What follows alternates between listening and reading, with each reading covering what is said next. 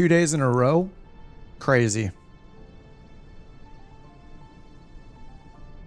What's up, Sean? Sierra, Southwest, Speedy Blue Ninja, Schwartz, Vix Gaming, Kilrick, Jack, Chase, Mrs. T-Fi. It's Friday. What's going on here? More opportunities to fly with BeyondATC, and because yesterday was Marketplace Thursday, and I did not focus on anything from the Marketplace, we got the PC-12. I know this has been out for a while. It's from SimWorks Studios. But I was stubborn and wanted to wait for it to be on the Marketplace, so here we go. But this came out on the Marketplace yesterday, and yeah, because of the doing some BeyondATC hype stuff, I just flew with something comfortable, but today is going to be a cringe-worthy learning experience, I'm sure, where I'm going to sit here looking for the controls in this thing for hours, and you're going to be screaming at your screens. Yeah, just how it is sometimes, I guess.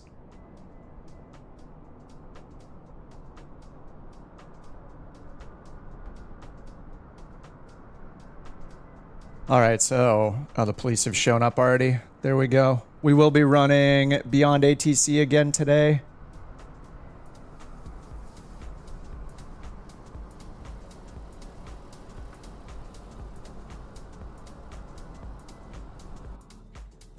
And I read a little bit about this. I read the quick start part of the manual and nothing more. I probably retained 20% of that information. We'll see how much I actually remembered. What's up, Underdog? Hey, Mike. Smeg, Raccoon. Jack says, 3 things to remember. Don't rotate too late. Don't land too fast. And trim. All right. I'm sure I will mess up all of those things. I had this special cigarettes. You know, when we take this off... Wait, where does it actually put this? Whoa. Full cabin. I guess by default it has all the passengers. So I'm in the 5-blade executive version, I believe. This bathroom works, doesn't it? First things first. Oh my god.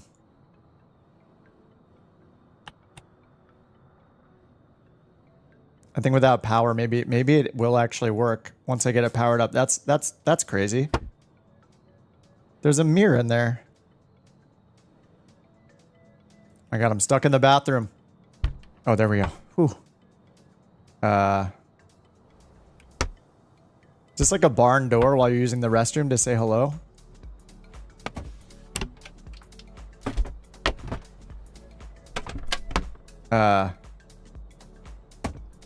Oh, there we go. There we go. Ah, nice. Can barely operate a door. How am I going to operate the plane? So where does it store the... Wait, can I close the curtain? Negative.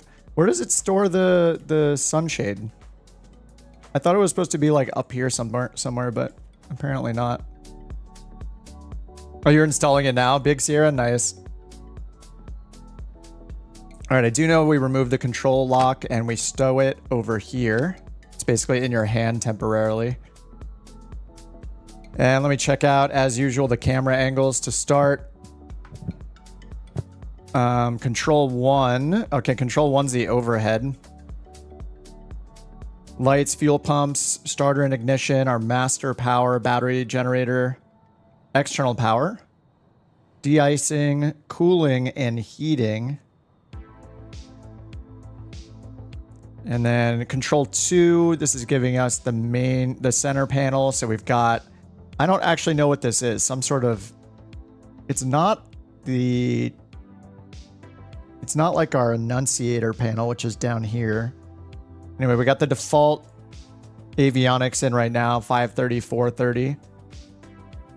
And our Garmin transponder. All right, control, actually, let me look around. Okay, and then we got ADF up here if we need it. We have our vertical speed, like separate panel, a little computer thing here, kind of like in the TBM. I assume this, I don't know if this is our primary or backup, probably our primary altimeter. And then we have a set of 2 G5 looking things here, probably for attitude and course. Vertical speed. What's up, John? BeyondATC, SimFX, and PC-12. We can't afford stools, but we can afford this stuff somehow. Mike says SimWorks, our Kodiak dev. That's correct. Yep. SWS SimWorks Studios. Lots of S's.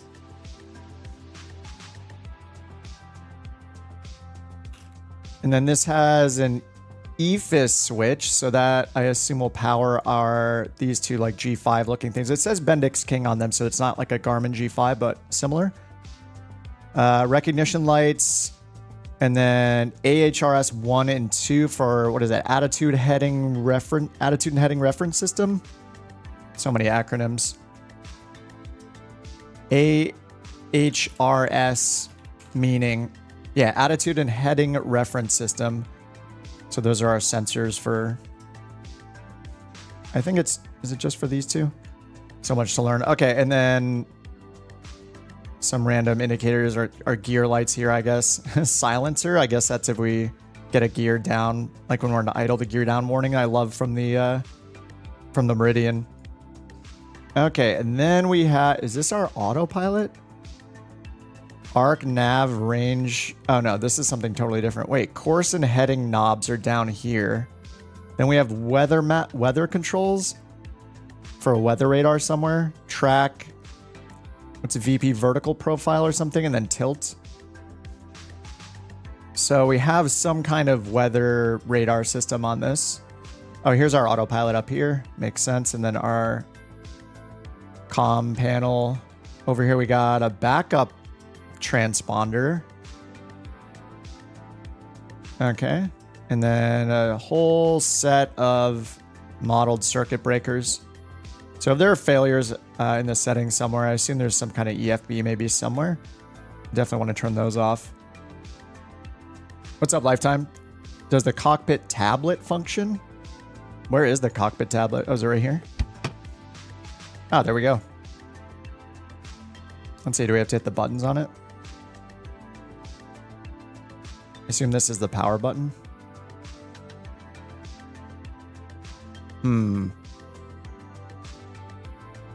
Maybe it requires the battery. No, this should just work independently, right? I am not sure. All right, and let's continue with the cameras here. What's up, Southwest? Oh, it doesn't work yet, Cyber? Bummer.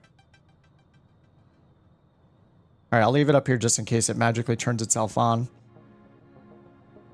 All right, Control 3 is where we got our throttle. Oh, I made a change before I got the stream started. So you guys have seen my struggles with the reverse thrust, the reversers. How I was using it before was I have a button near my throttle handle, and I hit that button and that toggles it into reverser mode. This has been very spotty and mostly doesn't work for me. I have basically a switch on my stick. This stick, the Virpil stick, it basically has like a trigger guard looking thing, almost like you'd use in like DCS for like arming bombs or something. Anyway, I set that. It's basically an on-off switch. So I just changed this so the on-off switch, I can basically pull this trigger guard thing, and as soon as I pull that, any throttle will work in reverser. So I'm using the throttle reverser hold command instead of the toggle command. So whenever it's on, it's in reverser, and as soon as I flip it off, it's instantly in normal throttle. So hopefully this will make it easier for me to use it and not mess up. It's like a persistent switch type of setting instead of a toggle button. So if you guys are having trouble with it, we'll see how it works today, but I would recommend trying that. All right, 4 is back here, fuel emergency cutoff, and then 5 is our circuit breakers on the left side here, and 6 is the right side. So on the left, we have avionics battery Gen 2, then over here, Gen 1 avionics 2, non-essential bus. All right, 7 and 8 are just looking around the cockpit, and then okay, and that's it. So Okay, so we can hit down on our hat to look. This is a pretty good view. Here's up on the hat. Oh no. Why? Up on the hat just moves us over here. Okay. I wish it gave us like a forward seated position. Like something like this. Something like this would be really nice, but maybe they think we don't need it, maybe. Don't drop bombs, yeah. Yeah, we'll get there, Miss Savage. Me Savage? John says that's a nice way to fix the throttle. I'm guessing the switches on the Bravo can also be set up as a throttle hold. Yeah, I think any up-down switch should work. I did switch away from the Bravo now. I'm using a Virpil little throttle thing, but yeah, any switch that's in a persistent up-down state will work, I'm sure, the same way. Basically, if you use your Bravo, you have to bind it to ARM for most of the controls. So say you're setting one for your landing lights. You don't use the toggle, you use the command called ARM landing lights. And as long as the switch is in the up position, it'll keep triggering that command and they'll stay on. And as soon as it stops receiving that command, it'll turn it off. It's a similar thing with the reverse. There's one called a hold to reverse throttle or reverse throttle hold. So that's what I'm using instead of a toggle. Similar kind of thing. What's up, Chris? You're late. Yeah, it's all right. You know, I'm late so often. I'll leave it up to the other mods to say if it's a big problem or not. All right, I got the checklist here on my iPad. First thing it says is landing gear handle down. So that, yeah, landing gear is down. Circuit breaker is in, so we can check 5 and 6. I assume they're all in. Let's take a look at what they look like when they're out. Okay, big white sleeve on them when they're out, so that's pretty easy to recognize. And then 6. Those all look good as well. All right, battery switch is off. External power switch is off. Control 1 brings us up here. Yeah, external power switch off. And non-essential bus switch should be set to auto. Non-essential is right here. So down is the auto position, up is the override. All right, cool. External lights as required. Standby bus switch to off. Yes. I don't know if it has persistent like state saving or not, so this stuff will be important in the future. And I'm gonna tediously run through this so I know where the controls are, so I can learn where the switches are. All right, battery switch on and check that battery volts are greater than 24 volts. I have a hardware switch, so I'm gonna hit that. It looks like that switch is turning battery 2 on. It just says battery switch on, but we have bat 1 and bat 2. It looks like we can use either one. Either way, both say 25.4 volts. All is forgiven. Oh, Mike's gonna take one of his cigarettes. Nice. I'll let you guys handle that. I stay out of internal affairs. All right, battery switch is on. Volts are greater than 24. Non-essential bus switch. Change it to override. Okay. Okay, so that's drawing power from battery 1 with the non-essential switch on. Test the fire switch and lamp switch.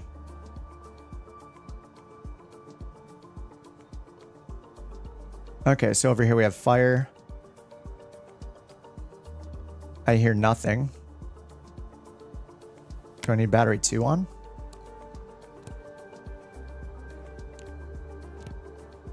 Okay, lamp switch works. Fire switch test. So there's no audible alarm? Am I just supposed to check down here? Engine fire, fire detect. Okay, so I can bounce between 1 and 2, it looks like. So with it, 2 will bring, control 2 will bring me down here. So AV bus is on, bush. And then if I hit fire, then we can see engine fire, fire detect. Okay, I think that's probably all we do for the test. And it says boost pumps to on and then auto, ignition to on and then auto. Let me see if my switch works. It does not. Okay. So fuel pumps. I assume this is on. Yeah, these are the... It says boost pumps on, then auto. Ignition. So these must be boost pumps, just the fuel pumps. Ignition to on, and then auto. Oops, auto. And then back to auto. Okay. EIS system test. Oh, is this our EIS then? Cool. This is very unique. Okay.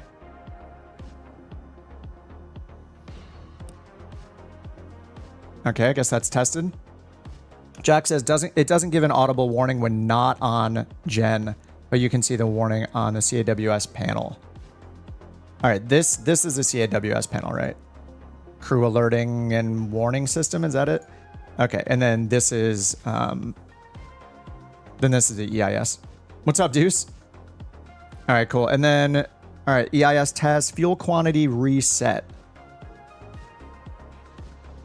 So we just have a button right here for fuel quantity reset. Fuel pounds. Okay, we're at half. So reset, I guess. Let me check here if this changes it. Let me just put the fuel to 100. Okay, it just automatically works. Maybe I press and hold. Okay, I'm not sure that that does anything. Wait, 2693. Now it doesn't say 2693. Okay, so the fuel quantity gauges are real time, but it looks like we're resetting the digital quantity amount here when we hit reset. Press and hold reset. Yep, and now it updates quantity. Okay, got it. So whenever you change the fuel that's loaded in, if you want, it's almost like using a fuel totalizer. The gauges are reading accurately, even though I guess you shouldn't generally trust the gauges. But then we use reset once we change the fuel amount. And it's just basically auto-filling that value for us. Okay, so we got 2155. That is pretty cool. All right, oxygen pressure gauge check. So down here's our ECS, right? Oxygen pressure gauge. So this is our PSI, and then whether we're climbing or descending in cabin altitude. So we need to find the actual gauge that shows how much oxygen is on board. So it might be, oh, is that it over here? Oh yeah, it is right here. There we go. Oxygen supply. So that's almost redlined. Jack says the tablet only works with Sky for Sim. Oh, okay. I tried Sky for Sim at some point and I just got rid of it because it's not good or bad. I don't have an opinion on it. It felt a little bulky and I'm just so worried about having too much stuff installed in the sim that if I don't see it and instantly go like, oh my God, this is going to change my life in the sim, I just don't use it. I hope they add some sort of, maybe there are settings in here. Actually, let me look in here in the menu. Maybe they buried some settings in here. Oh no, menu is just changing some of the parameters here. Outside air temperature, ITT, fuel endurance, and torque PSI. I know the torque PSI is really important. I was looking through the quick start guide and they mentioned the torque several times. We'll see how it goes. What's up, Watercooled? Just got home, was helping a guy from work fix his garage door. What a nice dude. Captain Krupp says, oh, in the marketplace there's something about downloading a file for PC. For the tablet? Oh, you don't know the plane. So maybe it is just for Sky for Sim then. They're working on their own tablet. That's cool. Does this one, I think I remember when it first came out, this doesn't have like wear and tear or failures in it, right? Which is great for me right now. I think you guys, if I recall correctly, I think you guys told me that they were working on that like for a future release as well, but it's not in there yet. Do you guys know if you can destroy the engine in this? Do I have to worry about destroying the engine? Have I tried the Coronado PC-12? It's been so long, I'm not sure. I don't think so. Is multiplayer on? Yes, should be. Online, West USA. Oh, this is some chill music.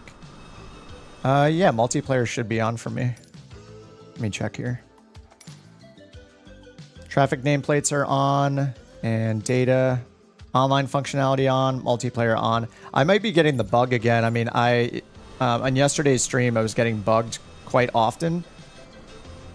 I also have live air traffic turned on because I installed something else I installed for today is the Parallel 42 came out with this SimFX, which looked so good that I just wanted it immediately. So I forwent my stubbornness about the marketplace and bought it on their website. This has all sorts of effects, contrails, kicking up dirt and rain, like all these different effects that work for multiplayer and AI, water landing effects. They're just all these things.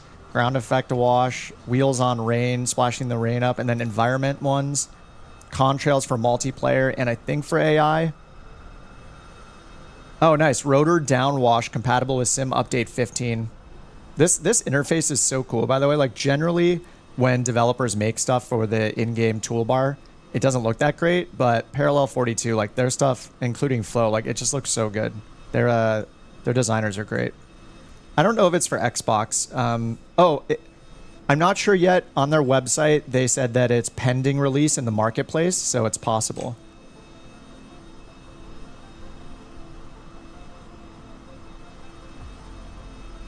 And let me check, what is the price on it? I just bought it. I should know. Was it $15?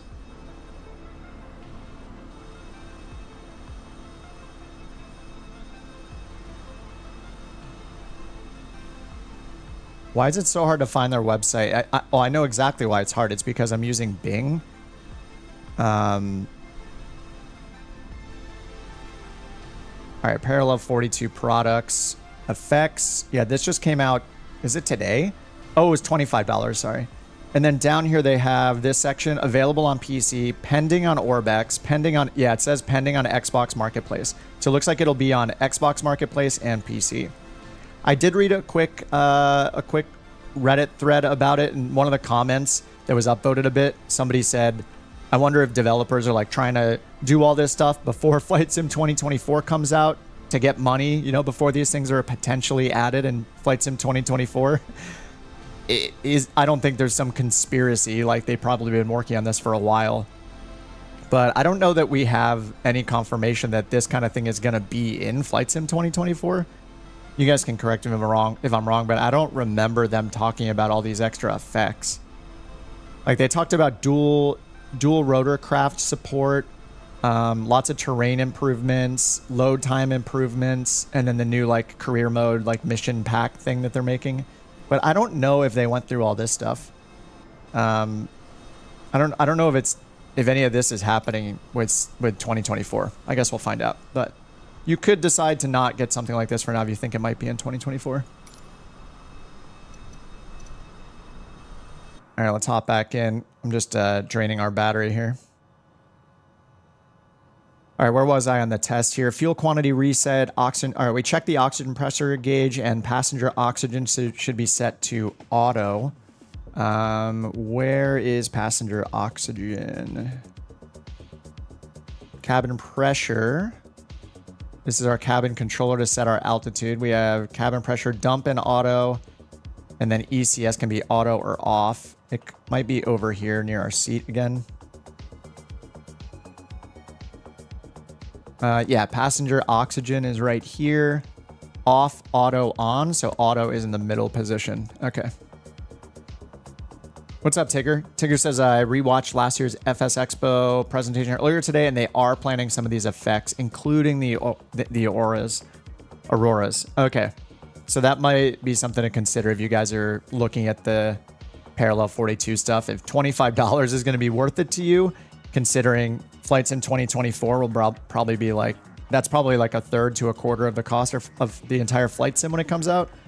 So it might be smart to skip it if you don't desperately need it for the next 6 months or so, or less than 6 months maybe. Quite annoying. They have to uninstall and reinstall if you want to change the avionics. Oh, really? Yeah, I haven't looked into how to use like the other avionics. We'll just use the 530, 430 for now. Delta, what's up, man? Okay, let's continue with this. Ignition on auto. We did all that. Oxygen. Passenger oxygen is set to auto. Battery switch off. So let's head up and do that. I'm going to use my hardware switch. So my hardware switch only changes battery 2. I'll learn from the rest of the... It just looks like it says battery switch on. So I don't know if I'm meant to turn battery 1 and 2 on or not. I would guess yes. So in that case, I'm going to go look at my battery switch right now and see if I have it set to like all batteries or not. Yeah, I have it set to set master battery. So maybe there's another battery. Yeah, there's just set master battery. There's no, these are for 1 through 4. So when I use master battery, it only turns on 2 on my hardware switch right here. Up. Yeah, it's just bat 2, bat 1. I don't know if that's expected or not. All right, continuing. EFIS compost switches? Composite? EFIS switches. What does CMPST mean? Let's go with compost. It says EFIS composite. I'm going to look up comp ST.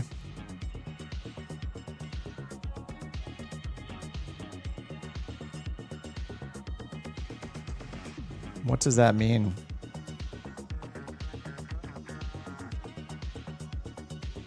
Comst meaning CMPST.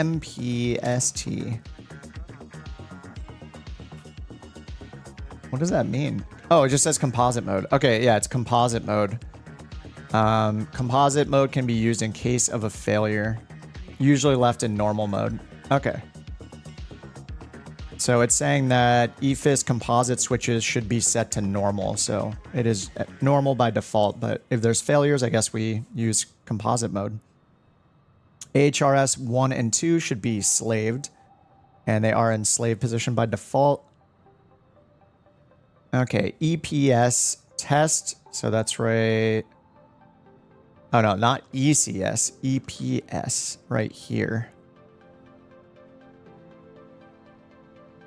So EPS, engineered performance standards. What is EPS? There are so many abbreviations I don't know.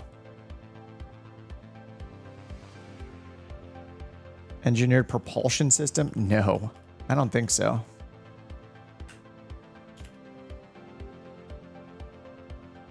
Power supply unit. No, that's not right. Oh, emergency power system. Jack saves the day. Okay, EPS, emergency power system to test. And then we have battery test turns green. No other enunciations over here. Cabin pressure switch, auto guarded. That's right here, auto and guarded. Trim interrupt switch, normal and guarded. Trim interrupt switch down here. Here we go. Trim. These are both normal. Trim and flap interrupts are both set to normal and guarded. That's true. Oxygen supply handle to on, which is right here. That was dramatic. Southwest says this is my new favorite airport. Beautiful scenery. I don't know if you have the add-on or not. I do have the add-on for San Luis Obispo. Yeah, I don't even see you guys. I don't know what's going on again with the multiplayer. Yeah, it's cool. The approach here comes in. I think the ocean is right over this way, isn't it? Yeah, right over there is the water. So when you come in this direction, it's pretty awesome landing this way. And then you have the mountains on both sides. It's pretty cool. So yeah, I have the custom one for this. The dog is here again. What? Yeah, she's very cute. Okay. The mountain just wants to come in the room and show the dog off when the stream is going and put her right in my face. I mean, she's adorable. I'm not upset about it. Which aircraft would I recommend for the flight? The TBM is still a good choice. The PC-12 is pretty powerful. I think it goes in the upper 200s, like 270, 280, something like that, I think. So TBM is generally good whenever I'm in one of the turboprops, unless it's like the Grand Caravan, which is much slower, or like one of the Technums. Those are pretty slow.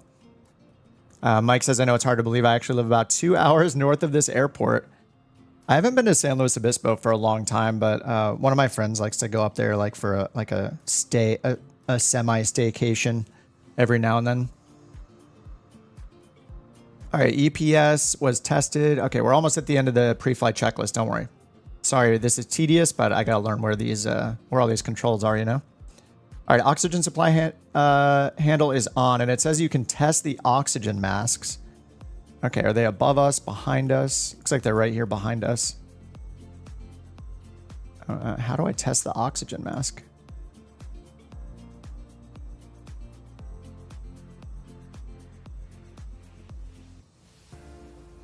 I'm not sure if I can actually test them. I'll just skip that one. We heard the breathy sound, so... Speedy says, perfect. TBM 930 is a great plan for this flight. Yeah, 930 is a rocket ship. It goes much faster than most of the turboprops I'm in. Doesn't it go like... It goes like over 300 knots, I'm pretty sure. 320 maybe. It says check the lavatory. If applicable, check the lavatory. We'll leave the lavatory alone. Aircraft exterior pre-flight complete. I'm guessing that there's no actual exterior pre-flight you can do. Any kind of walk around. All right, before start, we finally made it past pre-flight. We did it. Okay, before start, control wheel lock I already removed and stowed to our left. It's right down there. Parking brake is set. Wheel chocks removed. I don't see any chocks, so I guess they are removed. Fuel cap secured. I don't know that we can actually do anything out here. I'm gonna guess not. Where are the fuel caps?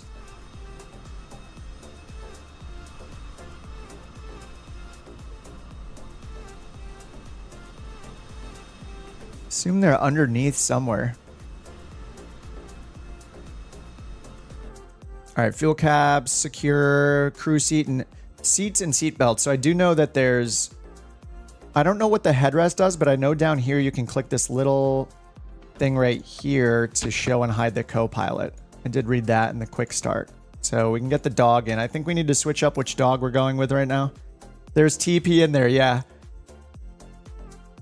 You're just going to test out the toilet there before takeoff. That's good. Yeah, it flushes. I think I have to get it the plane turned on first.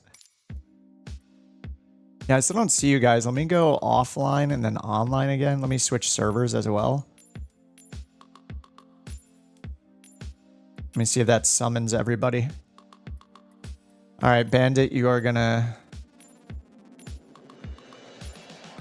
Ooh, Dalmatian. All right, we're gonna go Dalmatian.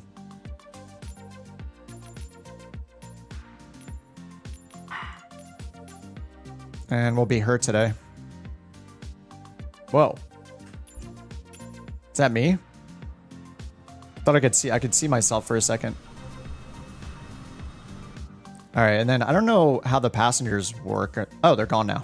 Okay. I think it's because I went into weight and balance that it removed them. Couch captain pilots are the classiest. Oh yeah, absolutely. Very cramped here for 6'4". Are you 6'4"? Holy crap. You are huge. I'm like 5'11". I can't claim 6 feet. I'm definitely not 6 feet. Headrest is for showing or hiding the passengers. Oh, right. That's what just happened. Ah, okay. Are you actually 6'4"? That is crazy. Big isn't just a clever name. Name checks out. All right, before start, parking brake set, wheel chocks good, fuel caps, crew seats, overhead electrical switches off, standby bus on. It says if applicable. I think we turn this back. I don't know if we turn it on or not. I mean, it just says if... Wait, where did that go? Standby bus, if applicable. Oh, standby bus on. Sorry, if you have a standby bus. All right, standby bus is on. De-icing switches, open the inertial separator. De-icing. Inertial separator. Open.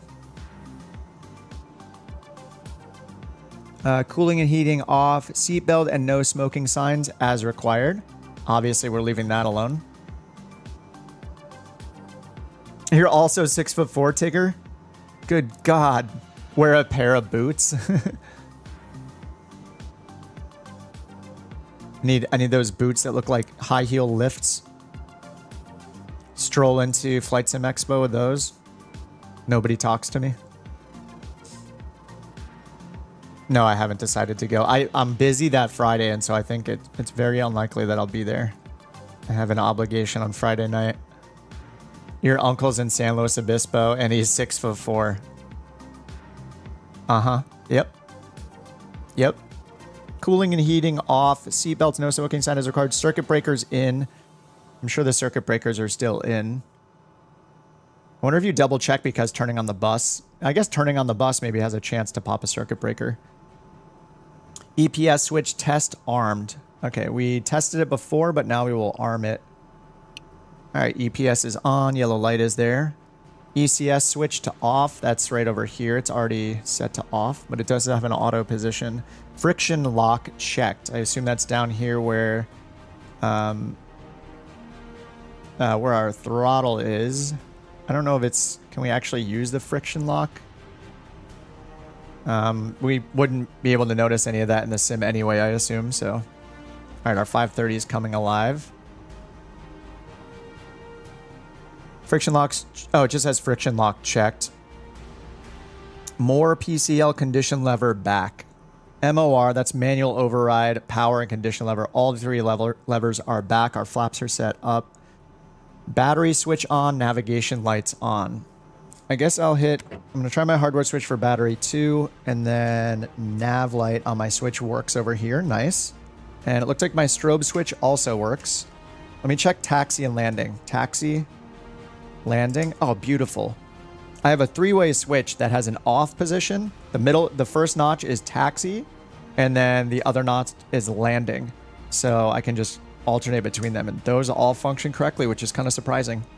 And then strobe also works. Fuel pumps are on auto, so I assume we'll turn all three of these to on during takeoff and landing. See how that goes. I don't know if we need battery 1 on, so it just says battery switch on. So I'm going to turn them both on. External power as required. We'll skip that. Fuel quantity and totalizer checked and reset. We already did that. Landing gear position lights showing 3 green. 3 green right there. And cause appropriate. Is this appropriate? It says essential bus and AV bus are red. Gen 1 and 2 off. So it didn't tell us to put on the AV or essential buses. This is probably after start. So we'll just assume that it's correct for now. Southwest says, I see you. I haven't rechecked since I see AI here. Someone just flew over the airport. I see Feel the Reaper. Yeah, I don't know what is going on. I feel so bad I can't see you guys. I feel horrible about it. Paulo, thanks for the sub, dude. Okay, engine start. Beacon light on, prop area clear, and starter switched engaged.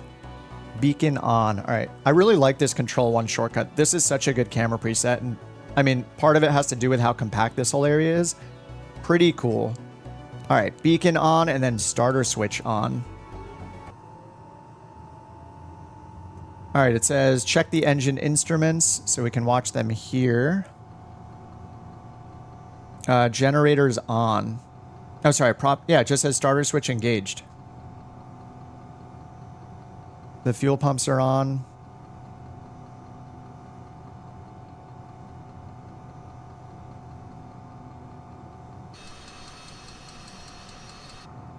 Okay. It just says beacon, prop area clear, and starter switch engaged. That's it for start. Don't I need to introduce fuel? I'm going to go to ground idle, because that seems to make sense. Yeah, this is not in the checklist for some reason. All right, NGs are rising. So this checklist, this is the official checklist, I believe, and it doesn't even tell me to introduce fuel. Kind of weird. So I think that's all I'm supposed to do. Sounds like the ignition turned off automatically. And then, yeah, starter is off, ignition and fuel pumps are on auto. And the sim is freezing, which actually might be a good thing. It might be bringing me back online, which means maybe I'll see you guys. TBM, you can fly with the door open. Oh, yeah. I recommend turning stress and crash damage off pretty much always because it's fun to like try things like that, like opening doors. Okay, I'm back. The sim stopped freezing. Buckethead Todd says you can do anything at least once. Okay, after start, check engine instruments and turn the generators on and avionics on. So I don't have any reference for if these are right yet, but anyway, we'll turn the generator on. Gen 2 on. This was off. And then avionics bus is on. Okay. Now we got our 430 coming online. Why can't I click the enter button? Oh, that was weird. Oh no, have I... Okay, now that's working. Huh, I can't click this one. Unless I move the camera and then I can click it. I saw this bug in another plane before. Whenever you use... Yeah, look, I can hit every button except for enter if... Oh no, CDI doesn't work. None of these buttons work. So I can't... Now watch, as soon as I move my camera, now I can use that... What the heck? What are these click positions? Alright, I guess I have to zoom in really far for these to work. Yeah, the click positions are being a little wonky.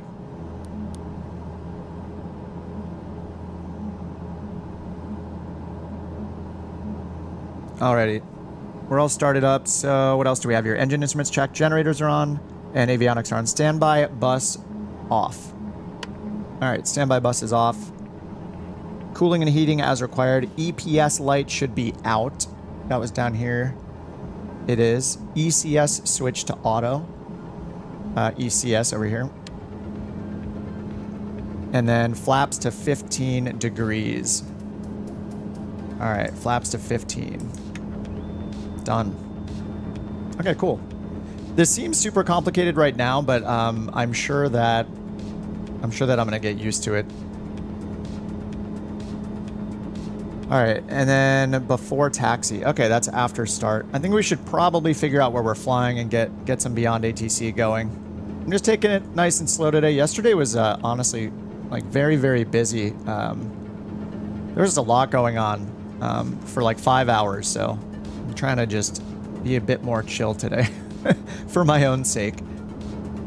Alright, let's go over to our trusty route finder. We're at San Luis Obispo, so I put that in as our departure. I put in 150 miles, tried to do some shorter flights here so I can do more startup sequences. Hopefully, yeah, more like the 100-ish miles. All right, we go to Santa Paula, Inyokern, Mariposa, Palmdale, Modesto. I don't think I've flown into Modesto. 144. Check what the weather looks like. No surprise, it's totally clear. Yeah, why don't we go to Modesto up here to the north? Let's see, let's see if it's towered or not. Yeah, they have tower and ground controllers. Great. And here it's slow, we have the same. All right, let's do Modesto. San Luis Obispo to K-Mod. Over here to SimBrief, new flight. And I need to remember to hit the PC-12 this time. There we go. KSBP to K-Mod. Sierra Bravo Papa to Mike Oscar Delta. Pilatus. We're going to take no passengers because this is a training flight. No freight. And the route goes simply to PRB. That's kind of boring, right? How about this Crepe 3 departure?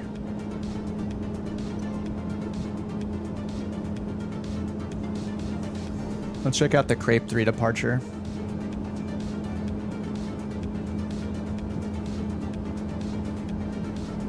Using the desktop version of Navigraph right now.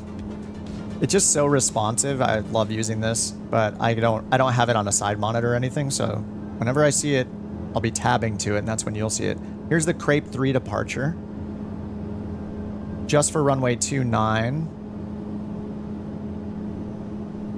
And it just says climb via the San Luis Obispo localizer, then via transition or assigned route. I'm not sure if this is considered a hybrid departure procedure or not. That's something that is not fully working in BeyondATC as far as I know. Like if it leaves you off on a specific heading or a specific course.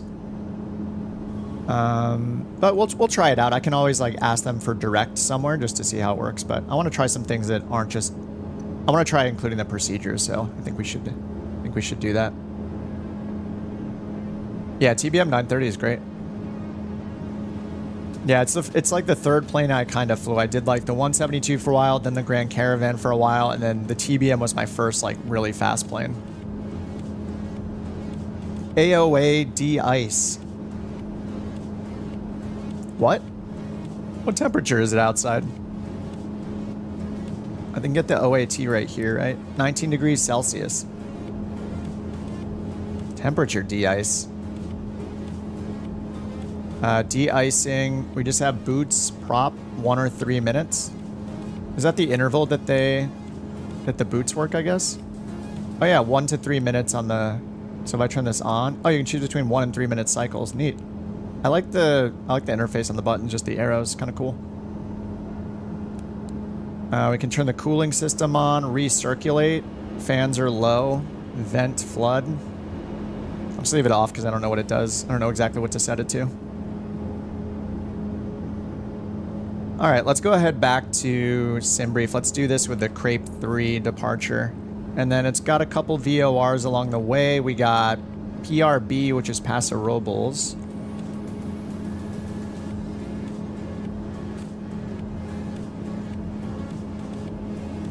And then PXN is Panoche? Question mark? All right, generate flight. I'll go ahead and load that in to Navigraph, SimBrief, or Navigraph and Volanta, all the places.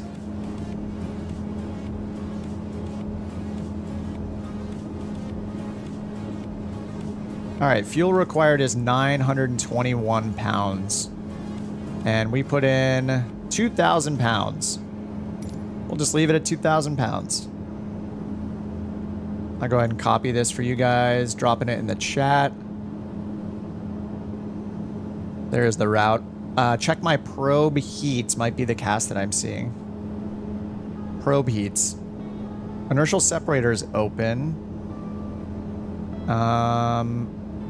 Heating, de-ice. Probe heat's off. You want me to turn the probe heat on?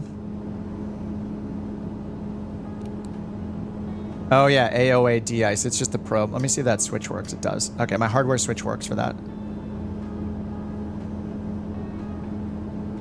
Yeah, that's also not in the checklist yet. Let me see if it's in the taxi checklist or before takeoff. Ice protection as required is all it says. So maybe it just assumes that we have that on before takeoff checklist. Yeah, it's not in there. I'll do that. That's how it is in the Meridian, so it seems like one of the before takeoff things, like fuel pumps and ignition to on. So yeah, I'll just do that. All right, let me get Volanta going here. San Luis Obispo to Modesto. Okay, that's set at the top of the screen now. Oh no, I messed up again. I'm gonna have to get used to this. Between say intentions and BeyondATC, say intentions, you have to set your call sign and stuff within the program itself. With BeyondATC, it just reads your call sign here from the SimBrief information. So I just need to remember to put in my call sign here each time before I generate the flight plan. And then I need to start BeyondATC after I do that so it can pull it in. All right, BeyondATC is starting up. Can we fly now? Go for it.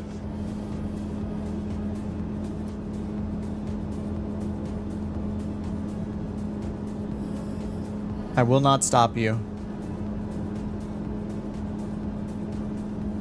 All right, over to BeyondATC. Let's go ahead and hit fly. It's gonna pull in all the information from SimBrief. What's up, Tutorino? BeyondATC connected.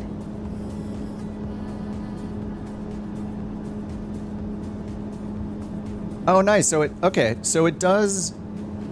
I guess Meridian should have worked. Maybe they expected me to say Piper, but I should have looked here in the bottom right last time. So it does detect, you know, it knows what plane type we've chosen from SimBrief. So it's got us as Pilatus 6-3 Echo. So that's what I'll use for the shorthand. I was using November a lot before, and I was using Meridian, but I think I was probably confusing it. It probably had Piper there yesterday in the M500. So we'll see. Okay, we got VOR set here, so let's turn... Oh, this is set to GPS. Alright, I'll need to get the flight plan in first. And because we're not using the GTNs, we're going to have to put this in the old school way. At least we have keyboard entry mode.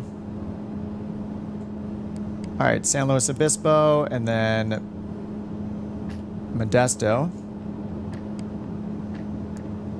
Now let's start with the procedures. I always like treat it like a sandwich, like outside in, like bread. I don't know why the sandwich reference. I have no idea. Anyway, we start with the bread, and then you go, you know, on each side, and then you go to the interior, the jelly, and then the peanut butter, and then you know, whatever else. And then of course tomato in between the peanut butter and jelly. Classic combination. Then you get to the tomato last, which is in the middle of the peanut butter and jelly. It's just a classic sandwich. Everybody understands it when I put it that way, so. All right, procedure, departure. We're on the Crepe 3. Runway 29 is the only option. And then we have, what is it here? Yeah, jelly, peanut butter, and then, yeah, in between those two, the tomato. Or, you know, like coleslaw. Okay, Crepe 3 PRB is the transition. That's a Paso Robles VOR. We'll load that in. After PRB, we had direct PXN. Panoche? Panoche? So that's in our on route section. And then after that, we have direct MOD, which is, I guess, the Modesto VOR. Southwest USA. All right, let's close that out. We'll put the flight plan on the bottom, and let's zoom this map out, see how it's looking. Okay, that looks good. We're going to the north, so. All right, departure procedure shown here, and then GPS. All right, I know this is taking forever. Thanks for being so patient, everybody. Okay, so how do we change... How do we change this from VOR to GPS?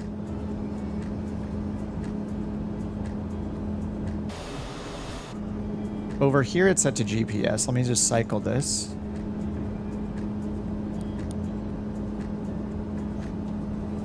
Okay, there's got to be a source somewhere. Is that this button right here? Okay, no, those are our bearing pointers. Nav... There we go, nav right here, GPS. All right, nice. So this controls our digital HSI, I guess. ARC, HSI, nav, and then we have range. And then this is where we set our course and heading. And yep, we can right click to sync. The course is going to be controlled by the GPS. Okay, nice. And let's go ahead and get our transponder on standby.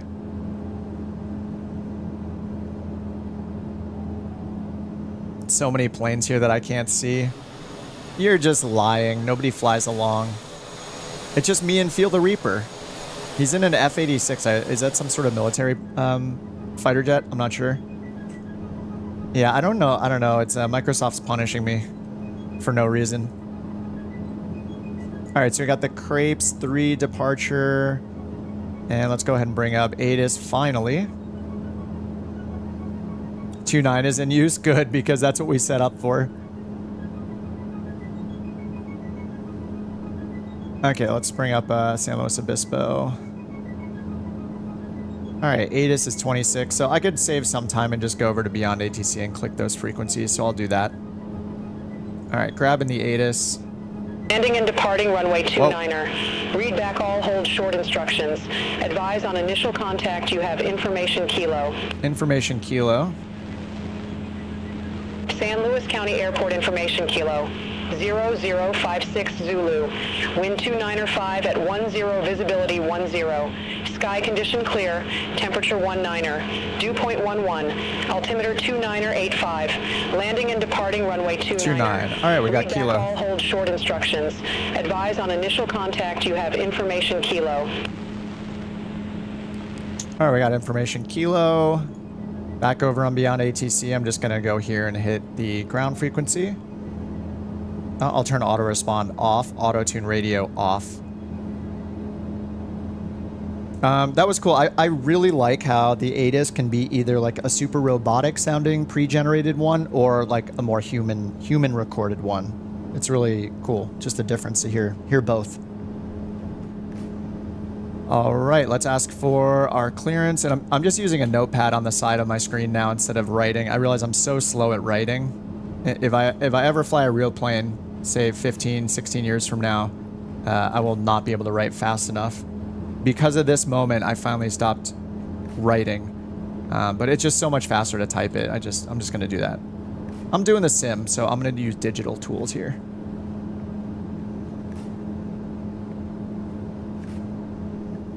All right, so we have information kilo. Let's go ahead and do our craft. We're expecting them. I'm going to write a couple things down in advance. So let's check out the departure frequency here. 127.725 is what we're expecting. They'll give us a random squawk. And then we're expecting the Crepe 3 departure with the Paso Robles transition. So that's PRB. Papa Romeo Bravo is Paso Robles VOR. And then after that, we're expecting as filed 127.725. And then they'll give us the altitude. All right. And it's San Luis ground. There is no clearance frequency. San Luis ground, Pilatus 6063 Echo. We'd like to pick up our IFR to Modesto. West again, yes. All right, get ready to write that down. 63 Echo, San Luis ground, cleared to Modesto City Co. Harry Shamfold Airport. Crepe Tree departure with the Paso Robles VOR transition, then is filed. Maintain 4000. Departure frequency 127.72. Squawk 1205. Clear to the Modesto Airport. Crepe 3 departure, Paso Robles VOR transition, then as filed. 4000. 127.72, squawk 1205, Pilatus 63 Echo. See what they say about our... Negative, maintain 4000. Maintain 4000, Pilatus 63 Echo. Squatch! Pilatus 63 Echo, read back correct. Okay, call so... me back when ready for start or taxi. Alright, we'll call you back when ready for taxi. Pilatus 63 Echo. What up, Squatch?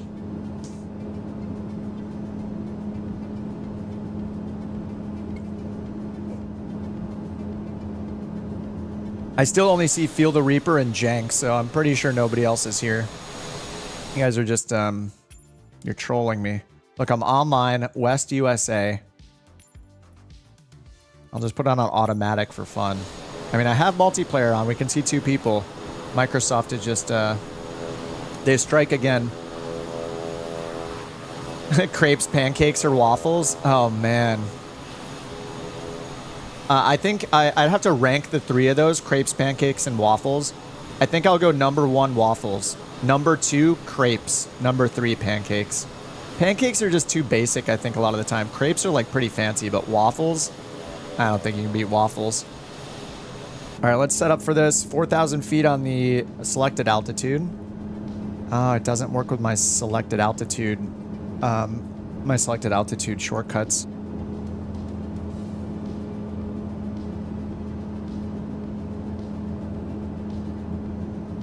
All right, so it doesn't work with my selected altitude, so I think I have to do all of this manually. So we'll set this up to, let me roll it again. Yeah, my shortcuts don't work with this, so we will have to do this manually each time. 4,000 feet and then pull for vertical speed. I'm not sure what we climb at. I'll just set it at like, I know this thing is pretty strong. Maybe 1,500 feet per minute? 1,000? And we don't have like, oh, there is IAS here. It must be like an IAS hold maybe. So if I had IAS, does that override? And then I have to arm this for the altitude capture, I believe. All right, then we'll set heading mode. Oh, we can't set this in advance, can we? Trim test. Why is trim in red? And also, where is my trim indicator?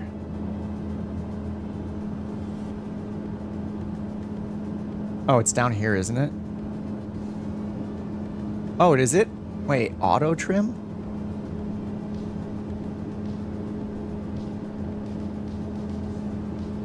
Huh. I guess I'll figure it out as we start going.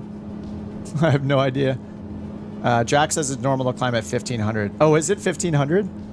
That was a lucky guess. All right, 1,500 feet per minute up to 4,000. Climb at 1,500 feet per minute until the IAS gets down to 150. Then you switch to IAS hold. Okay, nice. Thanks, Jack. It's nice having an expert in the chat helping me not look quite as dumb. I appreciate that.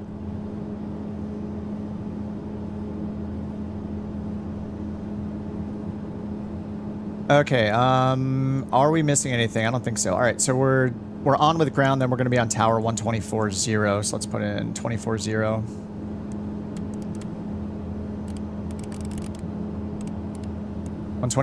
on standby. Let's get our transponder set. It was squawk 1205. That is set. 4,000 feet, 1205, and then yeah, Crepe 3, Paso Robles transition. 127.72 will be our departure frequency once we're ready for that. And we're expecting runway 29. Sorry, a little slow right now, guys. It's intimidating learning a whole new plane, so I'm trying to have a good pace, but not be not sit here forever. We're already sitting here forever. Who am I joking? It's been an hour already. Oh my god. Squatch says, where would everybody rather go, Miami or San Diego? Oh, man.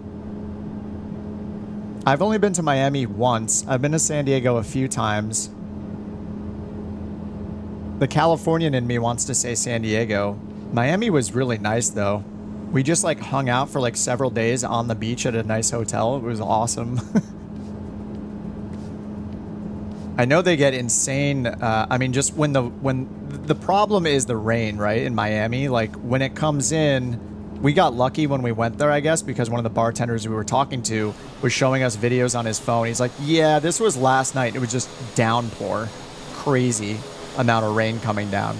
So I think long term, I would pick San Diego. But if I was on like a vacation, I would probably go to Miami just because it's further for me.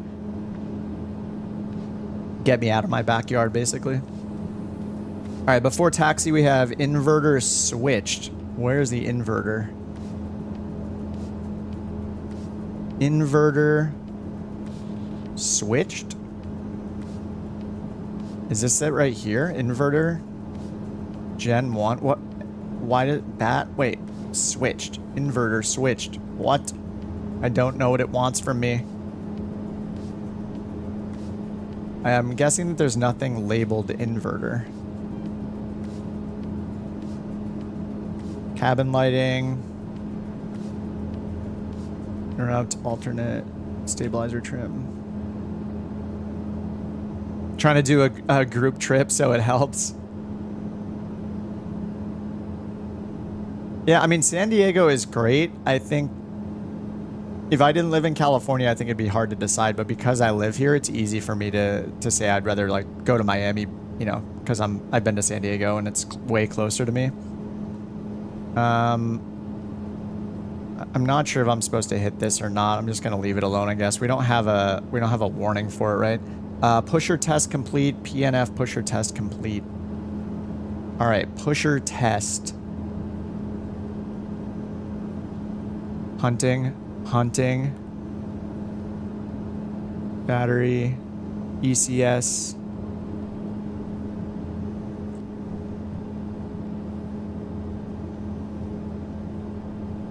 Pusher test. Pusher test. Come on. I can do it. Pusher test is annoying in this thing.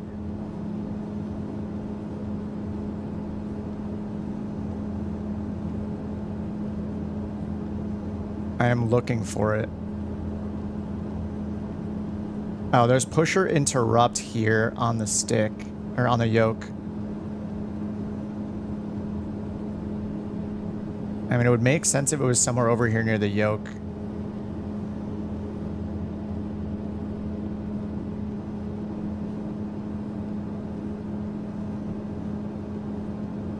Terrain inhibit. EFIS. I have no idea. Jack saving the day again. You push the button on the overhead, increase the throttle, then push the red button on the yoke. Wait for the ding. Oh my god. Oh, I see the pusher button. How did I not see that at the top? Pusher test. Increase the throttle slightly and push the red button on the yoke.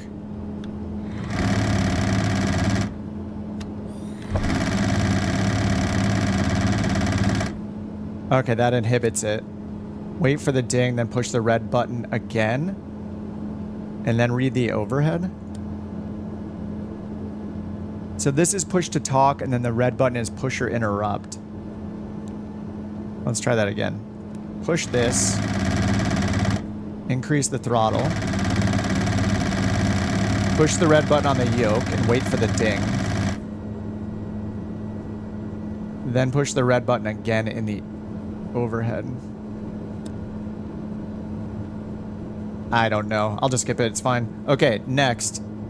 Avionics set. Autopilot trim test complete. I assume that's where we engage the autopilot and move our controls against it. It's just weird. Some of the buttons mattering my camera angle, I can't click them. Like, look. I can't click AP. Oh, what the? Look where my cursor has to be for AP.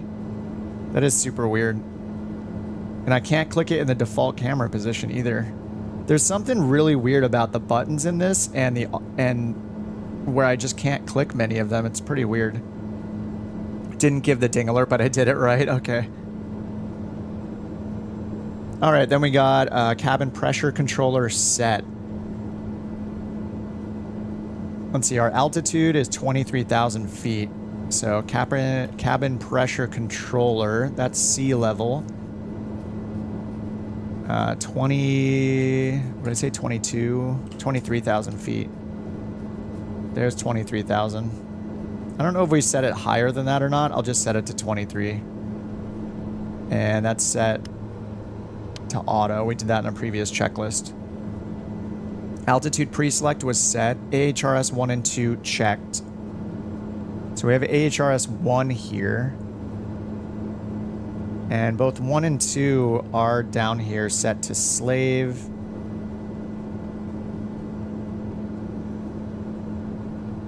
Shouldn't we have our recognition lights on? Okay, and then fuel quantity and totalizer checked and reset, cause appropriate. So we just have the DISO, just the probe. Okay.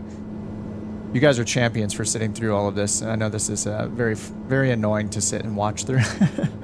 Okay, taxi to runway 29, so we're on with ground. Let's do that. Finally. And it's, I think it's San Luis ground. Yeah, San Luis ground.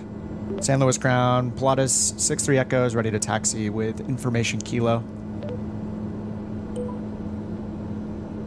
Pilatus 6-3 Echo, runway 29er taxi via Mike Bravo Alpha. Whoa, we're moving. Runway 29er via Mike Bravo Alpha. Pilatus 6-3 Echo. Alright, so do I taxi with beta mode? Let's find out. Reverse thrust is on.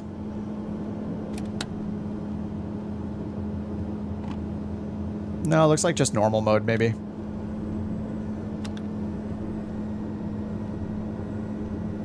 Okay, so let's check our taxiway diagram. Let's see, it said via Mike Bravo Alpha to 29er. So we're here. This will be Mike. Oh, Mike is here. Bravo is here. Alpha is here, all the way down this way. But he... So I guess we're allowed to cross the runway.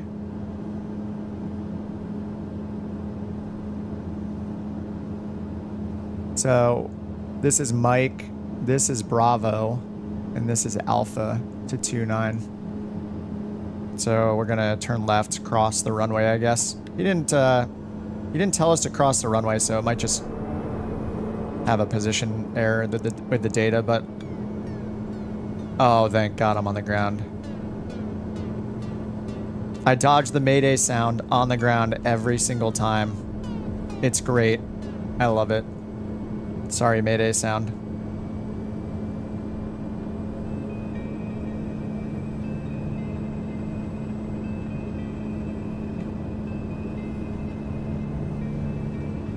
All right, I got 2991 set here. Let's go ahead. I didn't set the Barrow, which is 2985. I can't grab this without zooming in so far. This is crazy. Where do I have to click? 2985. There we go. That's pretty cool. We have a digital altimeter. I love that. All right, we're just going to cross the runway.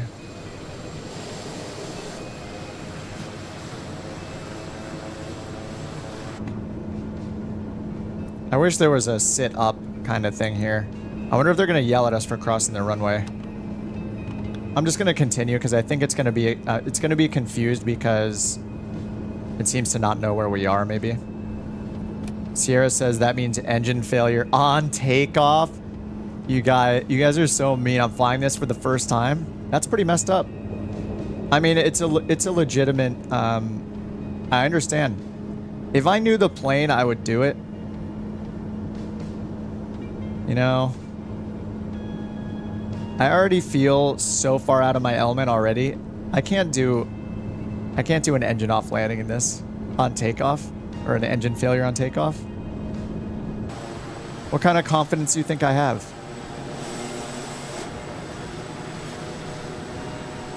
Man, the back of this looks pretty awesome. This little like, I don't even know what these are called. These like fairings right here almost, whatever these are. It's kind of pretty unique look to it. Is there any way the runway dust is getting kicked up? I do have SimFX turned on. I believe it said that this plane is partially supported.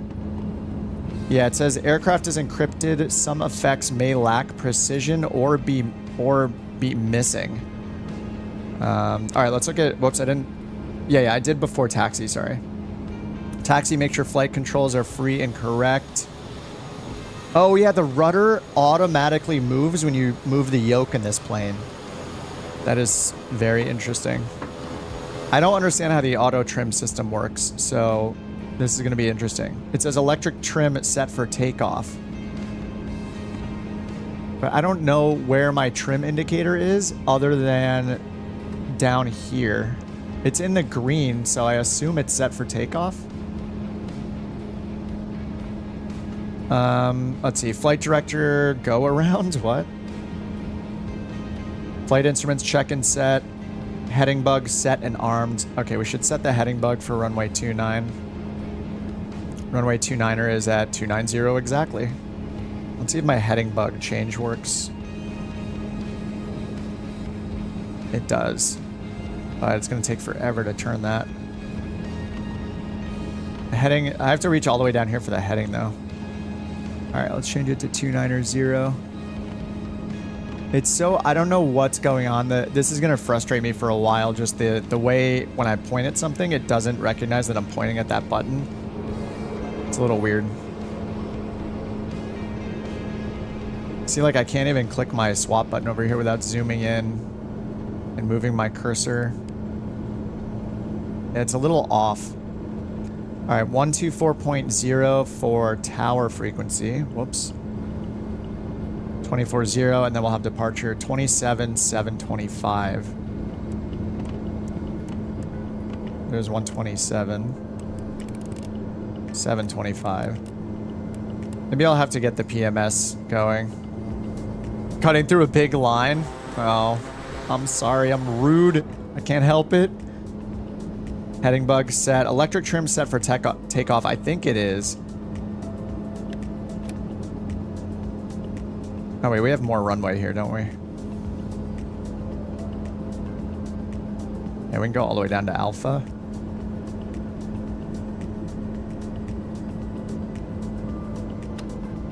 All right. After takeoff, landing gear up, yaw damper on, landing and taxi lights off. Climb power set, ice protection as required, flaps to 0. Check that pressurization is pressurizing. Engine instruments checked.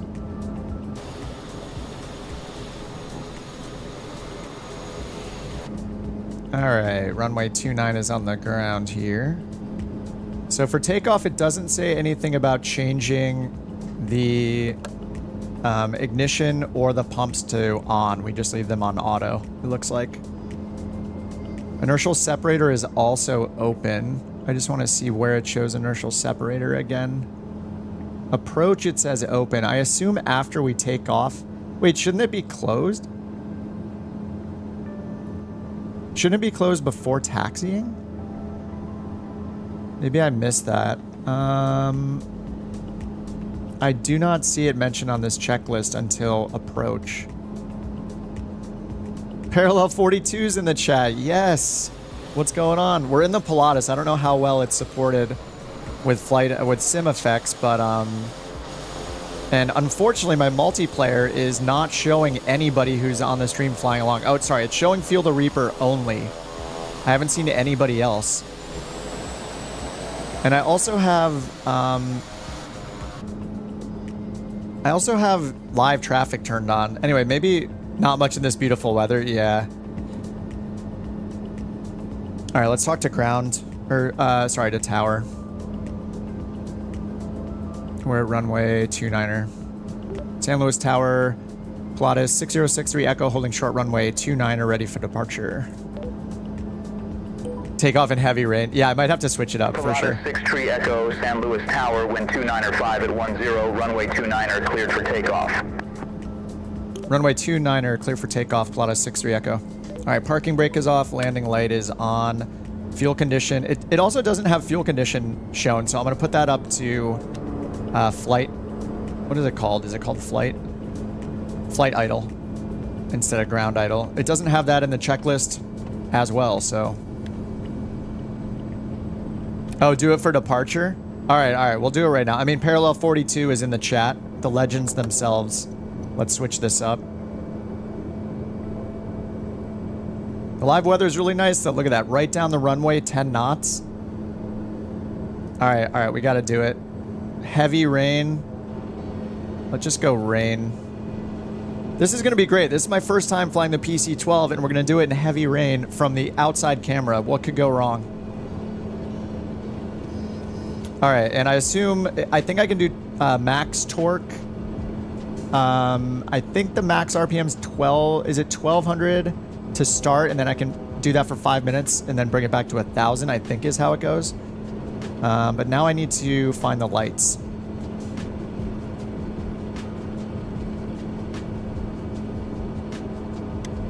Panel and advisory. There we go. Panel lights on. All right, I'll just leave them at their default. And then once we take off, we'll need to... I can't turn heading mode on in advance taking off of this, right? Yeah, heading mode does not let me. So this is going to be... this is just different. It's not what I'm used to. So here we go. And we're just going to watch the flight effects or the SimFX stuff. I'm going to try to keep the camera in a decent position here. All right, parking brake is off.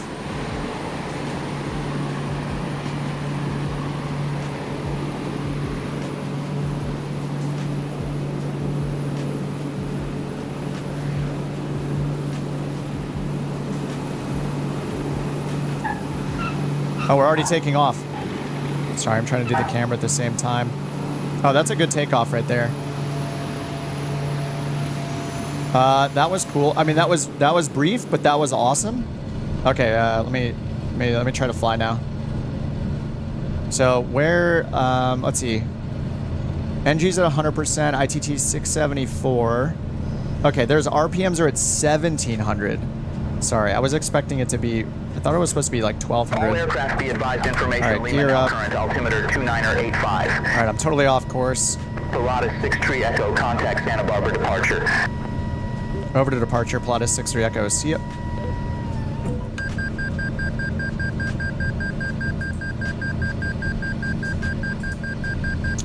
What are we hearing here? What is this? What's happening? All right, I gotta switch the weather back. What is this? Forgot pitot heat on the takeoff. I turned autopilot on. Let's try autopilot again. Okay, autopilot does not want to turn on.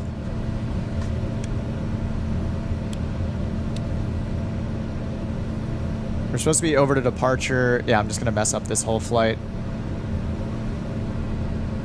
Why can I not turn autopilot on?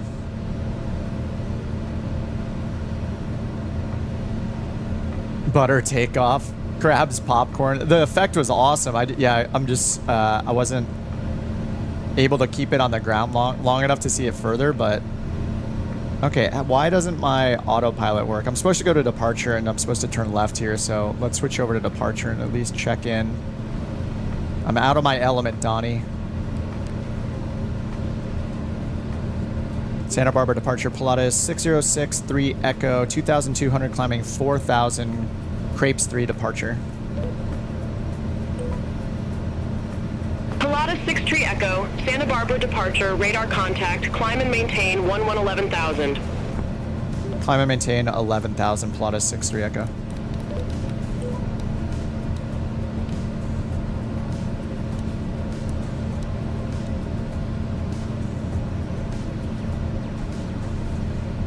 Alright, so we're somewhat on course. I was at about 1,500 feet per minute for a second. Gotta do the trim test. Oh no. I probably had to do that on the ground, right? Warning, autopilot trim. Oh yeah, now I can turn on autopilot.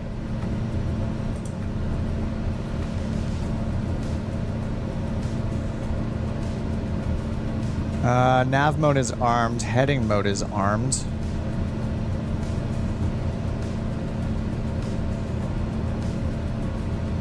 Okay, 11,000 is armed. Flight director's on. Yaw damper I turned on with my button. Actually, I might have turned on automatically.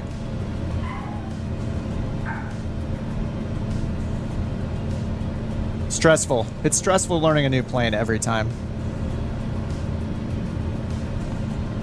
Yeah, David says BeyondATC now recognizes and uses brand names. Yeah, I don't know if that was happening yesterday. I'll have to go back and watch the video. But yeah, I noticed it when I brought it up today, or just now, that it did pull in the plane type. So now it says Pilatus 6-3 Echo, which is awesome. So it's pulling that from SimBrief as well.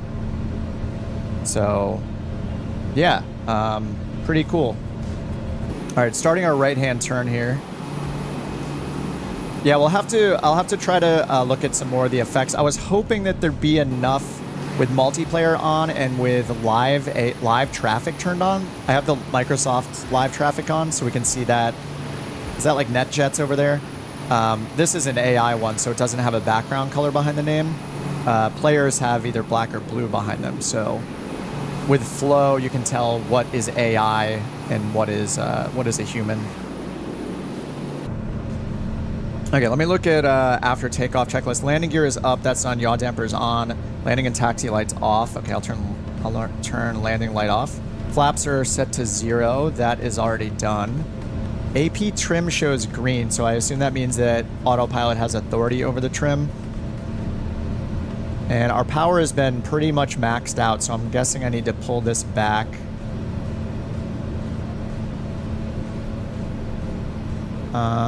Where's our torque at? 28 on our torque. Airspeed's only about... Okay, yeah, we want to be at 150 knots, right? For our climb. So let me bring the vertical speed up.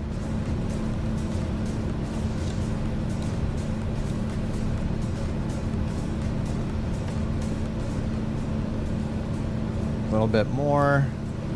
And then I'll hit IAS when I'm able to. Actually, I'm going to try my flight level change mode button over here when it's time. We need to go more, I guess. All right, ready with the flight level change button. Even more? Vertical... Pilatus 6 Tree Echo. Contact Los Angeles Center 119.05. Oh wait, is vertical speed mode even on?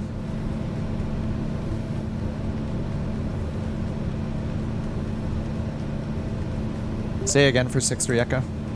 Alright, I just turned to IAS, so IAS is on. Pilatus 6 Tree Echo. Contact Los Angeles Center 119.05. 119.05, Pilatus 6-3 Echo.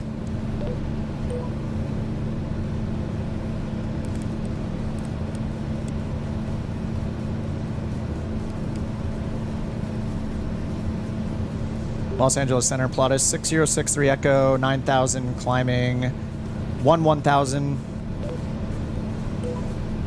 I was going to say more, but then I stopped. Pilatus 6 Tree Echo, Los Angeles Center. Good day. Climb and maintain flight level 230. Climb and maintain flight level 230, Pilatus 63 Echo.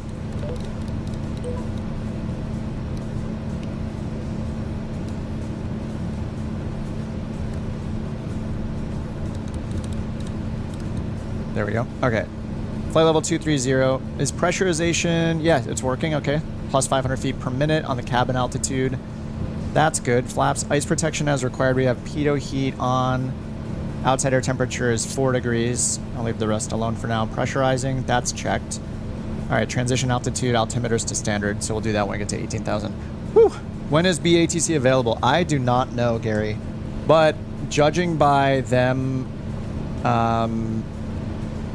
making their... They made a video about early access yesterday on the BeyondATC YouTube channel.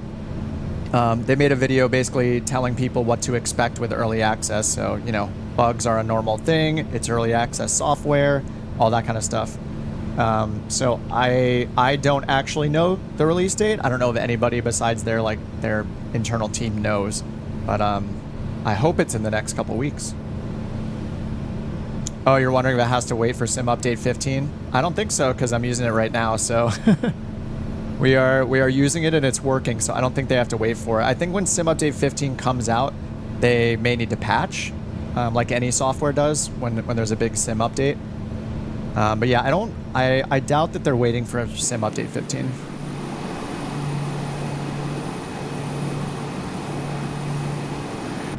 Alright, that took forever to get going. I am so bad at flying this plane, but, you know, this is the worst I'll ever be at flying it, I hope. We're headed to Paso Robles VOR. After that, we're turning a little bit to the left to PXN, which is Panoche? I think it's Panoche.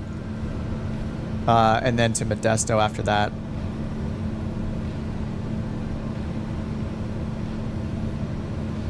So, still on the departure. Not in Sim Update 15 beta. No, I'm not. Yep, this is the production version. No test for me. Yeah, I'm on the live version of Microsoft Flight Sim Update 14 style.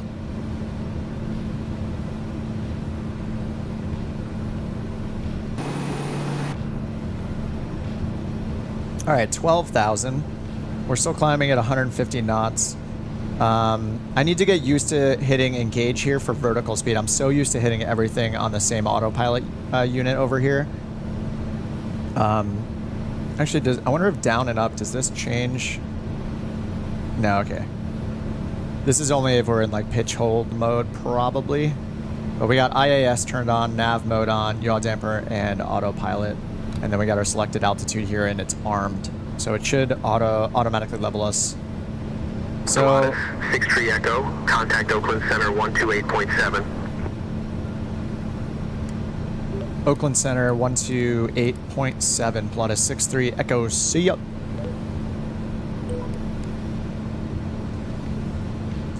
Oakland Center, Pilatus 6063 Echo, 13,000 climbing, flight level 230. Hunter says I'm watching from a real life A320. Thanks to Delta's free Wi-Fi. No way. Awesome, man. Thanks for tuning in mid real flight. That's great. Kip's getting cocky on the radio. I'm saying see ya now. I've graduated to saying see ya. I'm a real pilot now. I have to like force myself to say see ya. It does not come naturally.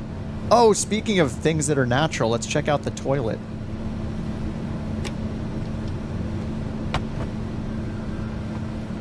A little privacy, please.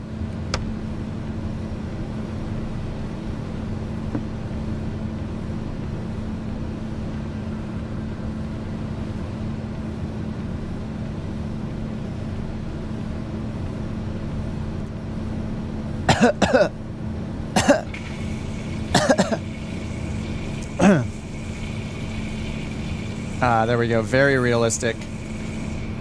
Whoops, I flushed while I was sitting on it. That's horrible. Hold on, let me try this again. Let me do it the proper way.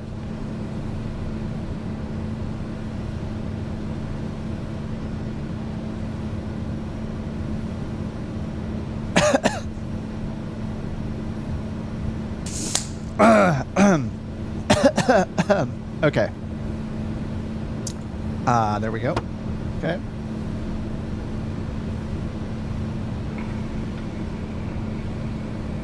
It's actually quieter when it's closed. That is crazy. It's actually quieter when you close the lid. That is the level of detail that I was not expecting.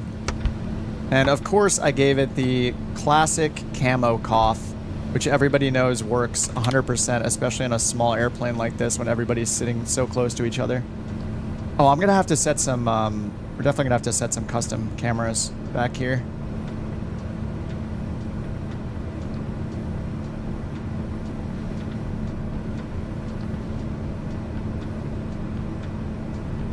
Alright, that'll do for now. Oh, we can open the tables. Tell me it serves food and coffee. Didn't it? Wasn't there, when I had the passengers out, wasn't there like champagne or something out here? Am I making that up?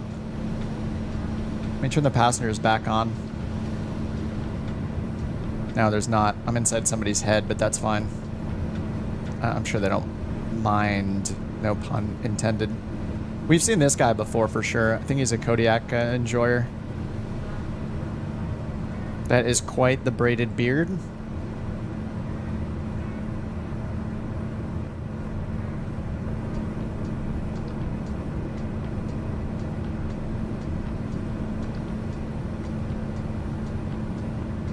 Southwest 342. Oh, we see some contrails. Alright, so there are some multiplayer flights. Look at this super long contrail right here. Chemtrail, contrail. Oh, it went away. Maybe we should turn it to high just to make sure it's at maximum quality the whole time. Overall quality, high.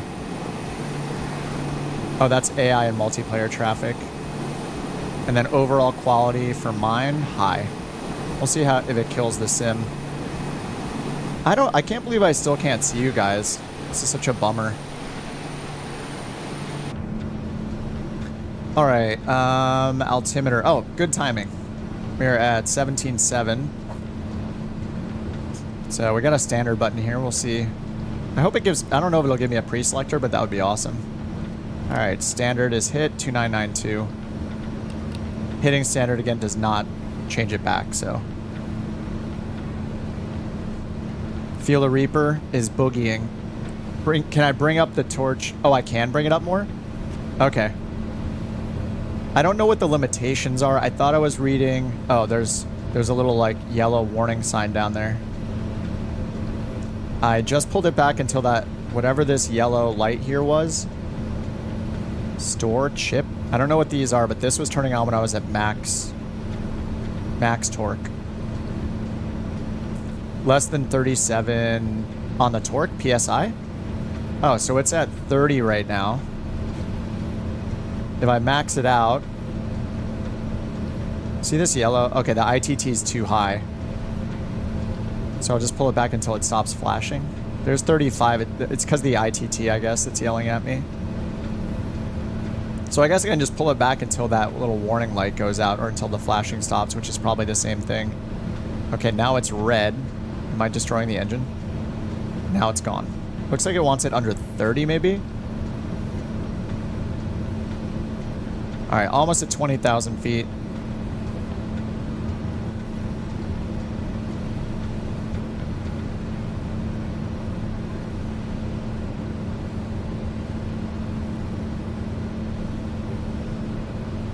All right, how long do we got on cruise here?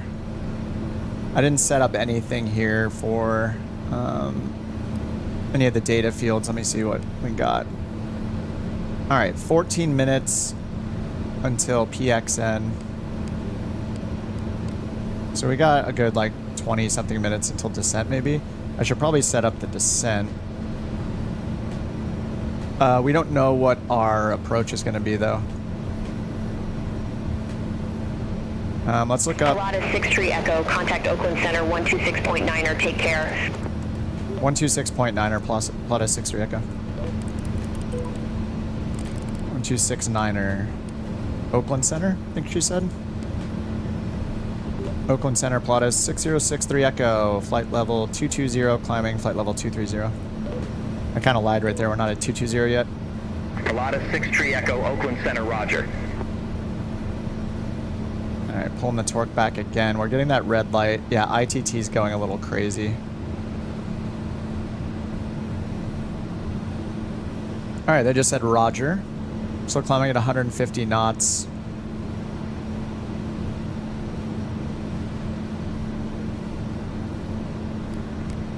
Approaching VNAV profile. I don't have a VNAV profile in there, so that's interesting. What?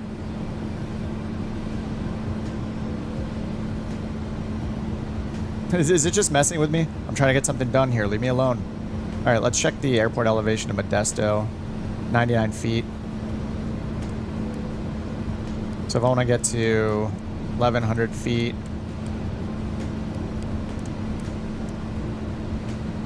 VS profile. What is our ground speed? Oh, that's the altitude alert. Yep. Thank you. 211, so we'll go down, like, it'll be like 1,000. Just say like 1,200 feet per minute. 8 minutes begin descent. So that's without any approach in there.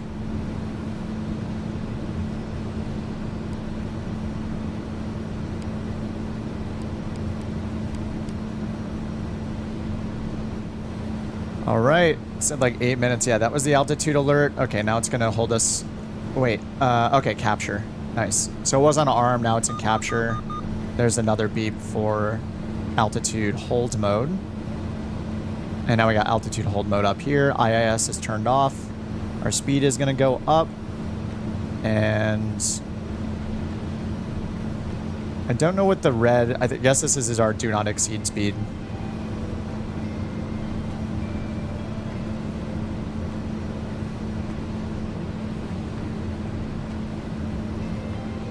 Oh, there's a standby altimeter down here. And wasn't there one over here too? There's one here. We have the digital one here.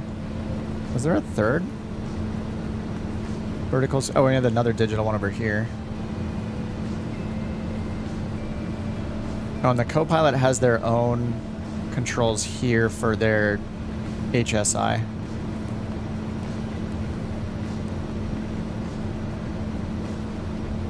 Alright, and does the heading bug... I can sync the heading bug, I think, by pushing this. Yeah, I can. Okay, nice. Alright. The handoffs are pretty much in sync with the game. Oh, the game ATC. Interesting.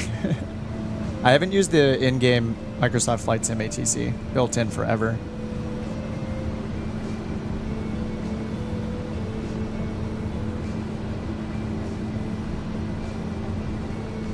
I want to change these data fields to turn on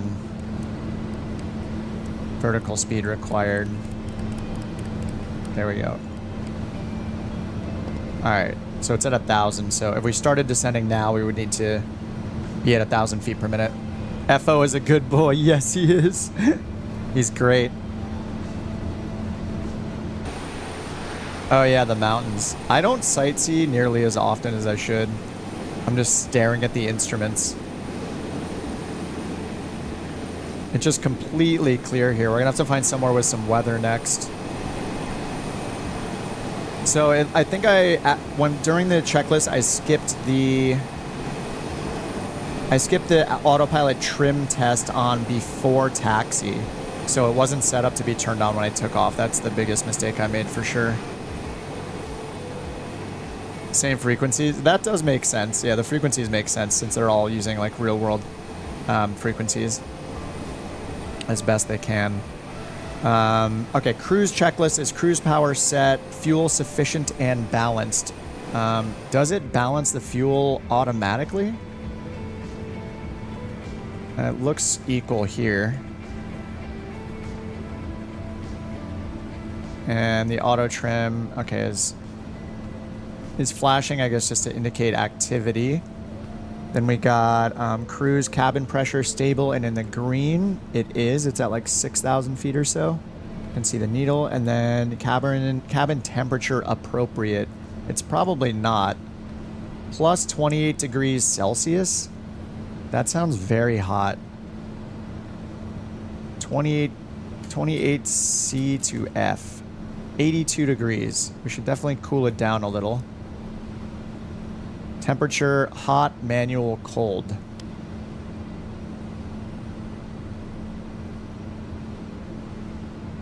So I should just use this. This is on cold already though.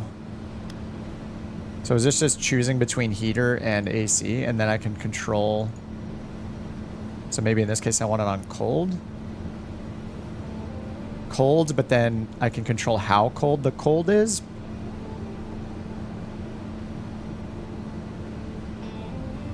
Let's see if this goes down. ECS auto. Okay, yeah, all this is good. 28 degrees. I guess we'll keep an eye on that. AKA forget about it in 2 minutes. Cold is probably like the AC on button in your car. Yeah, I assume. Yeah, this is like a temperature. You can use the temperature in either hot or cold mode, I guess. So if it's on cold and you turn it to hot, that's less cold, but not warm, I would guess. I can't tell if it's on or not though. Maybe it's just realistic in how long it takes for the cabin to change temperatures. That would make sense.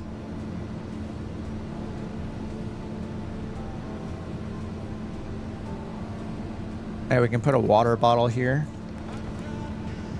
And this is still not going to show anything, I guess. Yeah, because I don't have... I forget the name of the software.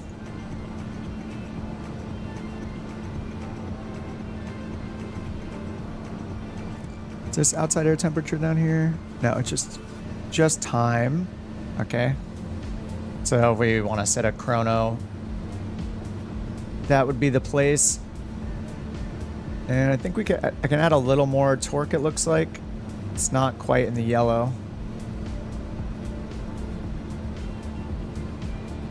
This whole thing is interesting how custom this is. This is a unique thing about this plane, I guess. All right, still at 28 on the temperature. There's probably something I don't have turned on. Oh yeah, up here. The cooling system is not turned on. Fans. I don't know the difference between vent and flood and vent alone, but I'm just going to leave it in the default.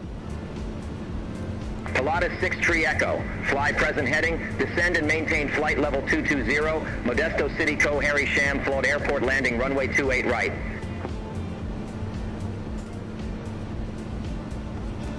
All right, descend and maintain flight level 220. Present heading. Pilatus 6 Tree Echo. Oh my god, I see everybody. You guys are right in front of me. Runway 28 right.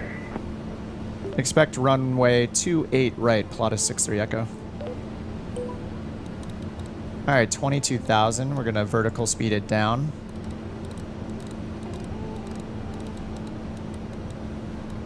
And engage vertical speed. There we go. And it auto-armed, so that's 1,000 to go. I see everybody! You guys weren't lying to me.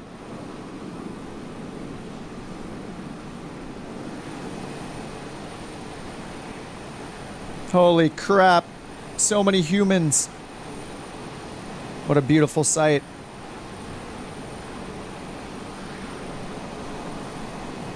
Finally a change from the G1000. I know, I hate it. No, G1000 is the worst thing ever.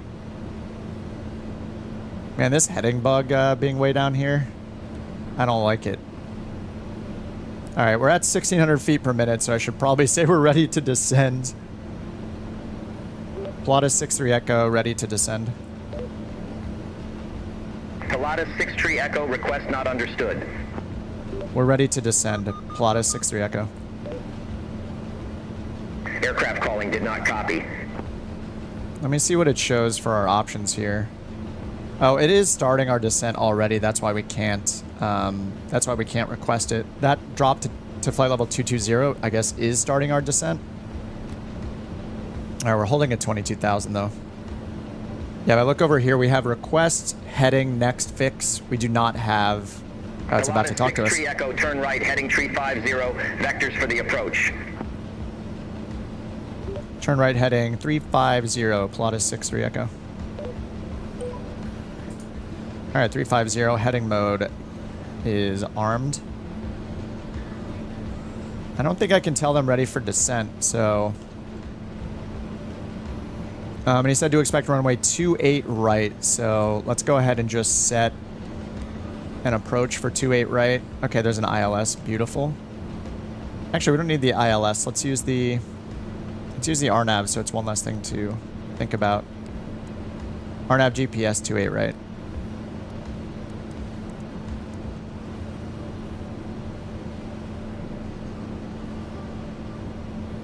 Let's go to the charts here. RNAV GPS 28 right. And looks like, oh, we can use Pinoche VOR or Calais.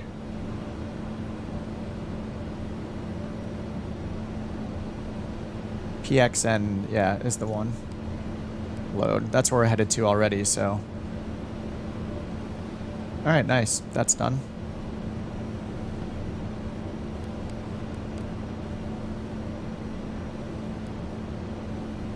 Pilatus 6-3 Echo, descend and maintain 6,000, altimeter 29er 79er.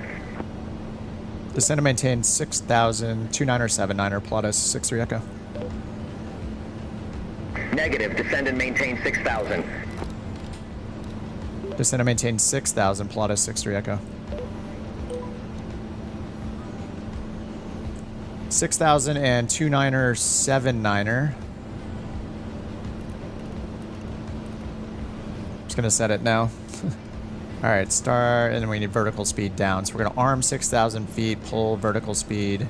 We need to be fast, right? 1,800 feet per minute. Let's go 2,000 and pull our torque back. 1,000 feet per minute, you'll be at 7,500. At 1,000 feet per minute? We're on a heading right now, so what I put in for the vertical speed profile here was 4 miles before the airport itself. So right now it's saying we need about 2,000, so I'm just going to do that. They're going to end up vectoring us for the approach, I guess, to runway 28 right. And then I can see up here, yeah, we can see that these are all lining us up for 28 right, so we're like splitting the difference between these two lines. I guess I should activate the approach. Even though we're not using it, at least it'll be... and then direct to Calais. I'll just activate the leg to Calais? Calais? Maybe Calais. Alright, let's go. I wish I could get the... oh wait, can we get the data fields here? I think we can. Yeah, display data fields, but then it takes up some of our space. I just like the north-up map, but I also want the data fields. Sync our heading, but oh no, don't sync our heading bug because we're using heading mode. All right, 2,000 feet per minute. And yeah, this is interesting. I don't know how this changes. Maybe with our altitude, this changes. I'm not sure exactly. But our speed looks okay, I guess. Here comes 19,000 feet. Yeah, we're just descending pretty quickly. I'm so worried about getting down in time because of yesterday. On like all of the flights, I was pretty much too high towards the end. So now I'm descending at 2,000 feet per minute just to make sure we get down in time.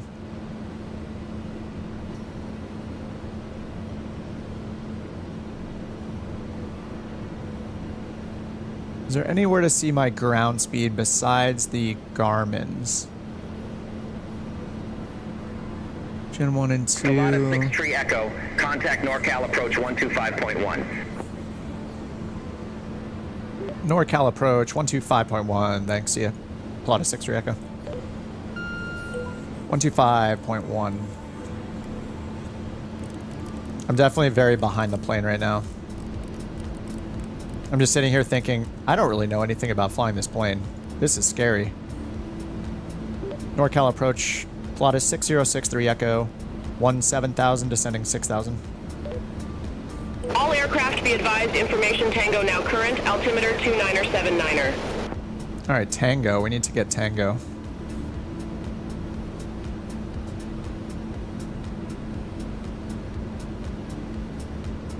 ATIS 127.7.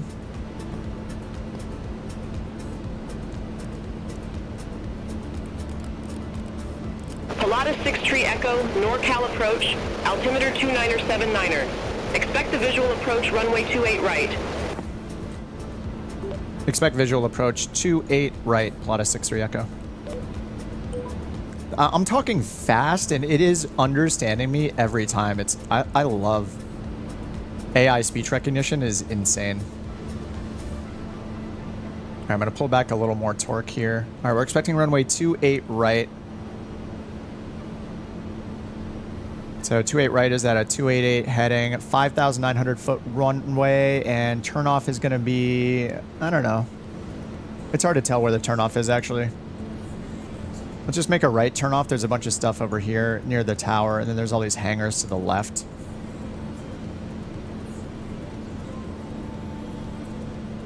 All right, so we got ATIS 127.7 is active right now. Let's hit COM 2 and pick that up. It says information Tango is current. All right, we are not hearing that just yet. It says it's generating the ATIS. So something cool with BeyondATC is in the bottom right, you can see it says COM 1 and it shows what we're on. And then COM 2 right now it says generating KMod ATIS. So it didn't have it like cached or anything like that. Multiplayer working? It just came on randomly, yeah. So I do see you guys now.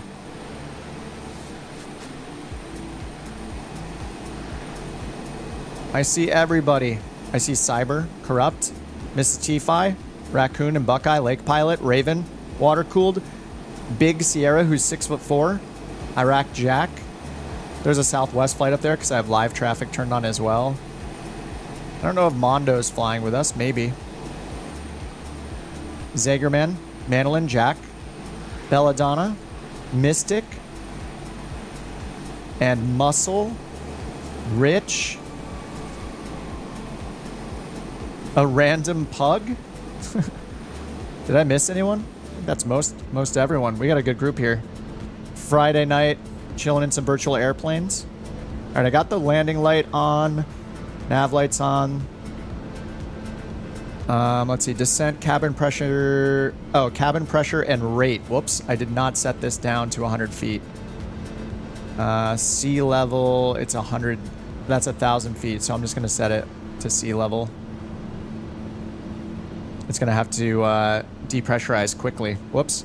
Descent, yes, that's good. Transition level, already did that. Approach recognition lights on, radios and navs. Recognition lights on. Radios and navs set and identified.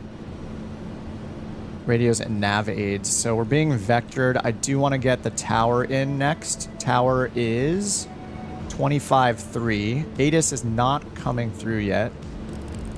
25.3 will be the tower frequency. Modesto Tower.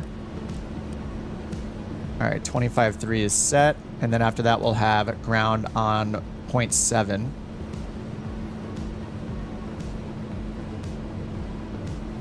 SimFX has something that helps with performance. Can you show us to see what it might do with the sim? It does, yeah.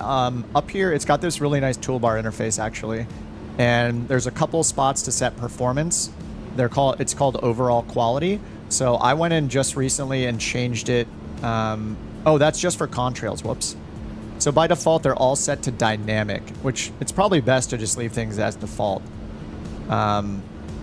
So dynamic, it says for dynamic, I think it mentions it over here.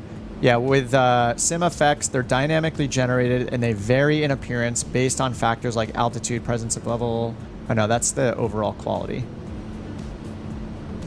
Where does it show the? I think it has an explanation somewhere here.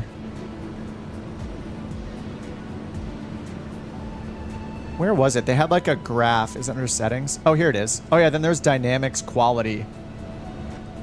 So it looks like it's just looking at your FPS to determine what quality to set things at. And they have a few options here: balanced, quality, and performance.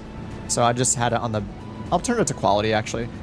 But yeah, it looks like there's a bunch. And then for each one here, you can change the quality of each effect as well. You can see overall quality is set, is an option in each one of these. So I actually think they did a really good job on the interface. Usually the toolbar interfaces look kind of crappy. Hey, Sleepy Ducky. Thanks for watching on Twitch. I don't know if you're still there, but I just saw your chat. We're flying to Modesto right now in California. We took off at San Luis Obispo. And then for the next flight, we'll try to find something with some more weather so we can see some of the SimFX effects. SimFX effects. All right, that was 1,000 to go. We're leveling off at 6,000 right now. Adding a little torque. We're going to get vectored for runway 28 right, which is about a 6,000 foot runway at Modesto. We have the tower frequency in. It doesn't look like we're going to get the ATIS, but we know information Tango is current, and the altimeter is 29er, which we have in right here. And we're just waiting for the vectors. I am going to probably be at all the wrong speeds coming in here, but we'll see how it goes. Inertial separator is supposed to be open. Oh my god, I had to open the whole time, didn't I? I did. So as far as I know, so inertial sep wasn't on the checklist until now. It had it in the pre-flight or like the before. Pilatus 6 Tree Echo, turn left, heading Tree 5, intercept the 28 right localizer, descend and maintain 4,700 QNH. Turn left heading 335, intercept the runway 28 right localizer, and descend and maintain 4,700. Pilatus 6-3 Echo. 335. All right, there's 335. Descend and maintain 4,700 feet. And engage.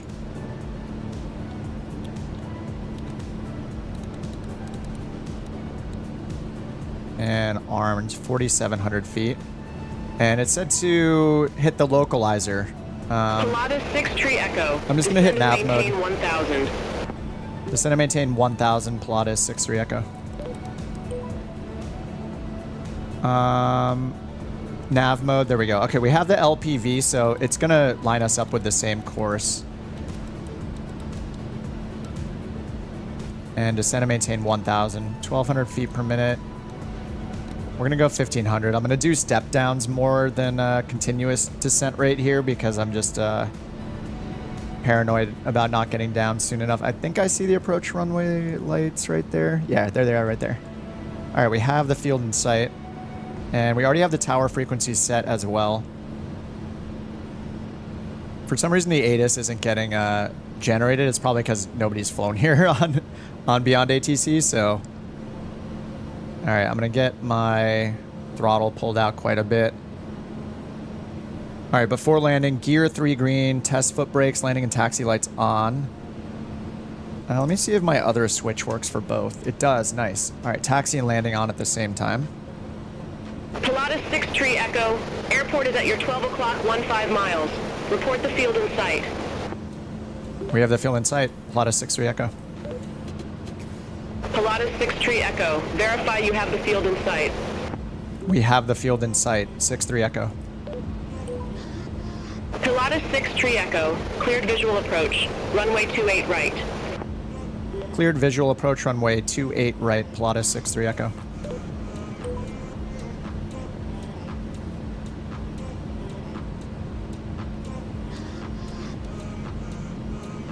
All right, I'm not sure if the tower handoffs are working correctly again. There were some problems with them yesterday, but we will find out. We are 5 miles from the next waypoint. So we're probably less than 10 miles out completely. 187 over the ground. All right, it says flaps as required. I'm pretty sure for instrument approaches it said 15. 6 Tree Echo. Contact Modesto Tower 125 Point Tree. 125 Point Tree. Plot is 6 3 Echo. See ya. And then ground is going to be on 21.7. All right, Modesto Tower. Modesto Tower plot is 6063 Echo on final for runway 28, right? I should just say visual 28, right? Pilatus 6-3 Echo, Modesto Tower, continue. All right, continue. 63 Echo. All right, let's see. We got landing and taxi lights on, flaps as required, autopilot yaw damper off, cabin pressure to 0 diff pressure. It is still descending because I did it late. It's fine. All right, we're almost down to 1,000 feet. A little early. What's our gear retract speed? 236 knots? All right, we're gonna get gear down and flaps 1. I read we should do those at the same time. Adding a little power.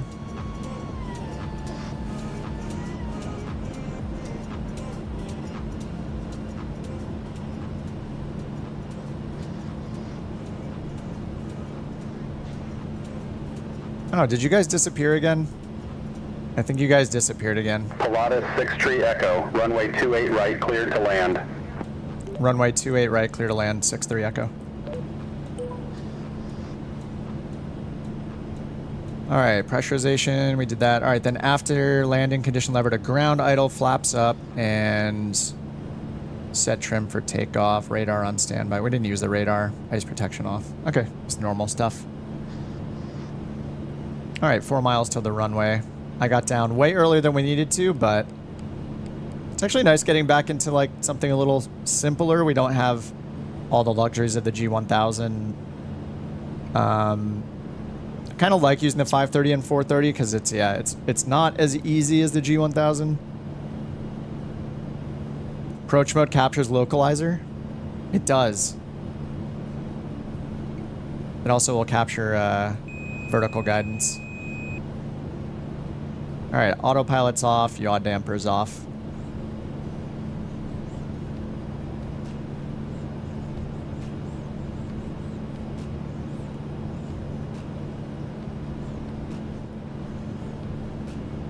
All right, flaps 2. I think we're supposed to go full flaps unless it's gusty, but we don't have the ATIS, so I'm not really sure what the wind is like. We are... What is going on here? Am I stalling almost or what? No, I'm at over 100 knots. What is happening right now? Is the wind just insane right now? We didn't get the ATIS because it couldn't... We are getting blown so far to the left. What is happening? I am so confused about what's happening with the plane right now. Do we have like 50 knot winds? I'm gonna pull up a notch of flaps because it got crazy as soon as I put the second notch of flaps in. I don't know what's going on.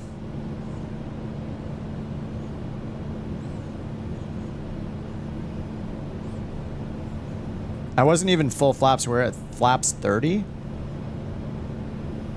The turbulence is becoming insane.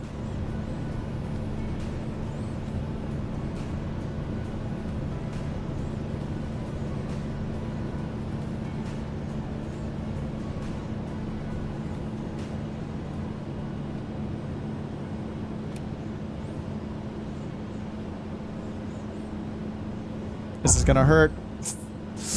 Okay.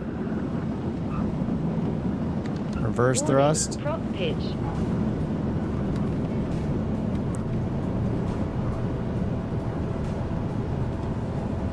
That was very, very weird what happened with the wind there at the end. Echo. Exit next available taxiway. Exit next available taxiway 6-3 Echo. All right, we got Alpha 3 on our right up here. Huh, that was interesting. Oh, it was 17. 322, it's at 17 miles per hour.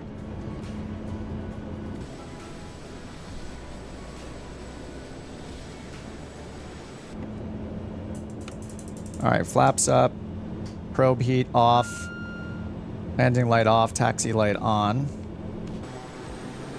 That was a very hard landing. Whipped butter.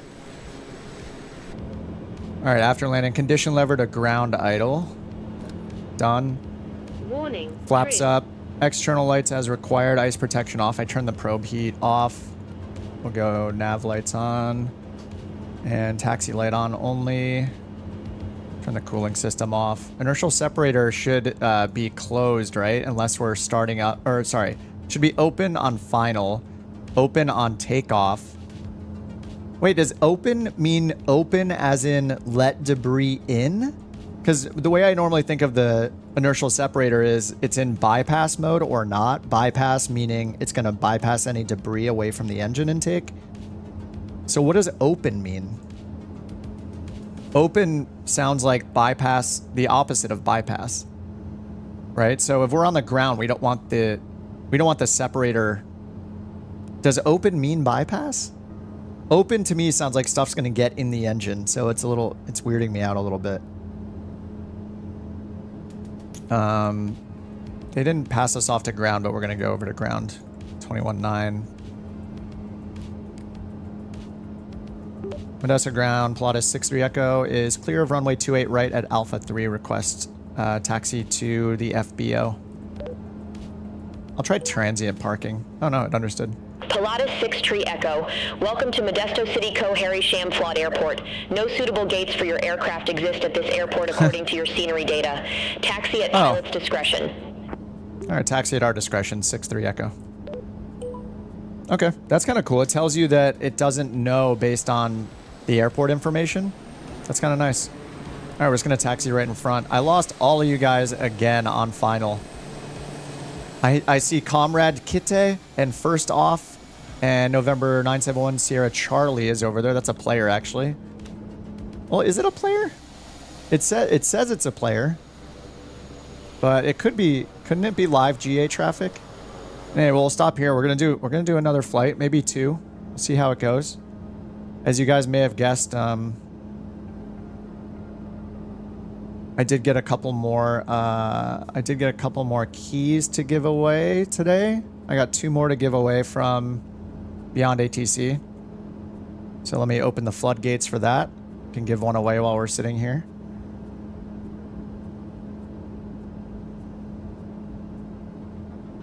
All right, it begins. Same as yesterday. Just type exclamation BATC. While I get this shut down and everything, and it'll tell you when it's got you guys in the giveaway. And then I'll make sure I'm gonna send you the key right now and make sure that you received it and all that, so we can check all those boxes. All right, after landing condition lever, yeah, I got all that done. It says trim set for takeoff. So let me go down here. So I don't know which trims I'm looking at here. I assume this is aileron trim. Oh no, that's rudder trim. Okay, that's rudder trim. And if I reset it, oh, reset rudder trim doesn't work. I wonder if I messed with my rudder trim by accident on final. Okay, and then pitch trim is which one? I'm holding pitch trim. Okay, this is pitch trim right here. I don't know what that other little green notch means, but I'm going to set it to the neutral looking position one. This green notch should be quite a bit nose down, it looks like. Okay, oh, I see. This is the plane showing, I'm dumb. I was looking at these like they're just little arrows. So this is rudder because it's like showing me the yawing motion. This is the elevator, because it physically looks like an elevator, and these are the wings showing me whether it's aileron trim, neutral or not. But what's weird is the reset rudder trim to neutral does not work, so I have to do it manually. Okay. Good to know. No, Centurious, I'm not finishing up. We just did our first one. I'm a total noob in the PC-12, so I'm going to run it through again. Try to do it a little faster this time, but I'm just learning the plane and playing around with BeyondATC a bit more. Speaking of which, I'm going to close BeyondATC. Let me do the shutdown checklist. Ice protection off. Okay, parking brake is set. We need to set ECS to off. That is done. Taxi light off. Done with my hardwire switch. Transponder to off. Actually, it says transponder to VFR. Cooling and heating off. I did that already. Avionics off. Generators off. And ITT stable. Avionics off. Avionic bus. Generator 1. Oh no, I think I leave this alone, right? Generators 1 and 2. Essential bus. Generator 2. Warning. Essential bus. Warning essential bus. It's set to auto.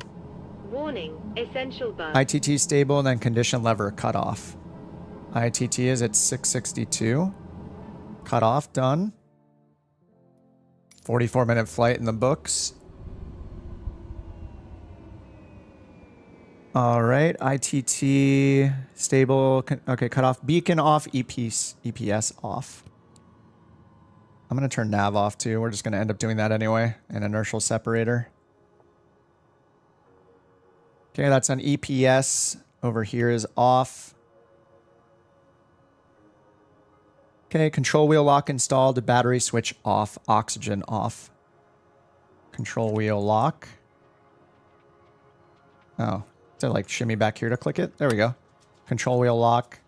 Batteries off. Done. And then oxygen off, which is down here. Actually, let me leave the... I'm just curious if I leave the oxygen to auto. I think we're gonna find another place to fly, but I want to see if it remembers if there's persistence. All right, we got 48 of you guys in the giveaway.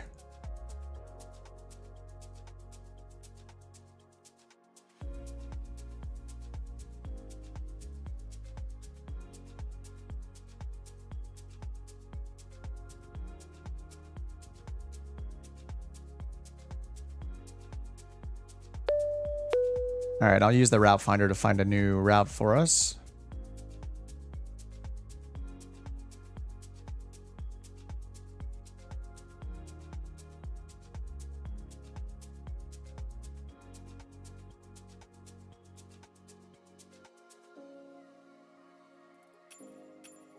New friends. All right, let's find... I'll do the giveaway once I'm loaded into the next airport. Give you guys another minute. All right, let's go to random flights generator. And let's find something totally different. Try to find some weather this time. That was 150 miles. That was...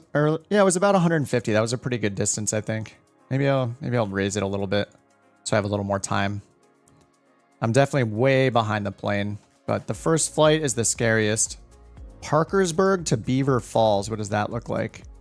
We got some weather. It says VFR at both airports, though.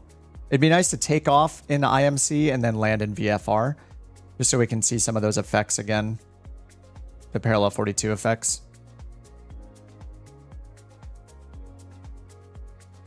Coth to Medford. North Bend to Medford. Ooh. North Bend. Oh, this looks perfect. We got blue, which is marginal VFR, to green, which is VFR. This could be good, especially if it's raining. It is raining. Raining, mist, 4 miles of visibility, overcast at 2,100 feet. All right, this looks good to me. And it's only 80. Oh, it's only 87 miles though. Maybe we go a little further than out to here, maybe.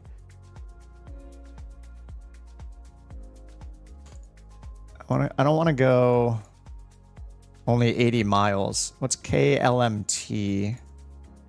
Let's see if this has a tower. It does. Kingsley Tower. Really long runway. Klamath Falls, Oregon. Klamath. And Southwest Regional Oregon. Okay, this looks pretty good. They're both towered and ground controllers at both. Tower and ground controllers. This isn't military, right? I don't think so. It just got such a huge runway. 10,000 feet. It's got GA parking. Yeah, I think this is good. So KOTH to KLMT. Make a new flight.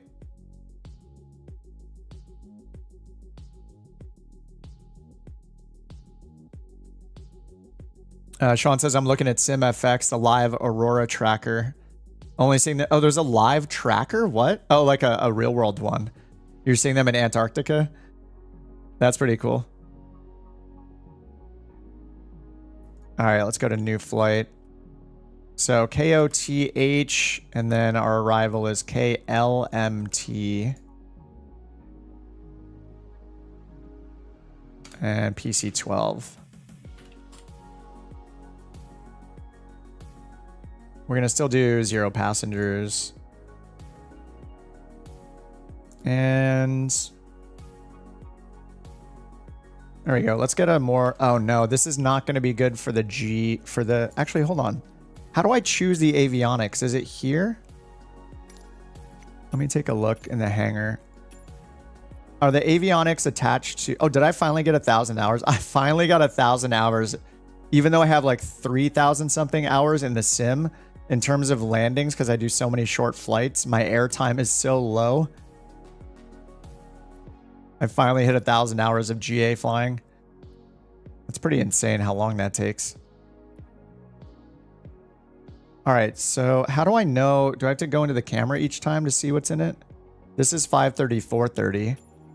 Do you guys know how I choose different avionics in the planes in the PC-12?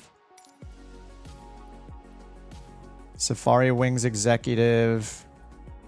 If you have damage off... Oh, if you have damage off, it won't log hours?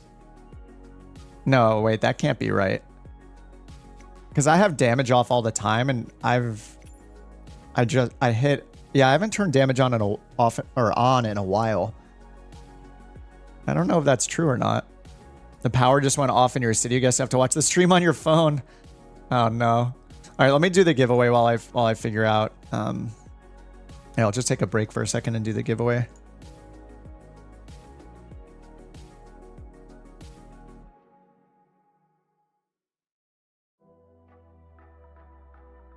All right, closing entries. We'll do another one. So if you couldn't enter, then you can try it on the next one. We just have 2 to give away today. The drum roll is real. Where is the button? I have to go to the full website actually for this to work. All right, 1 second.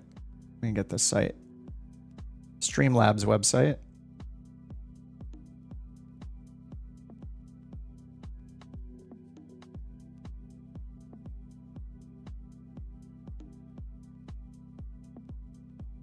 Hold on, why does it say only 19?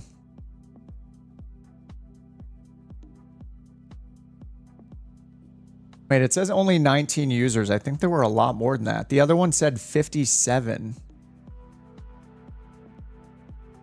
I don't know which one is right.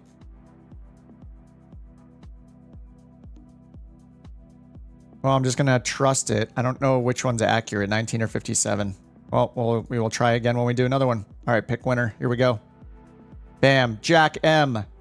Jack. All right. Oh, Jack. No way. Jack, the helpful Jack, the Pilatus PC-12 master, was picked. Good job, Streamlabs. Another J. Yeah, you're right. All 4 with J, right? Jack, if you're on Discord, Jack, you can DM me, kip.otg, or you can join our Discord server and DM me on there. Or if that doesn't work for you, you can email me. Let me know what works for you, Jack, and I'll get the key to you.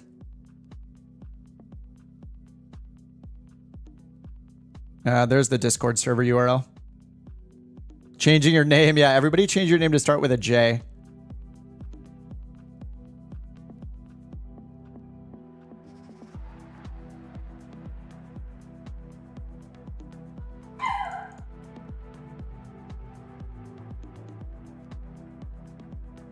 All right, Jack, just let me know which way works for you for me to get in touch with you, like through email or Discord. I don't want you to like share your personal info, like your email or anything, but you could email me.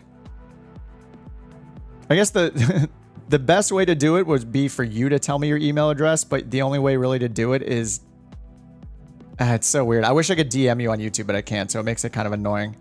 Drop me a message in Discord. Okay.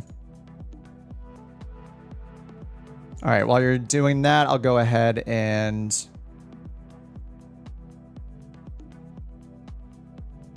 get this next flight going. So over here, I didn't want to do, I don't really want to do this one because I don't want to program 1,000 waypoints into the 530-430, but I don't know how to use the PMS 50 either.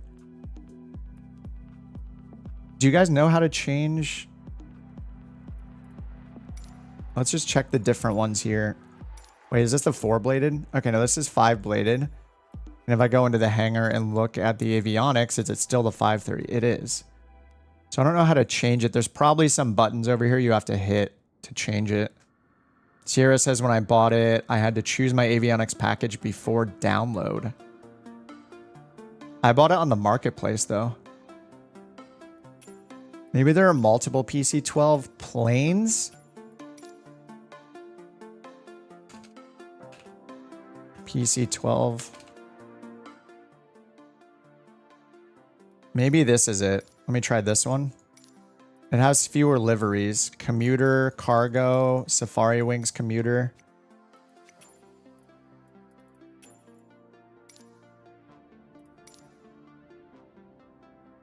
Whoa. All right, still a 530, 430. Huh. It does log with damage off. Oh, okay. I guess I sit on the ground a lot. Yeah, same.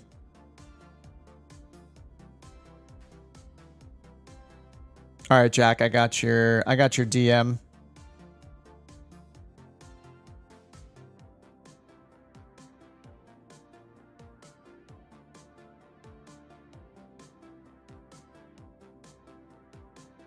I will send you your code right now.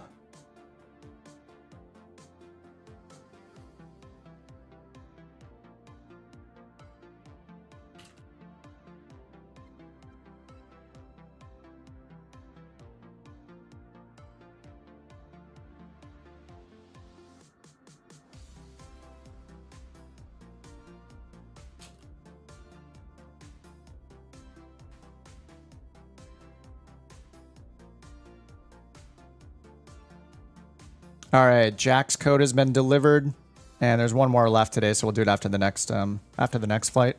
So that'll take like 2 hours. We've been on 2.5 hours. Sierra says avionics compatibility is a separate file. Oh, what a pain. I do know that, like, I think I've read before on the working title Discord that they actually discourage developers from doing hot swapping of avionics. So it's probably for the best that it's not within the plane itself. All right, that's fine. I'll just use the 530 and 430 again. I'm just looking for an out to make things easier, and that's pretty lame. All right, let's do the 5-bladed again, and I'll switch it up. I like this one with like Technicolor stripes on it. And let's finally pick a new airport here.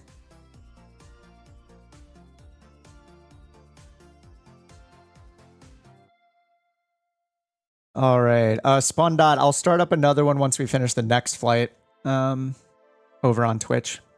The bot does work on both YouTube and Twitch, so. The tail number, yeah. Oh, the OFUK tail number. It's pretty funny. I'm sure it's based off a real one. All right, sorry, feeling a little slow right now. Let me go back to random flight generator. Sorry, we already got the flight. I was trying to fix it. Yeah, this is what we were gonna do was, yeah, KOTH to KLMT. And I was just picking the route here. So I don't want to do a super intense route because of the 530, 430. You can't put airways in the 530, 430. So I would have to put in every single one of these waypoints along the way. And you can see there's like a dozen of them. So that's why I was trying to get the GTN working. Because it would let me use SimBrief and it would just make it a lot faster. I guess we'll just go with this boring... Should we just go with this boring single route one? I guess that's fine. It's no big deal. Just a single fix to go to on route. Water-cooled says on Google, it says you need to install the GTN version of the plane as well as the 530. But I got it from the marketplace, so I don't have different versions of the plane. That's fine. I'll just go with the 530 and 430 for now. If I keep flying this thing, then I'll figure it out. Okay, let's go to KOTH. Koth. Southwest Oregon Regional in North Bend. We'll have some nice rain to take off in.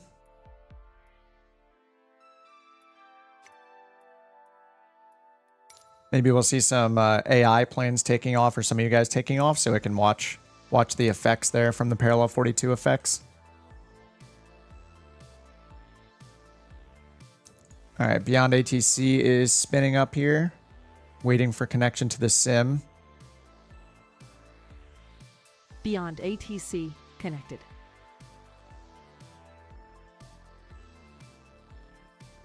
All right, let's unload and reload the new flight here.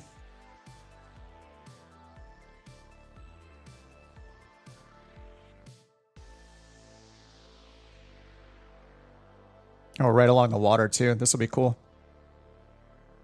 Is there a tablet? No, there is a tablet, but it's only for some third-party program I don't have. I forget the name of that one. All right, control lock. Let's see if the... Okay, it does not save the state because I had passenger oxygen on auto when we left the other plane. Unless it's per livery, that could be the thing.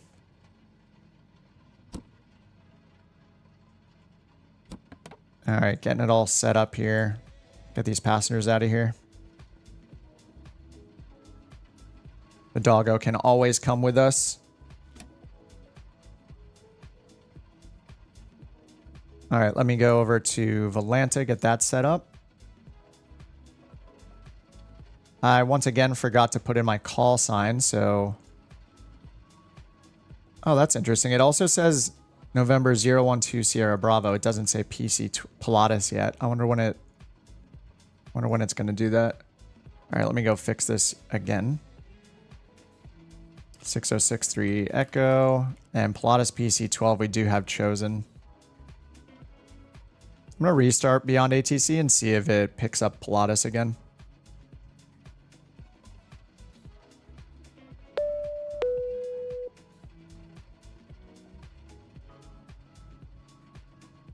By the way, I mentioned this to Jack, but the way to redeem the code is actually in BeyondATC. Redeem it by going into your account, and there's actually a redeem product code section right there. Let me see if... yeah, this is the... I just want to make sure everything's fine to show in here.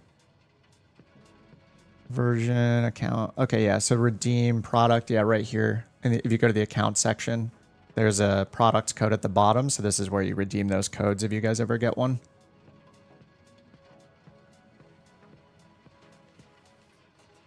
I think there are other people that are probably doing giveaways as well. I don't have like an exhaustive list or anything, but some of the I think somebody who was in chat yesterday, this guy Tate, was saying he was going to do some this weekend. I don't know if he's in here now, but if he is, maybe he could share his Twitch and when he's going to do it. Okay, KOTH to KLMT. And runway 23 and then 14. And on the checklist here, I'm going to skip the pre-flight checklist. We'll just start with before start. Control wheel lock is off. Parking brake is set. Wheel chocks are removed. Fuel caps. Standby bus on if applicable. All right, standby bus. Tigger says, Tate said, oh, Sunday and maybe Monday. Perfect.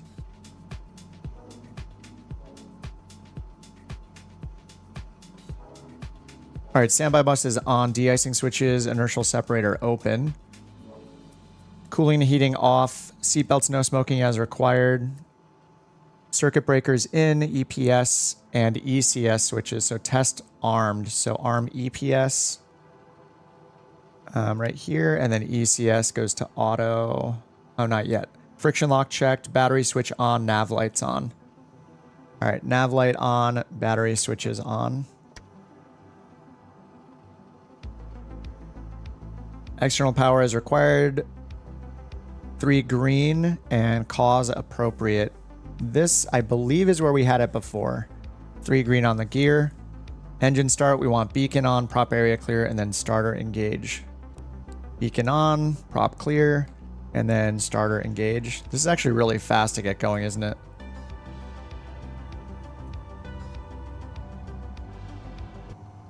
All right, and then we'll just introduce fuel. I don't know exactly when to introduce it. I'll probably just wait for the NGs to stabilize. So they're at 19.9. It looks like they're stopping there. So I'll go to ground idle.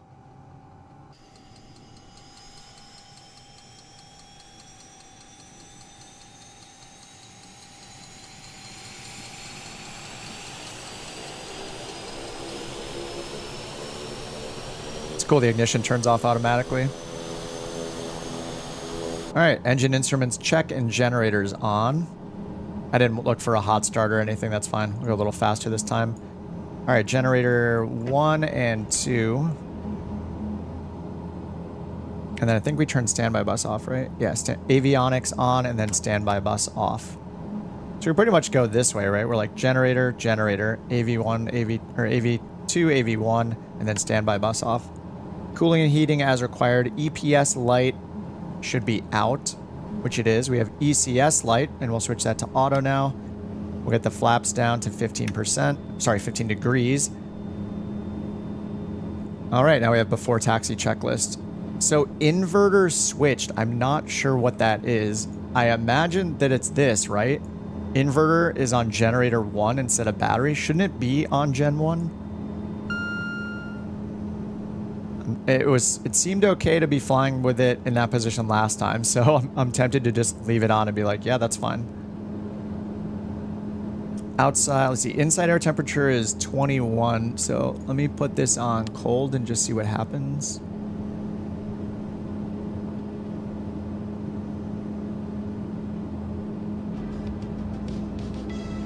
Do I see all of you?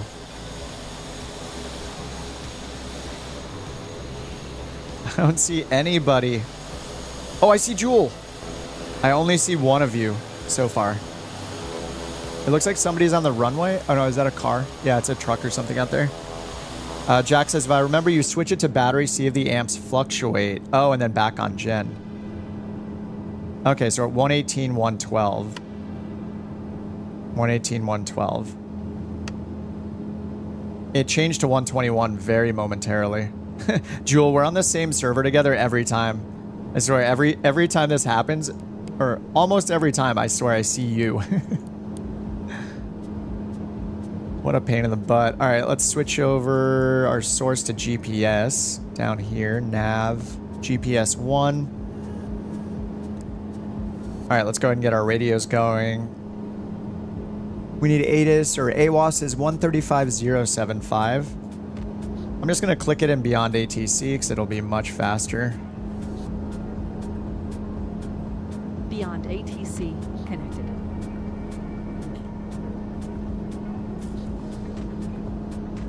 All right, connected. It does have Pilatus 6-3 Echo now. All right, we'll connect to ground. Can I focus just below the annunciator panel? Right here. I have not turned on the weather radar yet. I don't even know where it shows, actually. All right, let's check the... Let's see, we got ground and tower frequencies. I was just looking up the name of the airport, actually. So this is Southwest Oregon, so we call it North Bend Ground and Tower. So I'm writing that on my notepad, North Bend. And then at our destination, KLMT, is Kingsley. Kingsley Ground, Kingsley Departure, Kingsley Tower.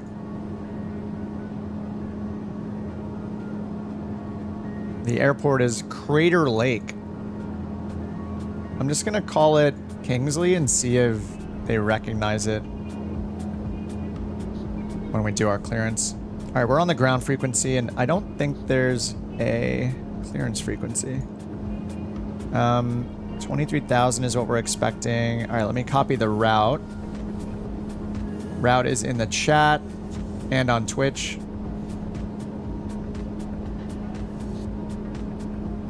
All right, Volanta is set. Runway 23 and then Picky. So let's go ahead and get this programmed in. Let's try to speed run this. KOTH. No, you can't speed run it. Messes up if you type too fast. What the? Huh? That's weird. Let's delete the flight plan, I guess. Whoa, what? KOTH won't go away. KLMT. What is going on right now? I can't select anything. What?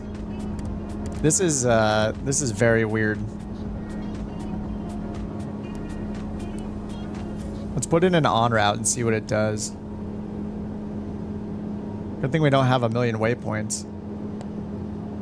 Whoa. What is going on? I can't even select half the waypoints.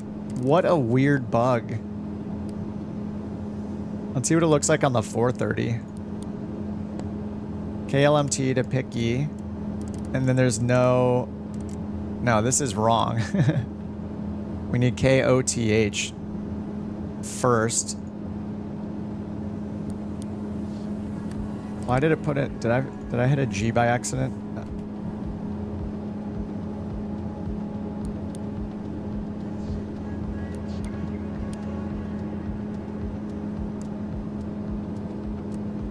Let's try this again.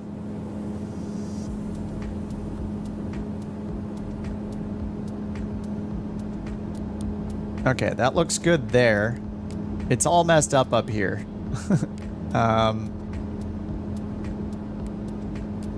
As long as the map looks good, we're probably fine. All right, yeah. Is that waypoint really right near the airport? It is, yeah. Okay, so that's right. Yeah, we just have like one waypoint. All right, that's fine.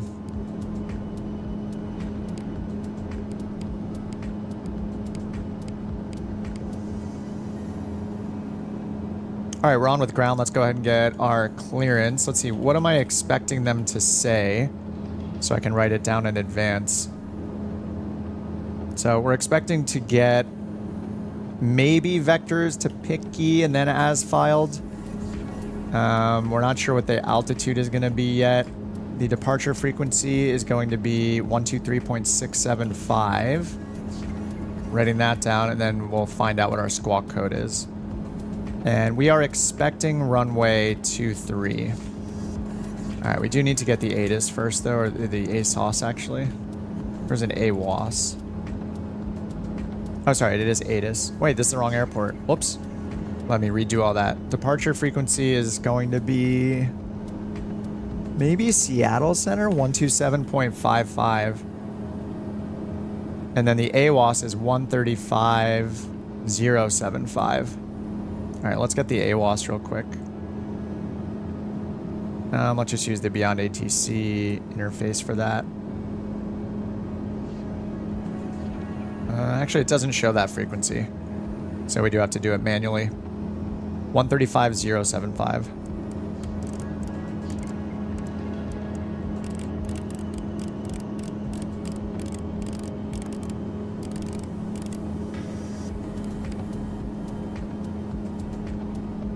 All right. Do we have AWOS? No, it says frequency does not exist. All right, we're just going to press B for the magic altimeter 2978, and we'll just pretend like we have the latest ATIS.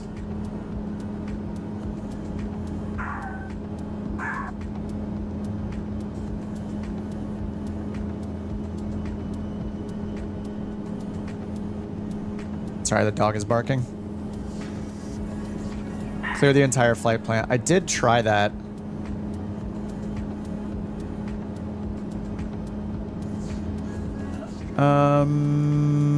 Sorry, I'm getting a little distracted with the dog going nuts right now. It never stops. See? There she goes. All right, let me check on her real quick. I'm sorry, guys. Be right back.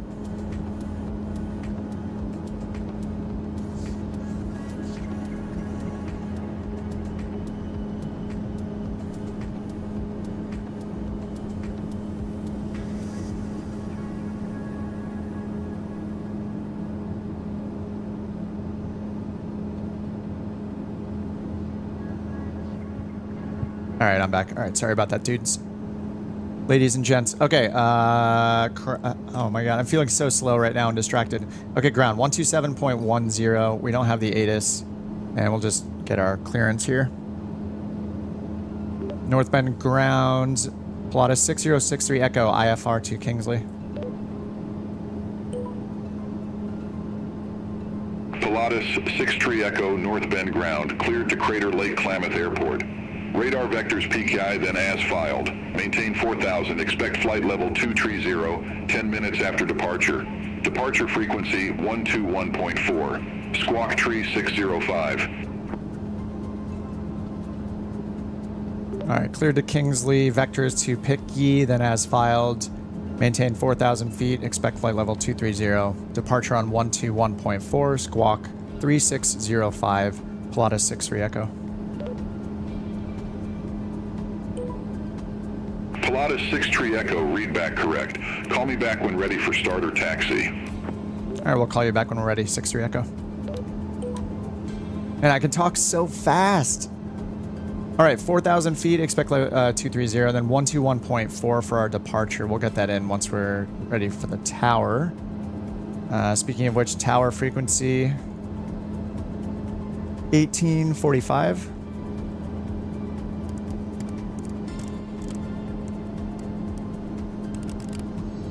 1845. Alright, that's in standby. Dog has the mailman by the leg. That is a late mail delivery. Yeah, she might just be hungry, but she eats at kind of random time. Now she's laying in her bed with her head like upside down, like laying on her back, looking over here at me from the other room. Oh, water cooled. Sorry, I just saw you're gonna call it a night. Been up since 5 a.m. All right, dude. Have a good sleep, man. We'll see you probably on Sunday if you're around for a group flight. What's up, Rob? Nice cockpit. How much do they charge for this plane? Was it 25?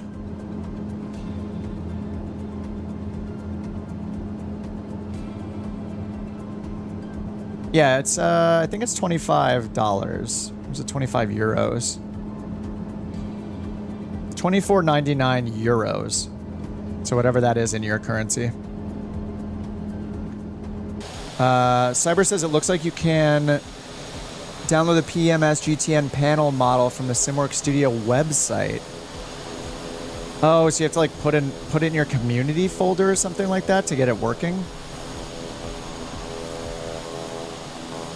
Oh, free extras, panel mods, direct download. Oh, yep. I'm opening the README right now. It says the panel mods will allow you to make the SimWorks Studio PC-12 compatible with third-party GPS and tablets. Open the folder of the module which you install, copy it into the community folder. To revert, you just, I assume you just delete that. Yeah, remove all folders starting with Z. Okay, and it's got Sky for Sim as well. Oh, man. Should I restart? I could restart, do the quick start, and then use the PMS GTN. Oh man, that's so tempting. The 530 is being a little buggy and it's kind of a pain in the butt right now. And I don't know if I'm gonna do a third flight. I'd have to restart the whole sim though. Oh, I think I want to do it. Yeah, sorry guys. I'm gonna Alt F4. Alt F4 is happening. I really want to see this. For those of you lingering for the, and hanging out, and burning the midnight oil potentially for the giveaway, the next one, I'm very sorry, but I'm going to restart the sim. Very sorry. Yeah, I'm going to try it now. Could be helpful, yeah. Thanks for that. Thanks for looking that up, Cyber.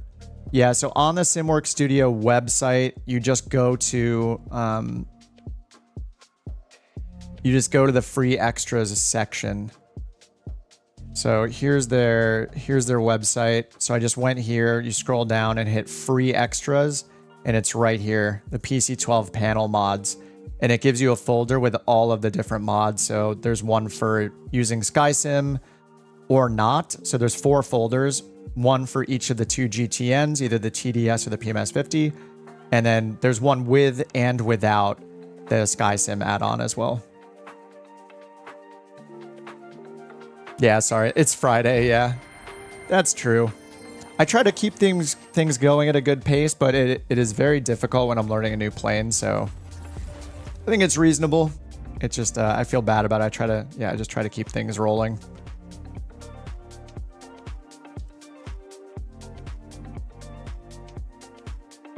But I'm gonna get to do the startup again real quick. It was not that difficult.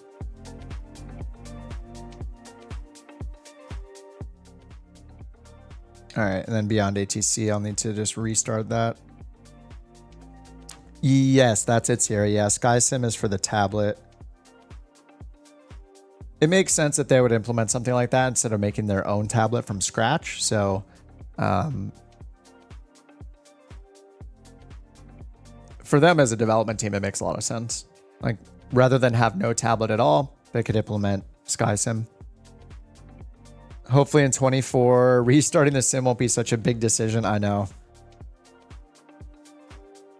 It's also very dependent on how the servers are doing, I guess. I remember the other day I started, it took like, normally it takes a couple minutes, but it took like over 10 minutes to get it started. And I think they were probably having some server issues.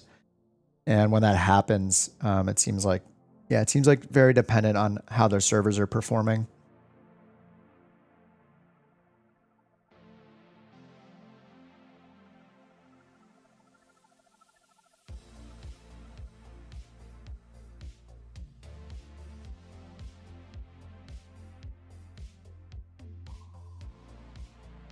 All right, we still got the Dune screen in the background. You guys aren't missing anything.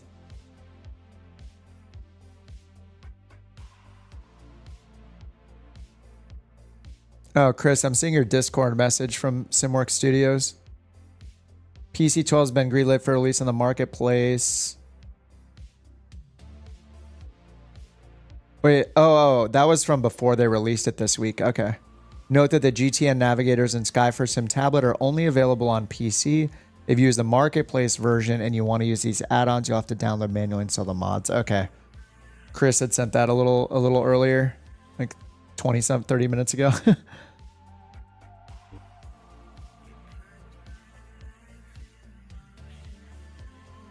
Make sure you copy the Z aircraft in the community folder and not the... Yes, yeah, I did get the Z index, the Z prefixed one.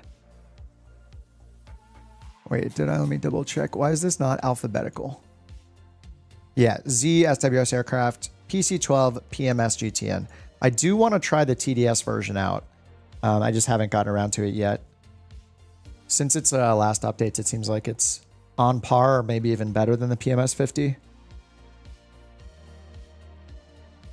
So I don't know if there's state saving in the PC-12 or not. So it seems like maybe you don't need to do the pre-flight.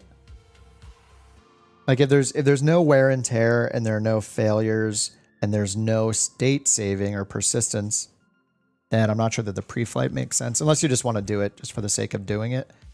But it might not have any actual effect on your flight by skipping it.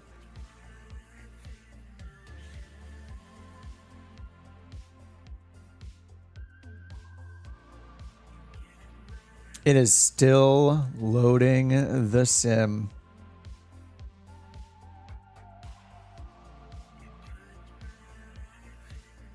If you disconnect from the internet, it starts instantly. Yeah, that's so weird. Like, what is it downloading right now? I am pretty excited for Flight Sim 2024.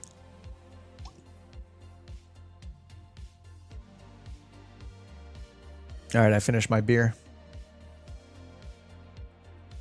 I was sipping on a Cali Creamin' orange creamsicle beer. I can only do like one of these. It's very, it's exactly what it sounds like.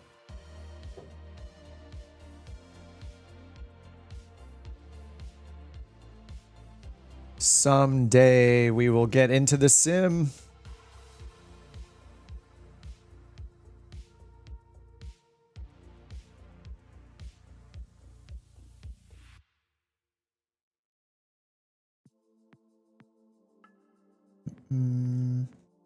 Twiddling my thumbs.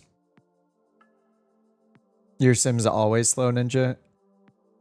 Yeah, I think like as time has gone on, I've been installing more and more things. And I'm guessing that the more stuff you have installed, the longer it takes.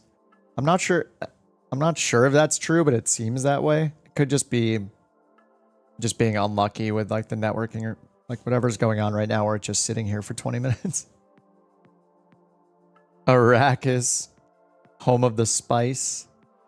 A Terry's chocolate orange beer. Was it good? Some beer is just too it'll be like way too sweet or the way too strong of like whatever flavor they're going for and then not taste like a beer kind of. But yeah, the Cali Creamin' like orange creamsicle, it's pretty good. Most of my friends really like it. At this rate, I might have to go grab another beer. It's Friday, right? Yeah, this is taking so long.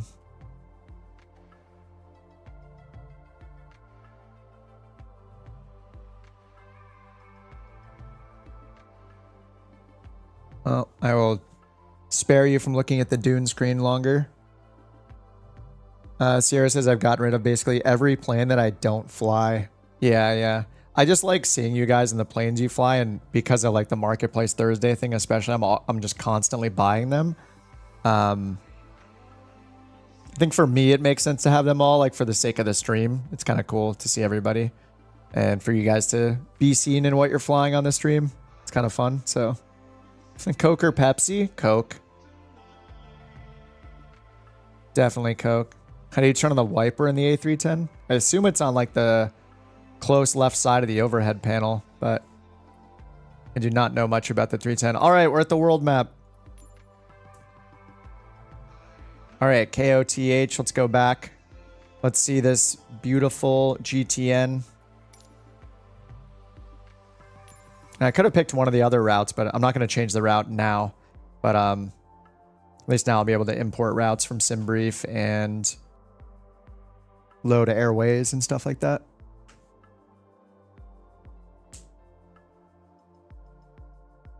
At least once it's loaded, it doesn't take that long to load in actually into a plane, because it's basically loading the whole engine and game in the background.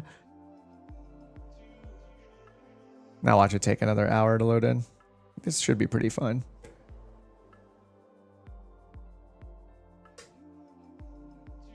One more flight. I want to keep flying more after this, but I think I'll have to call it a night after this flight. It'll probably be another hour. Yeah, I'm going to be visiting a friend. I'm going to take the train, go visit a friend who's visiting from out of the country. Me and another friend are going to take the train up to visit him, and so I won't be able to do the group flight tomorrow, but see how I feel on Sunday morning after a night out on Saturday, and hopefully do the group flight then. All right, yeah, I don't think they're state saving at all, right? So let's do these things now. Oxygen, move these out of the way.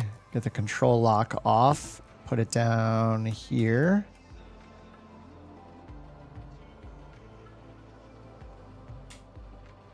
What the? Why can't I move forward?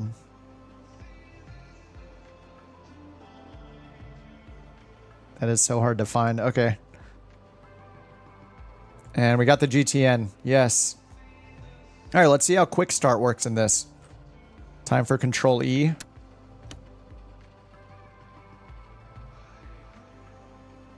I have hit Control E. Looks like it doesn't like it. I'm not even sure that anything happened. Control E. Nope. It doesn't work at all. All right, can I do this from memory? Let's see. No, I can't. Okay, pre-flight before start. Yeah, control wheel lock, we did that. Wheel chocks are removed. Overhead electrical switches off. Oh yeah, we start with a standby bus. And then we go inertial separator open. All right, so standby inertial separator. We'll leave the seatbelts alone. Circuit breakers in. EPS tested and armed.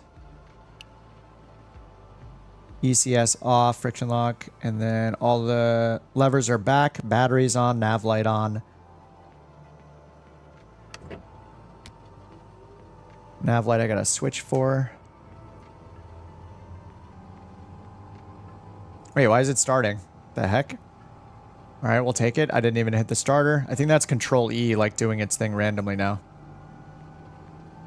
All right, that's fine. This will be on auto.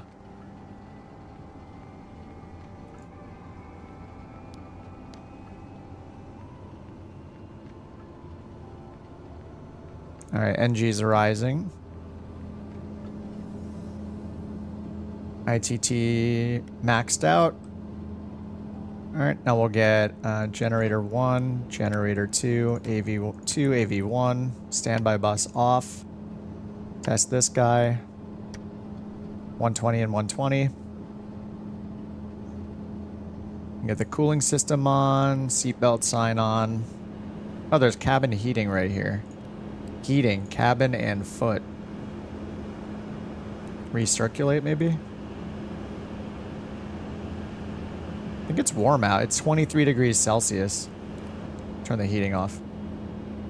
All right, CAWS appropriate. Yeah, it looks good. We just have the one pusher thing, so I can do the pusher test.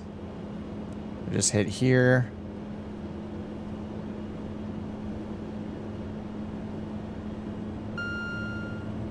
Oh, there's the chime. But the pusher is not happening, right?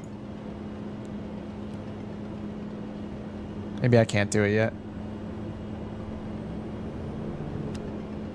Probably doing it out of order. Okay, no pusher test for now. Okay, engine start we did. Starter switch engage, properly clear beacon. I don't think I did beacon on. There we go. After start, generators on. Did that. Avionics on. Done. Standby bus off. Done. EPS light out. It is. ECS switch to auto. Flaps to 15. That's set. Flaps 15 down here. Ground idle. Let's get our panel lights on.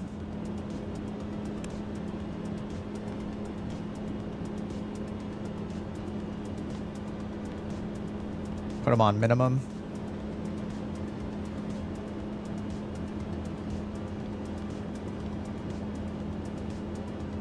All right, we got the GTN, which is nice. Departure, VLOC 1, we'll change that to GPS. Again, and then down here, nav to GPS 1 right there, good. Oh, and we got the 650 as well.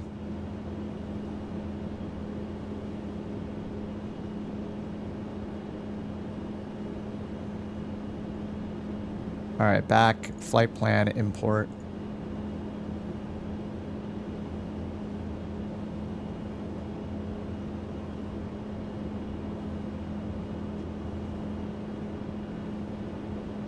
There it is, KLMT.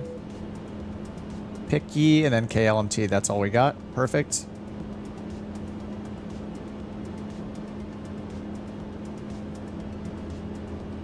Waypoint info, frequencies, AWOS. Let's see if that works. This is so nice, getting the frequencies. And over, getting BeyondATC started up again. BeyondATC connected. Oh yeah, trim test, thank you. Oh, flaps 15 for the pusher test. Okay, let me try the pusher test again. Pusher.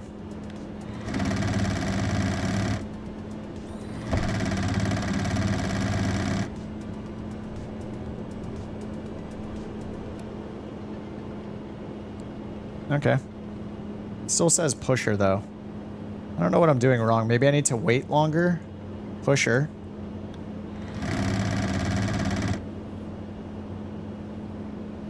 Oh, there, it extinguished. And now it says pusher again. Oh, that button's a toggle. Okay, now pusher is off. Okay, nice. AOA de-ice, that's for probe heat. All right, AWOS doesn't work, so we're just gonna hit B2978. Let's go ahead to ground. I love the frequencies right here. This is so nice.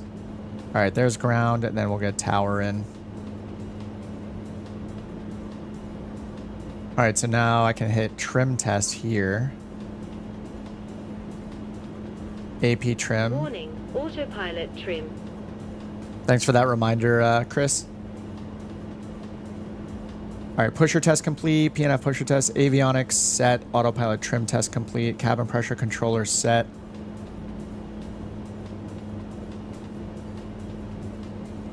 And we're expecting... Okay, we need 1,020 pounds of fuel. I think we have way more than that by default, 1,300, so we're good. Good on the fuel, 23,000 is what we're expecting, but we still need to get our clearance again. I already have it written from before, so it's probably going to be the same. North Bend ground, Pilatus 6063 Echo. Like to pick up our IFR to Kingsley.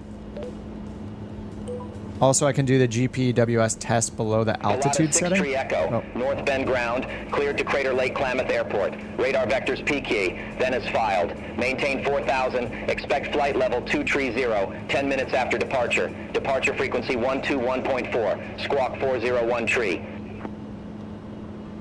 Cleared to Crater Lake, vectors to Picky, then as filed. Maintain 4,000, expect flight level 230. Departure on 121.4, squawk 4013, Pilatus 63 Echo. Heck yeah. Pilatus 6 Tree Echo, read back correct. Call me back when ready for start or taxi. All right, we'll call you back, 63 Echo.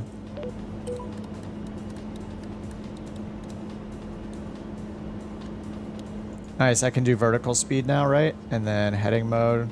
Yes. I love setting it up in advance. And we're expecting runway 23. Runway 23 is 226 on the heading.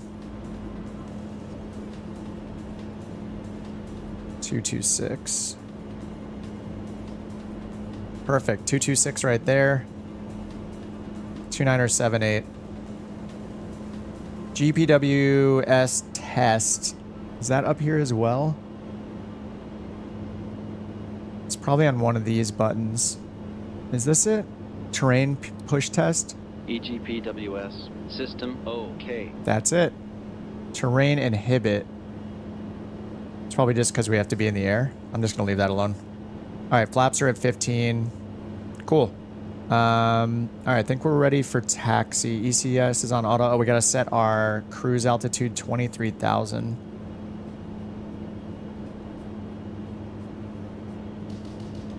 Yeah, 23,000 is what we're expecting. All right, that's set. This is on auto. And we're going to turn this to cold. All right, parking brake. All right, let's call for taxi and see where they're going to put us here. Ground, Pilatus 63 Echo, ready to taxi with the numbers.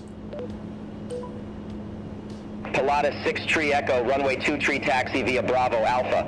Hold short runway 1 Tree. Runway 23 via Bravo Alpha, hold short runway 13, 63 Echo. All right, 23 via Bravo Alpha. So this is Bravo Alpha, yep. Hold short runway 13. And then it'll give us, hopefully, after that, Alpha to 23 right over here. Heck yeah. This is such a random tiny airport too. All right, parking brake is off. Taxi light is on. Pusher test is done. AHRS 1 and 2. Yeah, okay. Transponder flight ID. Transponder not set. Transponder is 4013.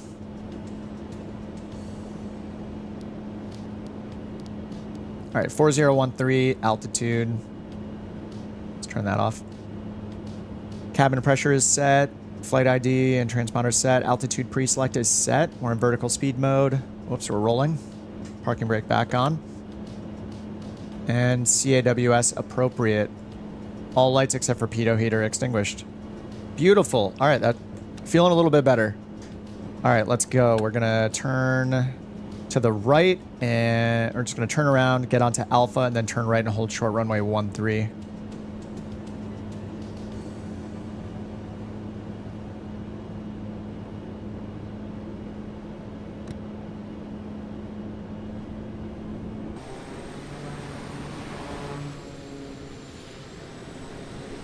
Do you see the dust kicking up underneath us? I don't know if you guys see that. Let me zoom in a bit. Do you see that effect right there? There's like dirt kicking up while we're taxiing. Oh, I see you guys. I should watch a few of you guys take off so we can see the effects. And I can do it in the drone camera.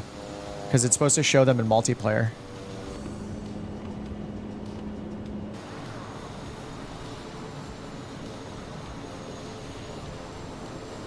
Shouldn't we have the recognition lights on now, or is that like flashing just for landing?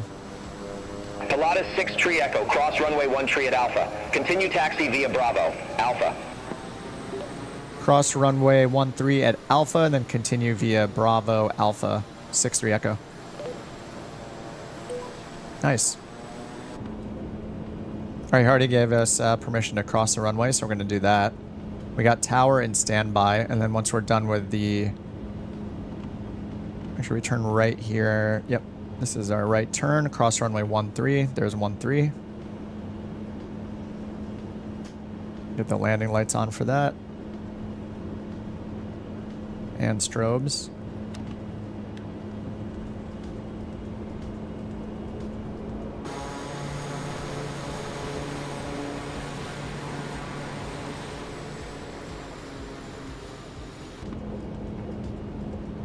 All right, crossed 13. Pilatus 6 Tree Echo, contact North Bend Tower 118.45. Over to tower 118.45. Pilatus 6-3 Echo. Still can't click the GTN from out here either. Is this the runway or do we go further? This is Alpha 2. I'm gonna go full length to Alpha 1. Yeah, the click spots are all messed up in this plane. It's so weird. All right, then standby. We're gonna put in our departure 121.4.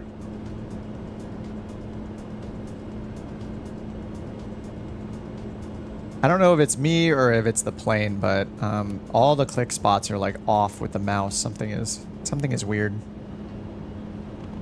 Am I running in 4K?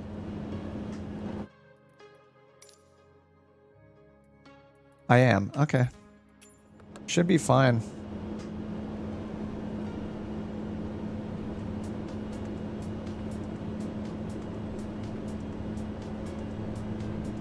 South Bend Tower, Pilatus 6063 Echo, holding short runway 23. Pilatus 6 Tree Echo, North Bend Tower, wind 205 at 7, fly heading 230, runway 2 Tree, cleared for takeoff. Fly heading 230, runway 23, cleared for takeoff, Pilatus 63 Echo. Alright, I just updated our heading bug down there to 230. We're cleared for takeoff. So don't I need to turn the inertial separator off now? Well, I still don't know what this means. What does open mean? Does that mean it's in bypass? Anyway, I'll just leave it in open, I guess. Okay, we got landing, nav, beacon on. Great, and then taxi. Let's see, final items. Flaps 15, lights as required, ice protection. Okay, there's pitot is on. Flight idle, that's done. Flight idle position, and pitot heat's on. No enunciations. And we're cleared for takeoff, and we're gonna fly 230 heading. Oh, lens correction, I do have that on. I just turned that on recently. Drake, are you saving me right now? I did turn that on recently. I was like, I might as well turn that on. Lens correction. Oh my god, is that it? You are the best. Holy crap. Drake, thank you. Amazing. That was the problem. Yeah, everything's working now. It was a me problem. Alright, that windsock is blowing kind of towards us. I think she said 200 for the winds, so the winds are coming out from our left a little bit. Okay, all of our lights are on. Fuel condition lever is up. Okay, let's go. And we're gonna fly heading 230. Slight right turn once we take off 230.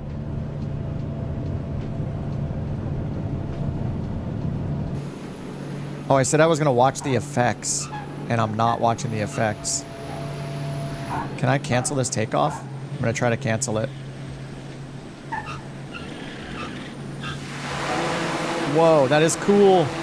We're rejecting the takeoff. Bam.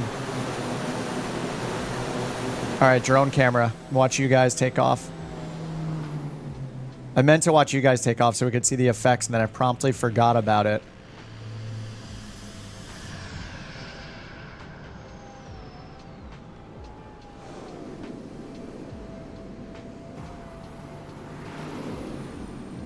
I don't think it's showing them.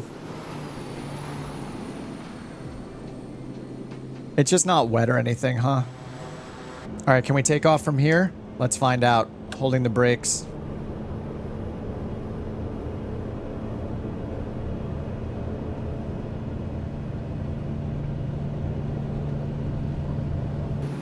I mean, I can see my own effects, but I'm not sure how limiting they are for multiplayer. And we're up. This thing is so good. All right, gear up. We'll wait till we're at 400 feet, then we'll turn right to 230.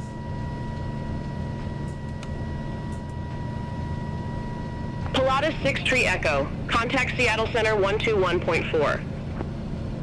Over to Seattle Center 121.4, Pilatus 6-3 Echo.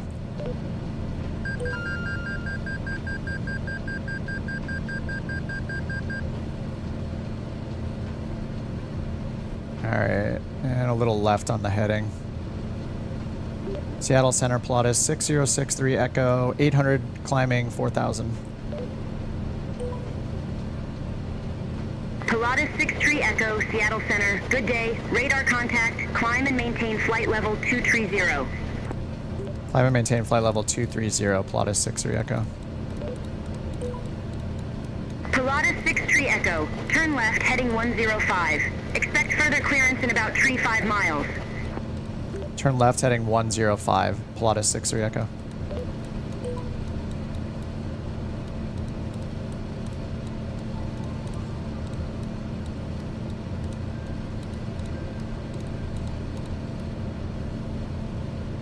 All right, 105, that's actually our current track. I'm gonna get autopilot on. I'm gonna get autopilot off. I didn't update the heading bug. And we'll just do this turn ourselves.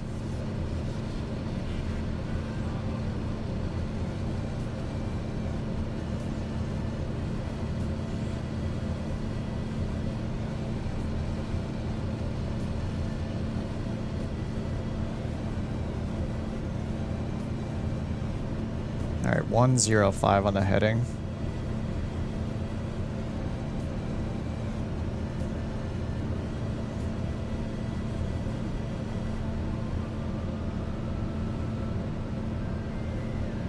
Pilatus 6 Tree Echo, turn left heading 100. Left heading 100, Pilatus 63 Echo. Negative, turn left heading 100. Left heading 100, Pilatus 63 Echo.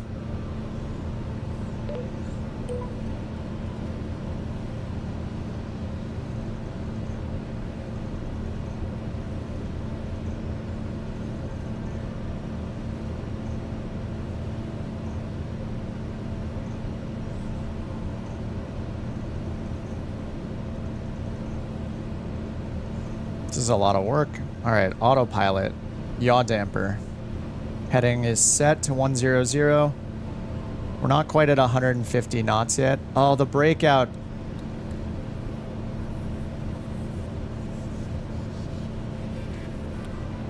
All right, vertical speed 2,000 feet per minute. Getting ready to hit IAS. Almost at 7,000 feet. You're flying with all your doors open. Nice. Insane rate of climb. Yeah, I feel like I'm not taking advantage of it. I was at like 170 knots for a bit instead of 150. All right, almost ready to hit IAS when we hit 150 knots. I need to turn this up a little bit to hit it. 2,200 feet per minute. All right, almost. We just got a little turbulence there.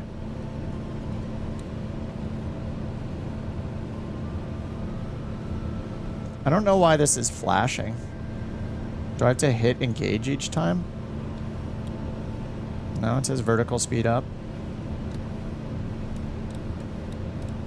Alright, we're supposed to be climbing all the way up to... I forget, actually. To play level 230? I gotta check the transcript, I forgot. Climb maintain... Yeah, 230, okay.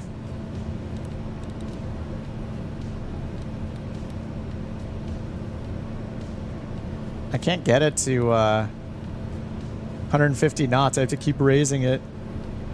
Alright, that's close enough. I'll hit IAS now. Alright, are we worried about icing? Outside air temperature. I believe I can get it here by hitting menu. Oh yeah, it was already there. -5. Pilatus 6 Tree Echo. Turn right, heading 105. Turn right, heading 105, Pilatus 6-3 Echo. Oh, was I not on heading mode that whole time? Oh yeah, I'm flying 360. What? Wait, what was I? Oh no, wait. I am just totally off. I wasn't flying the correct heading at all. Oh yeah, my heading was all over. What was I doing? All right, that was bad. The Pilatus is, yes, the Pilatus is faster than the M500. I think when I look at this, at the cruise numbers, the M500 is like in the low to mid 200s, and I think the PC-12 is in the high 200s, and then like the TBMs are in the high 200s or the low 300s. So I think the Meridian is the slowest of all of them. Let's see, M500 cruise speed in knots. 260 is the Meridian, it says. TBM 850 is 317. TBM 930 is 330. And the PC-12 is 290. So yeah, it goes Meridian, then PC-12. I mean, the PC-12 is 290, it says, according to Google, and the Meridian's only 260. So yeah, Meridian at 260, then the PC-12 at 290, then the 850, and then the 930. And they're all like 20, 30 knots separated between them. That's pretty crazy. All right, do we need anti-icing? I'm just gonna hit prop for now.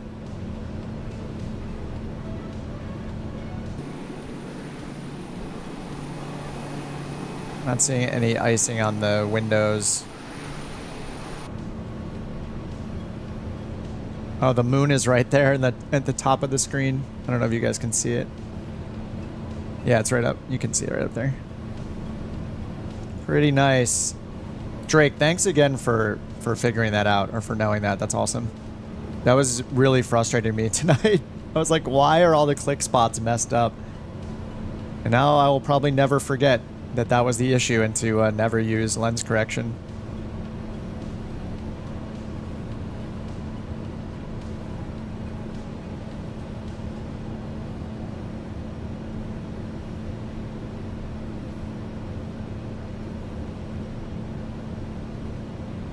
Well, we took off in IMC just like we wanted, just like I wanted. Have I tried Active Sky yet? No, Big Mac. I read a little bit about it on Reddit, and I didn't think that it was worth getting it. I've never had a problem with the in-sim weather. The in-sim weather is like, I feel like one of the things that's always been good. So I just use the stock weather. I've kind of always used it.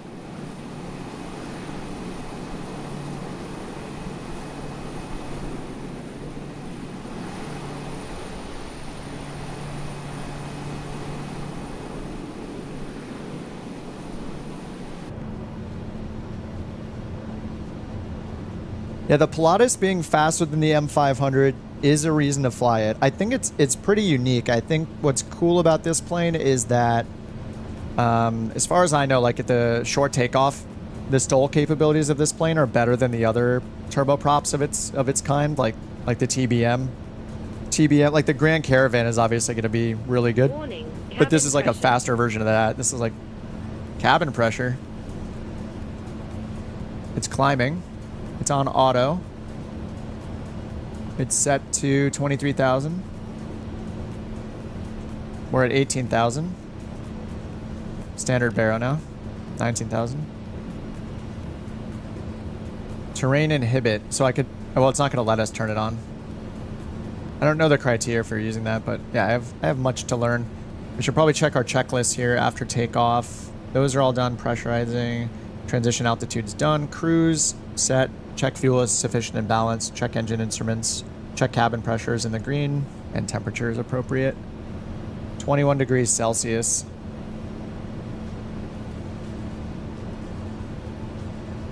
That rudder trim is so far left. I'm just pulling it to the right myself. I want to see if it... Pilatus 63 Echo, turn right, heading 135. Turn right heading 135, Pilatus 63 Echo. Alright, 135 on the heading. Done. 135 right there in orange. 20,000 feet, or flight level 200.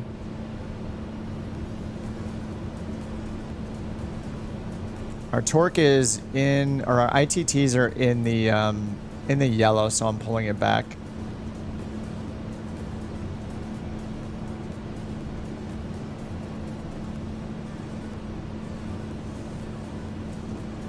All right.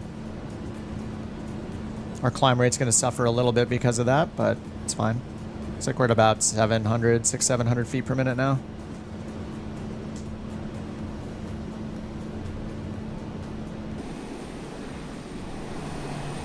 Oh god, did you guys disappear again? You did.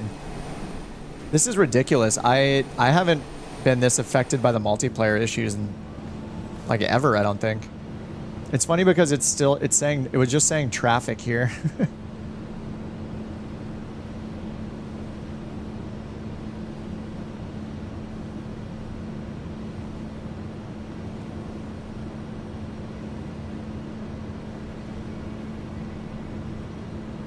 Hey, Centaurus, does anyone know why the altitude on the TBM 900 in the base sim has an issue where the altitude increments in meters instead of feet? That is running the G3000, so you should be able to dive into the PFD settings. Expect further clearance in about 106 miles. Turn left heading 105, 63 Echo. All right, 1,000 feet to go. Yeah, Centaurus, check the PFD screen on the Garmin G3000, like the touch screens. Try to dive into the PFD settings using those screens, and there should be a units section somewhere to change the units from meters to feet. And I don't know where you're flying in the world, but... and I don't know if it does this. I'm wondering if maybe it's picking it automatically based on where you are in the world.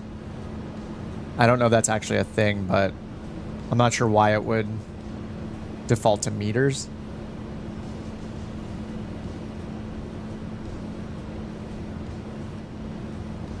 All right, let's get a little bit ahead of the plane here. Let's check out Kingsley. So this is Crater Lake, Kingsley. ATIS is 126.5.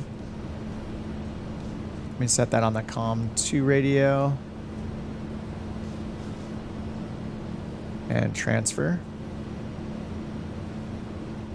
And then audio panel, turn on COM2.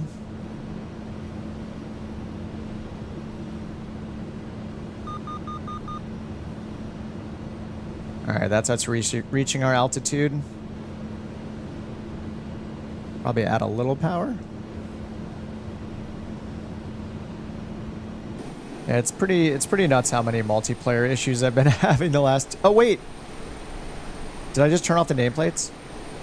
Maybe it was my fault. Maybe I turned off the names because I was taking a screenshot. Could be another pilot error.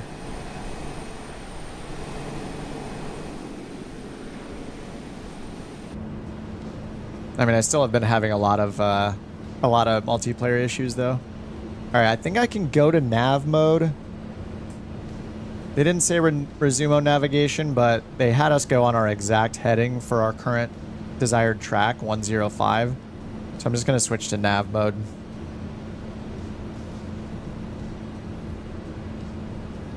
All right, our pressurization is still going up. It's about 6,000 feet, cabin altitude.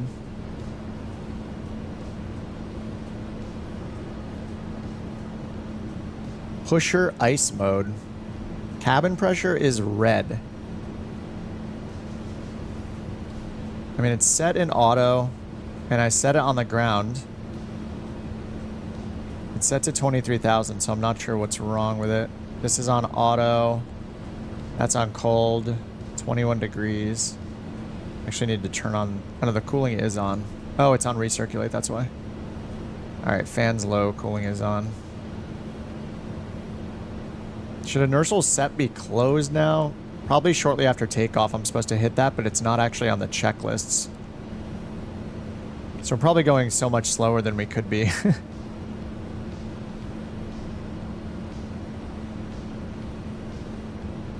I mean, if we're supposed to turn it to the open position on the ground, then I assume I need to turn that off after I take off. But it's not in the checklist. The only time I see it in the checklist is on approach. It says inertial separator open, and then it says anti-ice check. You open the inertial separator, but it's not listed there under after takeoff. I'll have to Google for that to figure it out. It just seems like it's missing from the checklist.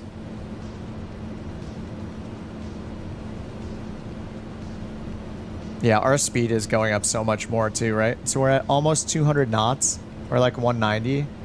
And if I turn it on...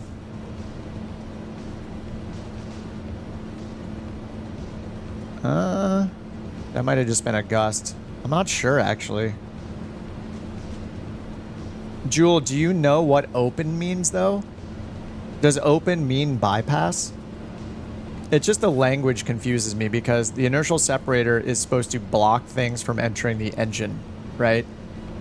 Debris and dust and stuff like that, especially when you're on the ground and shortly after takeoff and, you know, on takeoff and on final. So when I see the word open, I think it's letting stuff into the engine, but open means bypass. Inertial separator means like the inertial separator is open, which bypasses the debris. So it should be off. I'm guessing that's what it is because normal is like when the lights are off for these kind of things. So, I mean, it's not an airliner, but I don't know. All right, let me turn the lights off too. How do I enable the GTN? We just figured it out thanks to the help of chat. I think it was Cyber and Chris helped out. You need to go to the SimWorks Studio's website, go to the page for the Pilatus PC-12, and then there's a section at the bottom that says extras. It says free extras. I'm going to bring it up right now. So you go to their website, SimWorks Studios, go find the PC-12, and then scroll down and hit free extras, and then download this one right here called PC-12 Panel Mods. It'll give you a zip file with a bunch of folders. There's like 4 folders. And you just want to double click into the folder that's relevant to you. So it'll be like, for me, it was PMS 50 without Sky for Sim or whatever. And inside that folder will be another folder that you put in your community folder. Just make sure that the folder you're dragging into your community folder starts with the Z-SWS, like SimWorks Studios. You're not going to drag the folder that says like PMS 50. You're going to drag another folder within that one.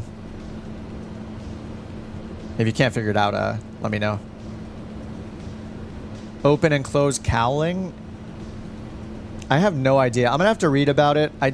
I'm pretty stoked with this plane. This is, it's giving me like TBM 850 vibes just because it's, you know, more analog. The GTN is really nice, but yeah, no G1000 is a nice little change of pace since I'm so obsessed with using it all the time. But I do like that it's faster than the Meridian. I do like that it has better short takeoff landing capabilities. So for us, when we're doing group flights and stuff, I could see using something like this because we can get into those grass strips and places where maybe something like the Meridian or the TBM is not great. Contact Seattle Center 124.85. So it's pretty nice. 124.85. Pilatus 63 Echo. I almost said Meridian. We're going to need to start our descent, aren't we?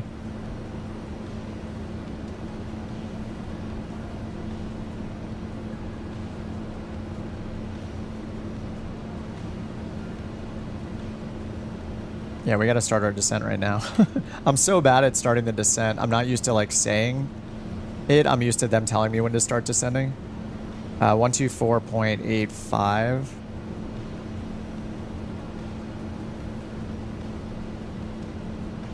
And this is Seattle Center. Seattle Center, Pilatus, 6063 Echo, flight level 230. Pilatus 63 Echo, Seattle Center, roger. Pilatus 63 Echo is ready to descend. Pilatus 63 Echo, fly present heading. Descend and maintain 8,000, altimeter 2976, Crater Lake, Klamath Airport, landing runway 14. Descend and maintain 8,000, and can we get the altimeter again? Pilatus 63 Echo. Negative, runway 14.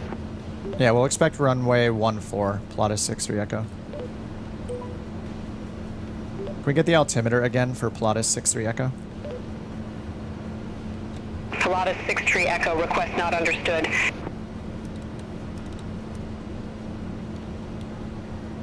Altimeter setting for Pilatus 63 Echo. Pilatus 63 Echo did not copy. Alright, I don't think they can give it to me. It's 2976.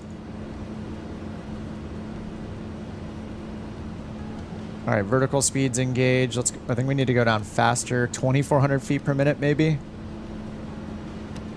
just going to pull it back to idle. And we'll watch our airspeed. Oh, I can click everything. Oh, I'll add that in. What's up, Captain? It's just because I didn't remember, so instead of switching over to the interface to look at it, I felt like I was cheating. So I didn't want to do that for once. I do that pretty often. All right, runway 14 is where we're landing, which is what we expected. Go ahead and... Oh, can't we choose our runway here? I guess it doesn't really matter.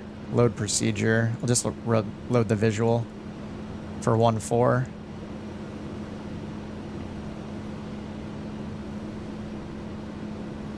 And I don't think we got the ATIS either. 4,000 foot elevation at this airport. Yeah, let's check the charts. Yeah, 4,000 feet. ATIS is 126.5. I do have 126.5 in. Let's see if we can get that. Maybe the GTN, maybe this isn't working. The GTN 750 or 650. 750? 650. Yeah, 650. I always say the wrong one. It does say it's generating the ATIS now. Okay. It does recognize that I'm tuned in.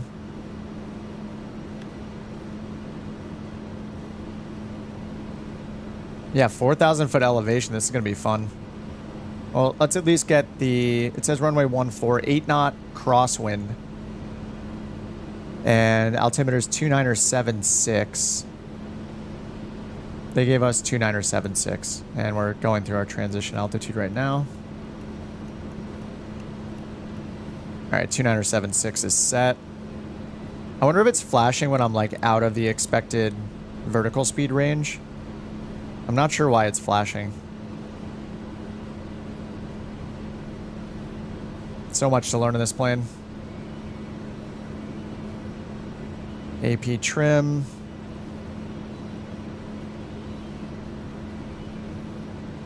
And what was it reporting? Overcast at 10,000, so we might get a visual approach then for runway 14. Pilatus 63 Echo, contact Kingsley, approach 123.67. 123.67, Pilatus 63 Echo. See ya. Alright, Kingsley approach 12367. 12367. It does not like that frequency? What's going on? Whoa. Let's try that again. 1, 2, 3, 6, 7. Is it 675?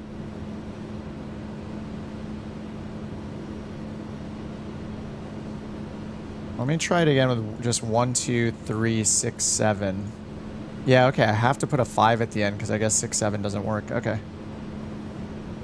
Kingsley approach, plot is 6063 Echo, 14,500, descending 8,000. Pilatus 6 Tree Echo, verify information Alpha. We have information Alpha, 6-3 Echo. We don't, but it's not giving me the Pilatus ATIS, 6 so... Tree Echo, Kingsley approach, QNH, expect the RNAV runway 14. Expect RNAV runway 14, Pilatus 6-3 Echo. Ah, cool, we got the RNAV. Alright, RNAV. Pilatus 6 Tree Echo, 27 miles from Peaky. Fly present heading. Maintain 8,000 until established on the final approach course. Cleared RNAV runway 14. Alright, maintain present heading, cleared RNAV runway 14, Pilatus 6-3 Echo. She's not gonna like that. Negative, maintain 8,000. Maintain 8,000, Pilatus 6-3 Echo. RNAV 14, cleared for the approach. I don't know what the initial approach fix is, though. Oh, man. Okay, select approach, RNAV runway 14. Coming from the northwest. Okay, we have mix-up or picky. Oh, she did say picky. Isn't that where we're heading is picky? I'll do mix-up. Load and activate approach. Yeah, picky, and then we want to get rid of this. Oh, it's going direct mix-up. Okay, we just hit picky. And now it's going mix-up. Okay, nice. They said we're cleared for the approach, so we need to get down to 7,000 feet by Cutock. We're cleared for the approach, so I'm going to go down to 7,000. Let me see if I can get some VNAV information here. 7,000.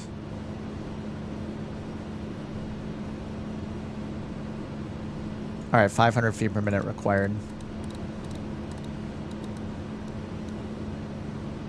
All right, we can go much slower. There's 10,000 feet. Let's get our landing and taxi lights on. All right, descent cabin pressurization rate. Let's check that that's going down. Oh, it's not because I have to set this at 4,000 feet. Wait, do I set it at sea level? All right, this is confusing. So altitude in feet, the lowest it goes is 12,000, but then sea level is here? I'm so confused. And the airport elevation is 4,000 feet. I think I just go all the way down, right? I got so much to learn. When things are so automated, it's like, oh, don't need to learn that, don't need to learn that. We're getting some major lag right now. Okay, we're good. All right, so we're cleared for the RNAV. Here's mix up, and then we're going to turn right. Target altitude is set for 7,000, which is by Cutock. Picky is 8,300. So we're just doing a continuous descent.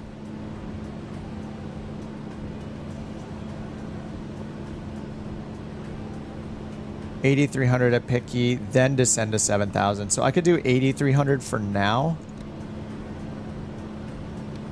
Actually, she cleared us down to 8,000. Yeah, she said maintain 8,000, but then she said cleared for the RNAV.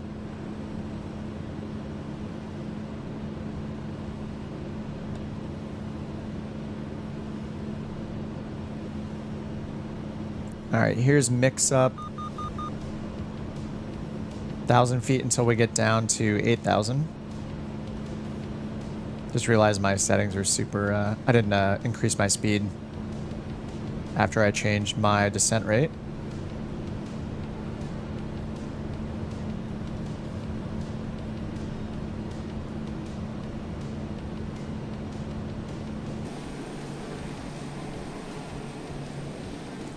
This is awesome looking. What is beautiful here? Beautiful. All right, we just passed mix up. And we're on our way to Picky. Picky, we have to be at 8,300 normally, but she told us 8,000, so we're gonna hold it 8,000.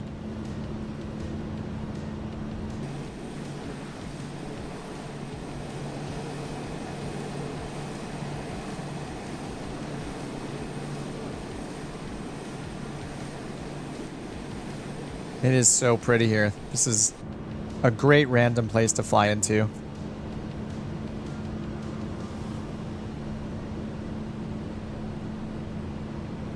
All right, vertical speed required is 367 right now. Let me get that set up here.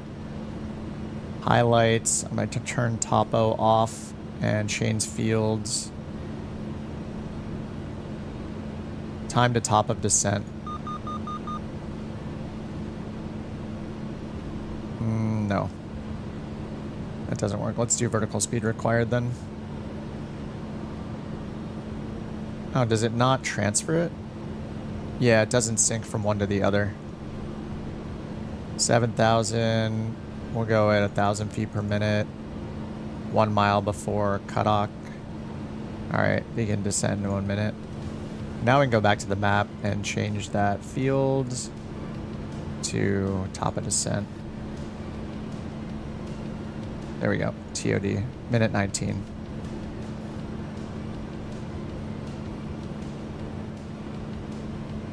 This area is going to look very different in a few years. Don't tell me the water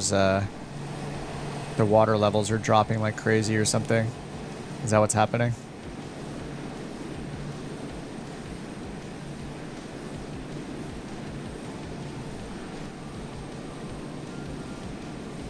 All right, LPV minimum is 4635.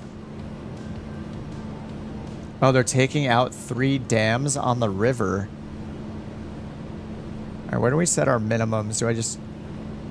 I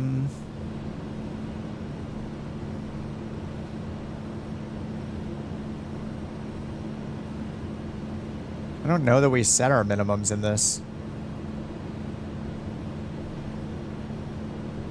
Because there's no radar altimeter, right? And then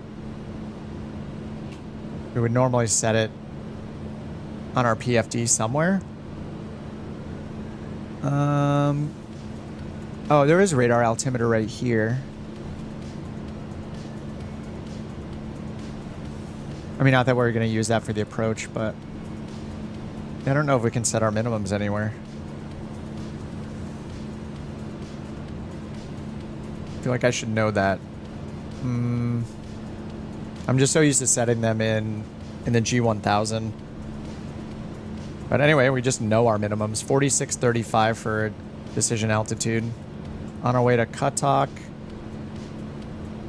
And we should be descending now down to 7,000 by Cuttack.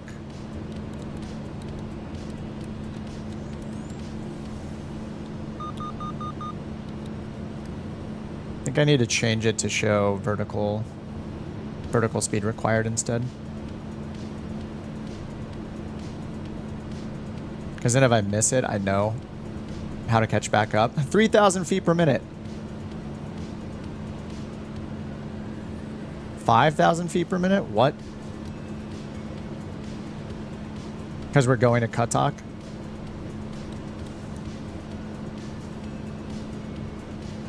Pilatus 6 Tree Echo. Contact Kingsley Tower 1 Tree point 907. Over to Tower 133, 907, Pilatus 6 3 Echo.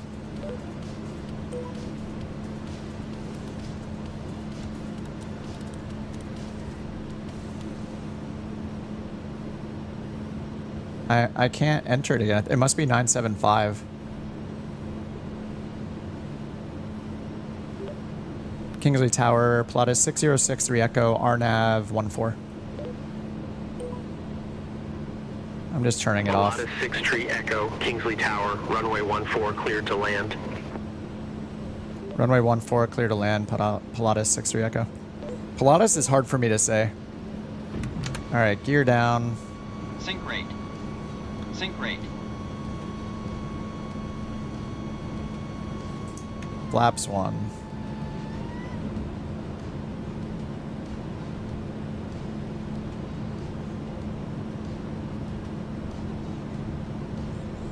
And yaw damper off.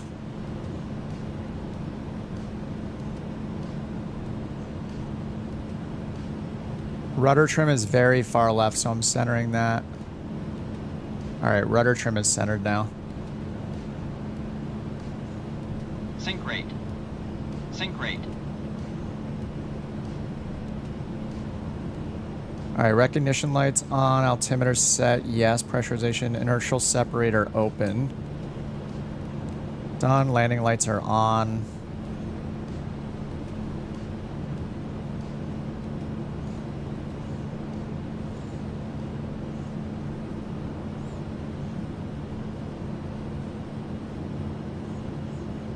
I don't know the winds again.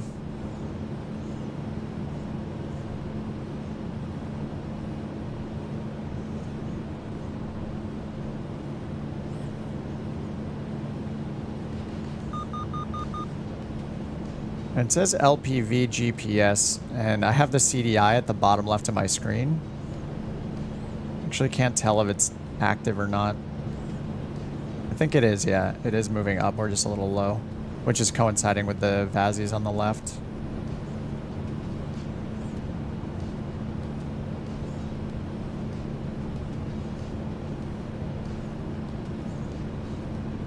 It seems pretty windy. We'll go another notch of flaps. 500.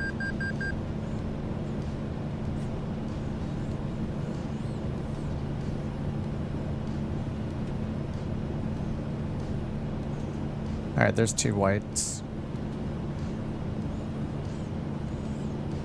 We just have some crazy winds today, right? This crab angle is insane.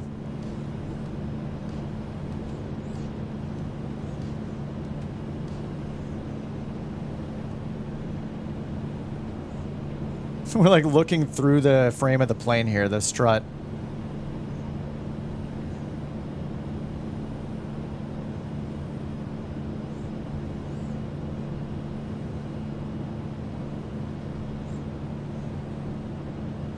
Yeah, it's like a full crosswind situation.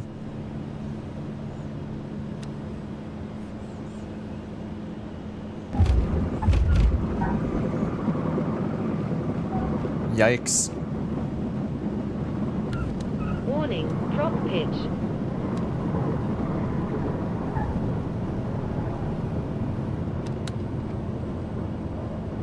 That was pretty nuts. 63 Echo, exit right at Bravo.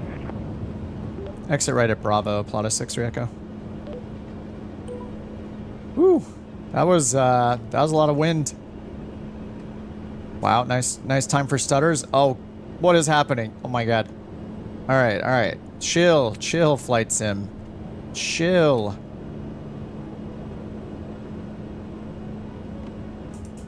Pilatus 63 Echo, contact ground 121.9er. Over to ground 121.9er, 6-3 Echo.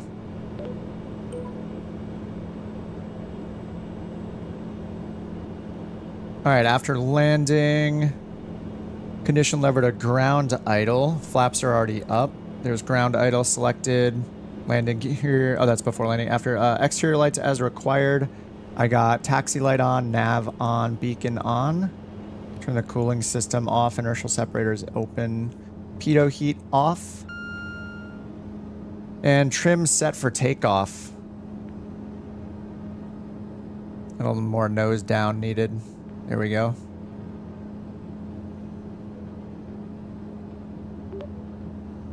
Actually, let me wait on this and see if you guys are... Yes, you guys are coming in right now. Quick, be a good streamer. Watch everybody land. Oh, Iraq Jack is down. Here comes Jack Mo. 2 Jacks.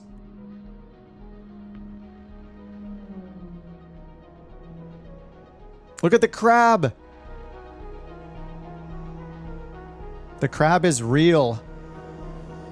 You guys are like all sequenced in. That was pretty nice center line right there by Jack. All right, Cyber. Cyber's on the way in. PC-12. Yeah, the crab is real. This is intense. I just happened to pick 2 airports today where the winds were like 15 knots. Crosswind. What is this? 8 or 9 knot crosswind, maybe something like that.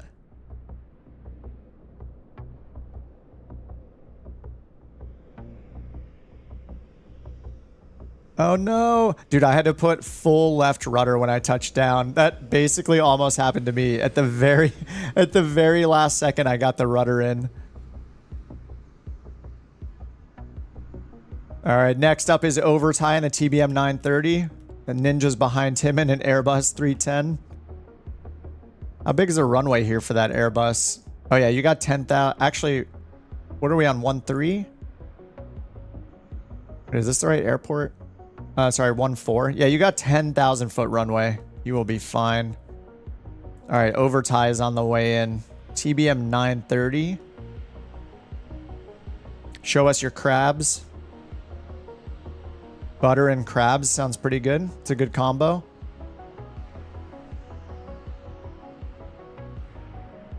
Beautiful.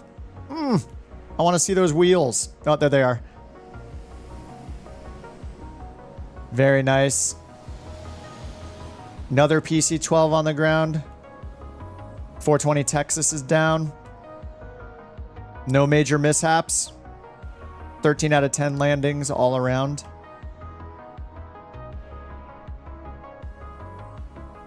All right, Airbus A310. Ninja is coming in. He's coming in hot. Turn left. Turn left. Come on, Ninja, you got this. You got a 10,000 foot runway. You might land pretty long. There's a hot air balloon up there too.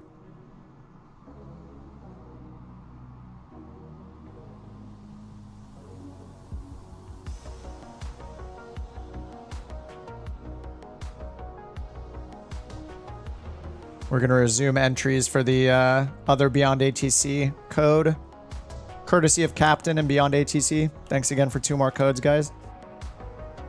Those of you who stuck it out this long.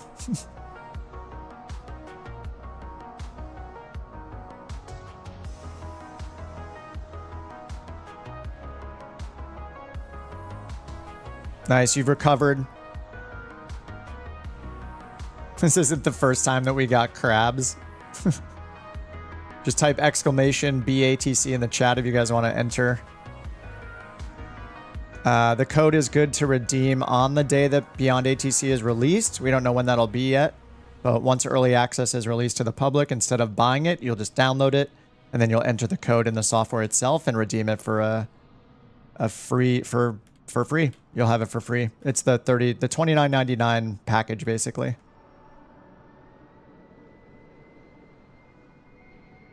All right, you got plenty of runway. Set it down. Is he going for the grass? He's going for a grass landing.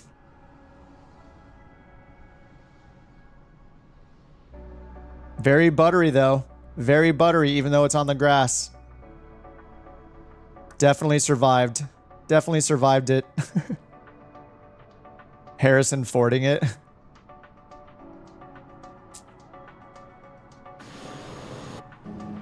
All right, let's contact ground finally. Kingsley ground, Pilatus 63 Echo. Clear of runway 14 at Foxtrot. Request parking, transient parking. Or GA parking, I guess. Aircraft calling, request not understood. Kingsley ground, Pilatus 6063 Echo is clear of runway 14. Request GA parking. Pilatus 63 Echo, request not understood. Okay. Pilatus 6063 Echo, taxi to the ramp. Pilatus 63 Echo, welcome to Crater Lake Klamath Airport. There we go. Stay parking or advise if need assignment. Assignment, any ramp. 63 Echo.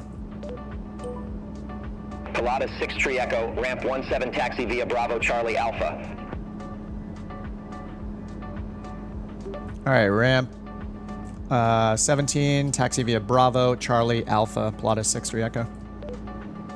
All right, Bravo, Charlie, Alpha. This is not going to be correct, right? Yeah, if it thinks we're over here, it would be Bravo, Charlie, Alpha. Anyway, we're just going to go straight ahead to the right, which is where the GA stuff is. All right, de-ice is off, parking brake is off. We're at ground idle on our fuel condition lever. The puppers is good to go. No passengers are using the lavatory.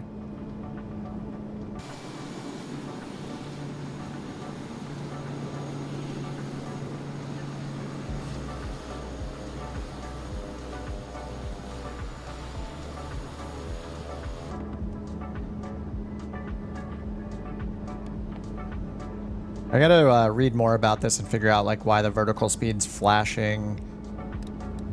And man, I am bad at flying approaches without being able to couple. Actually, I didn't even try approach mode. I just ended up hand flying it. I don't know why I just assumed not to try approach mode. I probably should have turned it on for the LPV, but I just flew it like a visual approach almost. Just flew it by hand and just kind of eyeballed it. I think it's just because I'm learning so much in the plane, like I'm forgetting the basics, like even of instrument approaches, just activate approach mode. Because it does have an approach mode and it should be able to capture that glide path.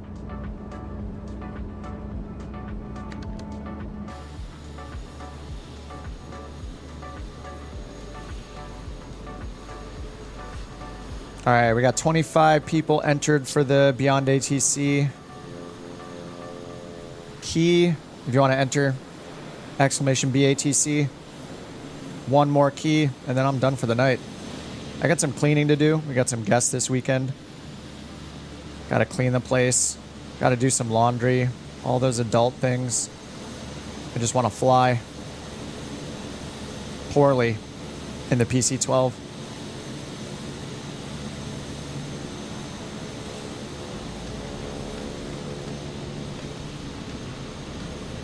Lifetime says, thanks for all the information on the GTN. Oh yeah, you got it loaded? Nice.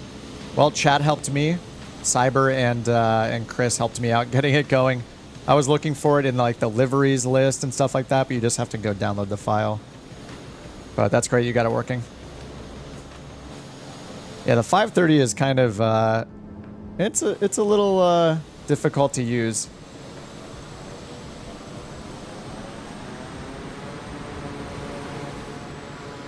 Just like not having things like loading airways just takes a lot longer. Not having as big of a screen. I don't know. I used to love the 530 and 430, and now I'm just getting like spoiled with the GTN and the G1000.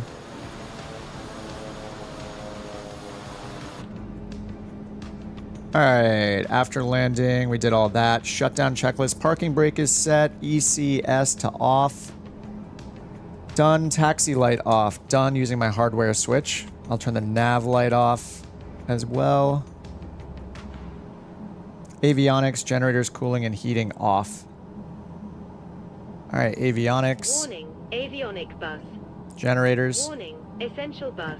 Cooling and Warning, heating are essential off. bus. Condition lever to cut off. Done. All right, beacon off. Done. Control wheel lock installed. Right here. Throw that thing. Nice. Got the click spot this time. Battery is off. Oxygen off. Advised, information Bravo now current QNH. And parking brake off is the final item. I think it expects us to have chocks, which... Oh, it does put chocks there. Nice. Okay, parking brake off is the last item. Wait. Then the chocks go away. Parking brake on, chocks appear. All right, we're going to leave the parking brake on because that's how we see the chocks. Oh man, we need to take some screenshots too.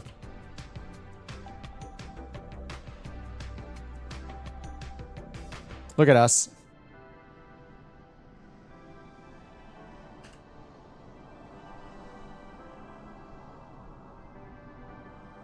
What types of planes did we have here?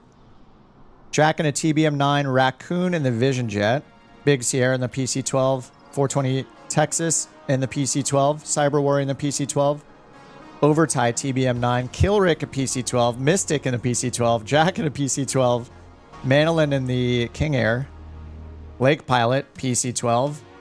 Drew, Ninja's coming in for another landing. A320. See if we see any of those effects.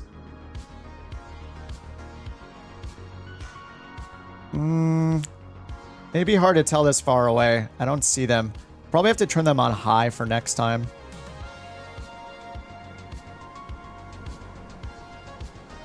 He did a second landing and hit it on the runway this time. Very nice. The Speedy Blue Ninja. Oh, try one notch less of flaps. Oh yeah, for the wind. All right, guys, let's do this giveaway and then we can call it a night. I am closing the entries. Let me make sure Killrick is in the list. Killrick, try again. I don't see you in the list. I'm refreshing the page to double check. I want to make sure you're in here. Oh, I do see you. Yep, you are in the list. Sorry. I see you in the list. All right, closing the entries. Drum roll. Very nice. Very nice drum rolls. Nice drum rolls. Don't worry, Killrick. I see you in the list. I will show you right here that you are in the list. Here is your name. 27 users in the list. All right, let's hit the button. Pick winner. Buckethead Todd. Buckethead Todd, are you there? If you're there, say something.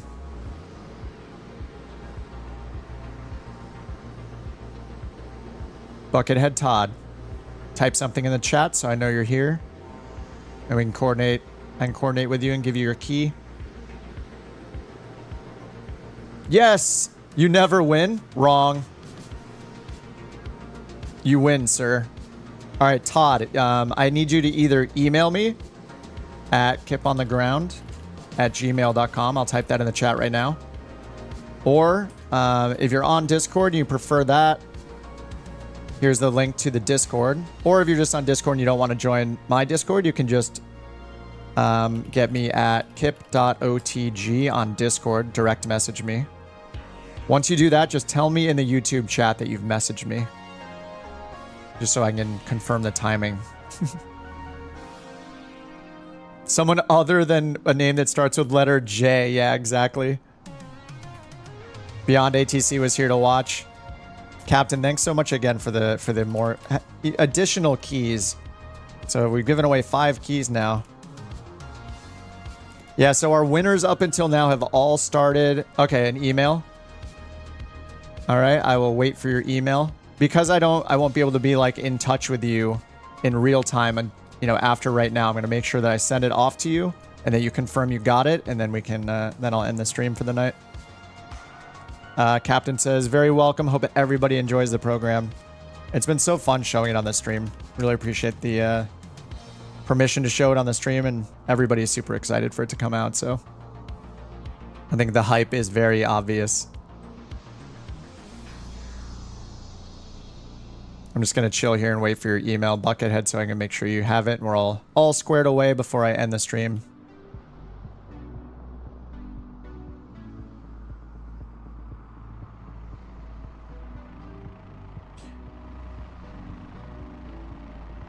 Yeah, let's see, the 5 winners. It was Jeep, starting with a J, John Brooks, starting with a J, Jared, starting with a J, then Jack, starting with a J, and Todd has broken the streak.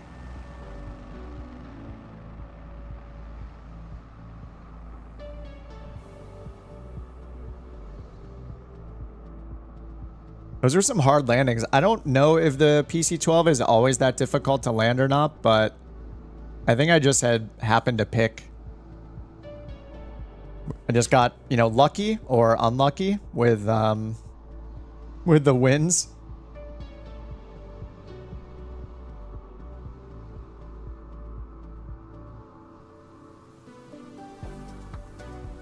I'm staring at my email here, Todd. No rush. I just want to make sure our business is complete before I call it a night. And we had a 5-hour stream yesterday, 4 hours and 4 minutes for today so far. I'm definitely going to be done after this.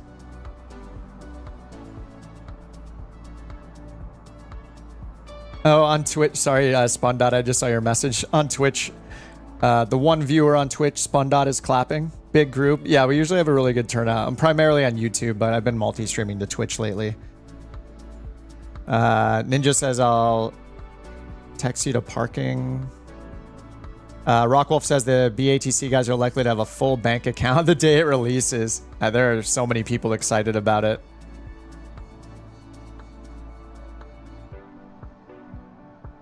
Oh, Tiger says only joined as you were on final, about to go to the start of the stream. Yeah, sorry, we're just ending for the night, Tiger. But we'll be back on Sunday. I should be back on Sunday for a group flight. I might fly the PC-12 on the group flight. I normally am in something slower. PC-12 is going to be a really good plane to fly on grass strips and stuff. Its STOL capabilities are supposed to be really good, so...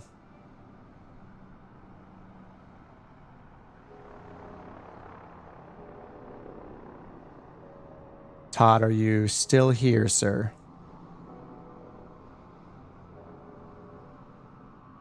Sorry for pressuring you. I just need to make sure I give the key away.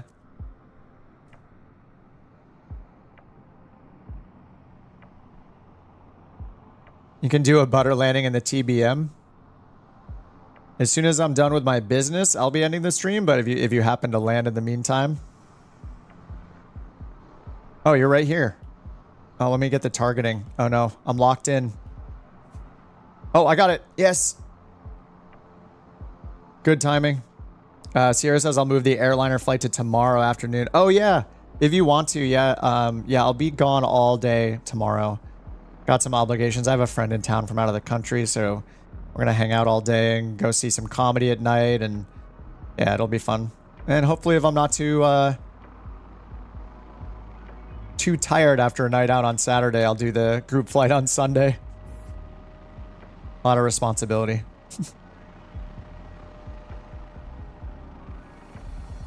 Yeah, if you guys want to fly tomorrow, normally I do the stream on Saturday and do the group flight where we fly somewhere pretty or do grass strips and just kind of not worry as much about instrument procedures and all that stuff. But I'll be gone tomorrow, so I'll try to do it on Sunday instead. Oh, you sent it. Nice, Todd. All right, yep, I got the email. I'm gonna reply to you right now.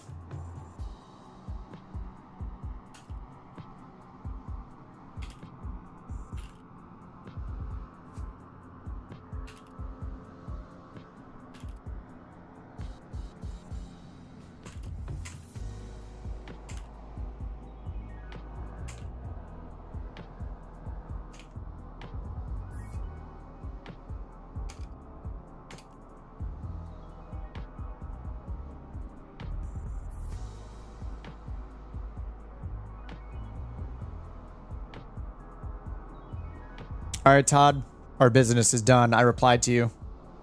Key has been sent. We've given away all 5 keys so far. And yeah, good game. Handshakes all around. Great flying with you guys today. Another pretty long stream.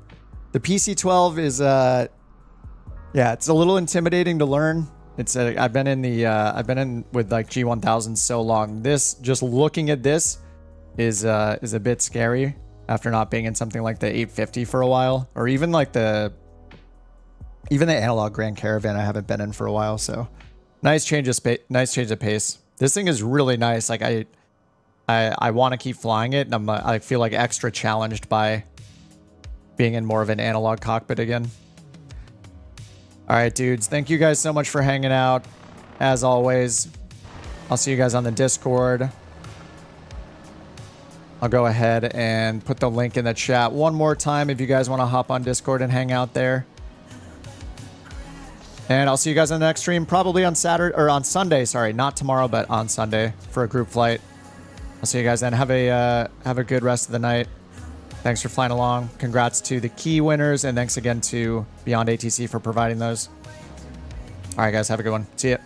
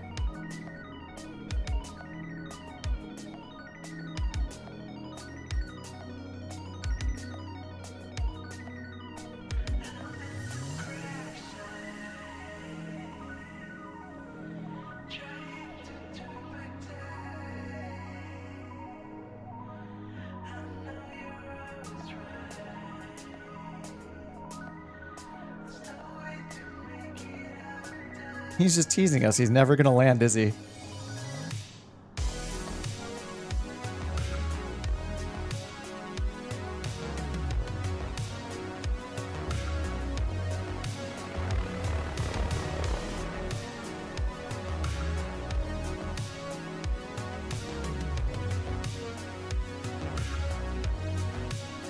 He's out of camera range. Oh, he's down and invisible. All right, guys. Good night. See you in a couple days.